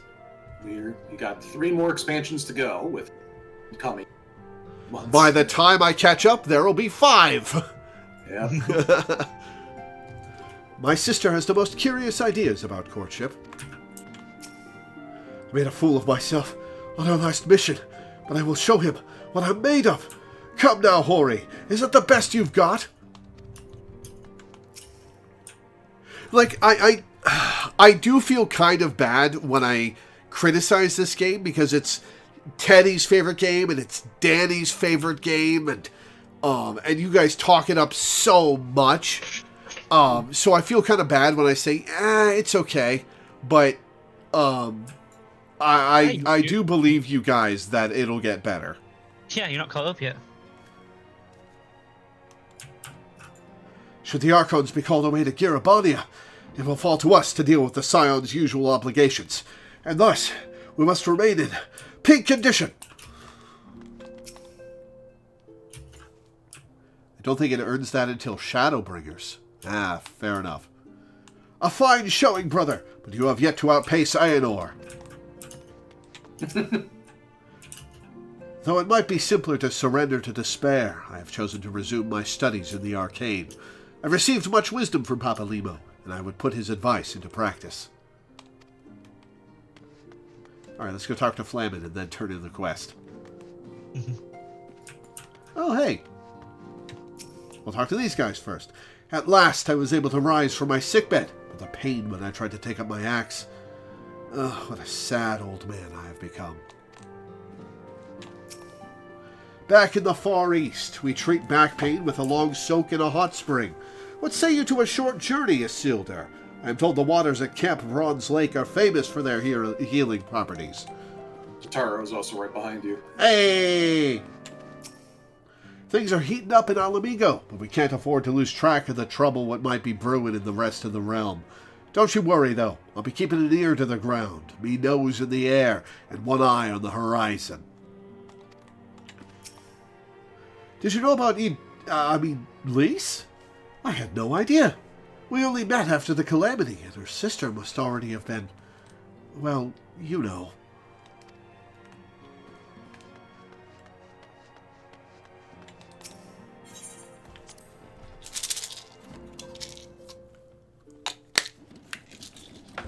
Mount up, there's a bird flying. One sec.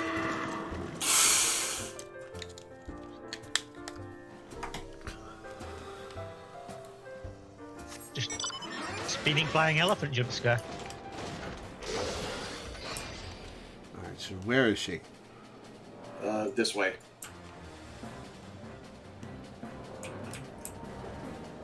Oh, that's Milena, not you. Where'd you go? Just north and up onto the balcony. Ah!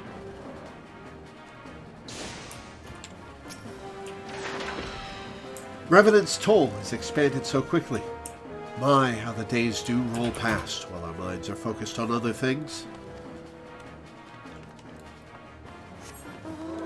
I was about to say we can all sit down, but okay. Oh, sorry.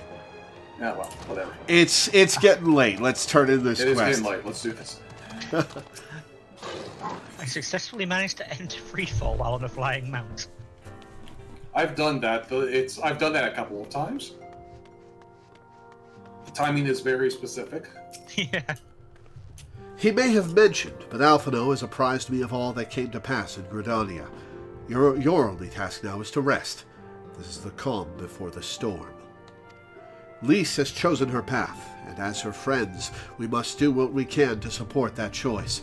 We are fated to join the conflict in any case. Once the Alliance has taken the wall and opened the way to Girabania, we will have little choice but to fight. Which is not to say the cause is unworthy. After all, ignoring the plight of those whom one might conceivably save is not wisdom, but indolence, correct? I, for one, look forward to joining hands with the Alamegans and striking a blow against the tyranny of the Empire, as I rather suspect do you. Quest completed.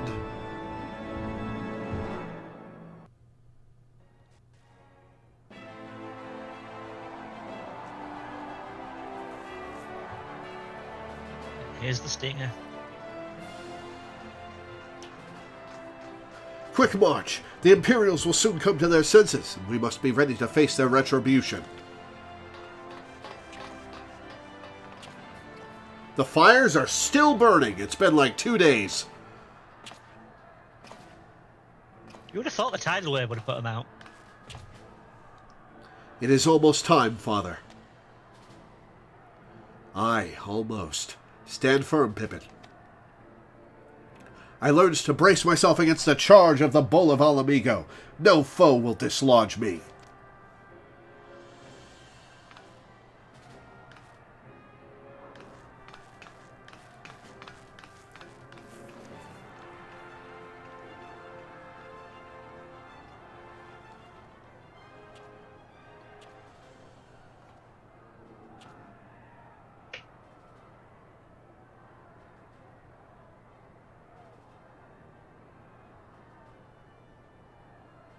It's okay, man.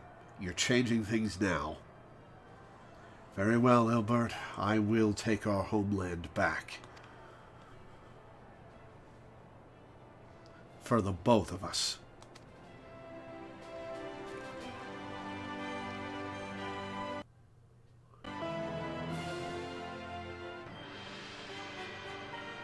Stinger number 2!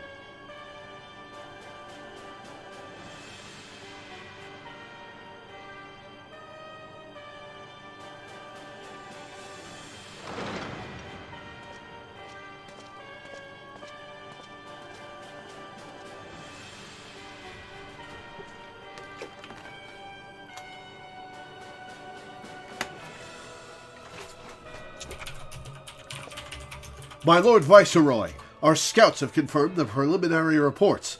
Baelsar's wall has fallen to the Eorzean Alliance.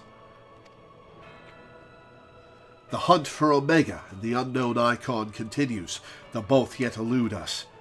My lord, their battle caused considerable damage across the region.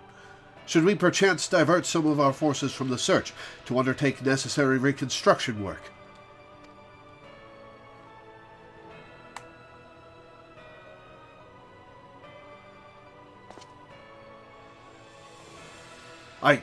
Forgive me, my lord. I did not intend... Your will be done. To be fair to Emperor Asshole, with how much damage and destruction Omega and Shinryu wrought, finding them is priority number 1. You can rebuild after.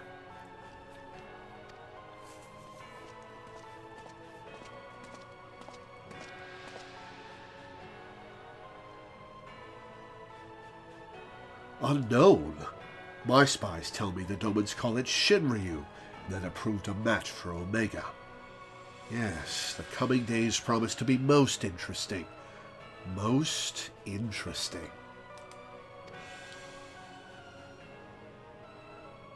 I like how prominent the third eye is on his armor. Excuse me. At the far edge of fate, the road begins anew. The heroes look to eastern skies, and behold their crimson hue. A dawn of liberation, a gathering storm of blood.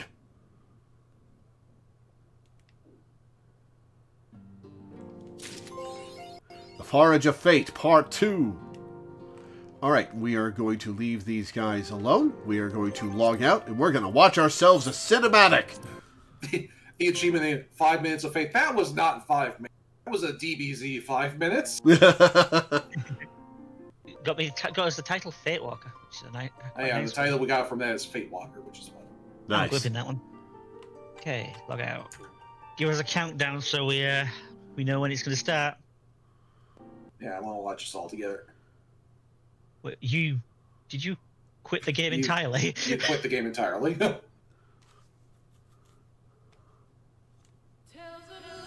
Alright, movies and titles. Stormblood demo and title. Starting. You have a white bar on your screen. I don't see it. On stream? Oh no, Yeah, I never don't mind. see it. Never mind, it's the advert. I got an advert, but it broke. Ah.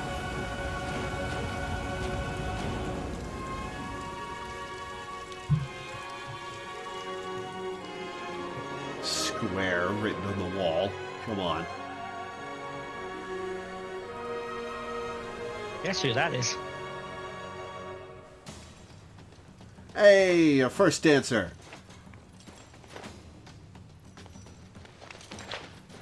Oh, let's see. That's Lise. Lise is now a dancer. No. No. Dancer's not till Shadowbringers. Oh.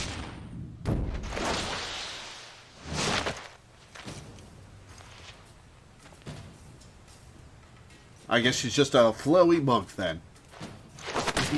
This is a really cool place to fight.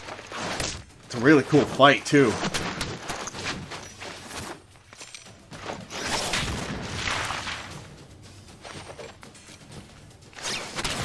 Oh, that was cool. That was cool.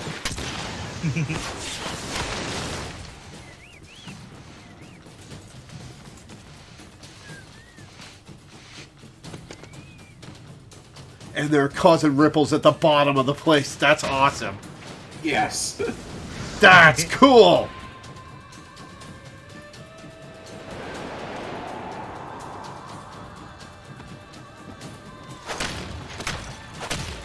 Best scenery, man.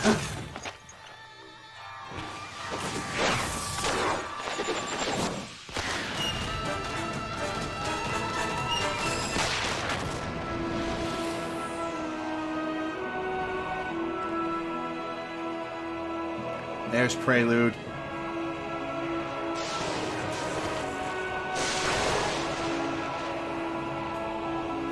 Oh, this is a cool map animation. Yeah.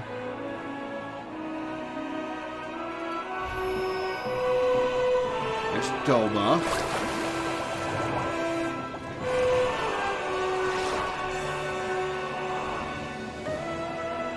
Oh, that's sick!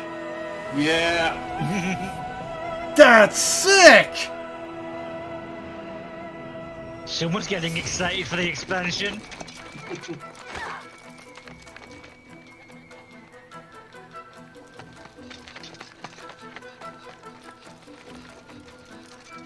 This is the first expansion trailer that I was playing to see.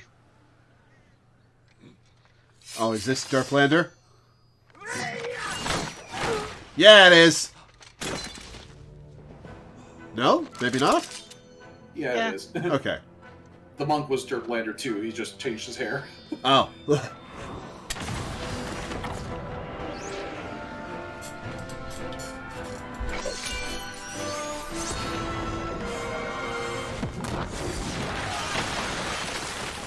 Oh, come on. Don't wreck the scenery. That's rude.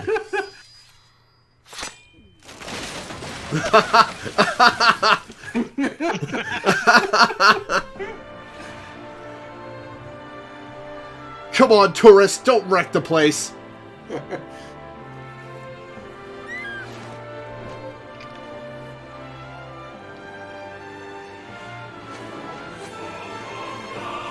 So this was the trailer? Yeah. That's awesome. That would have made me play. Also, this is slightly expanded, but that is an accurate layout for one of the locations. Nice.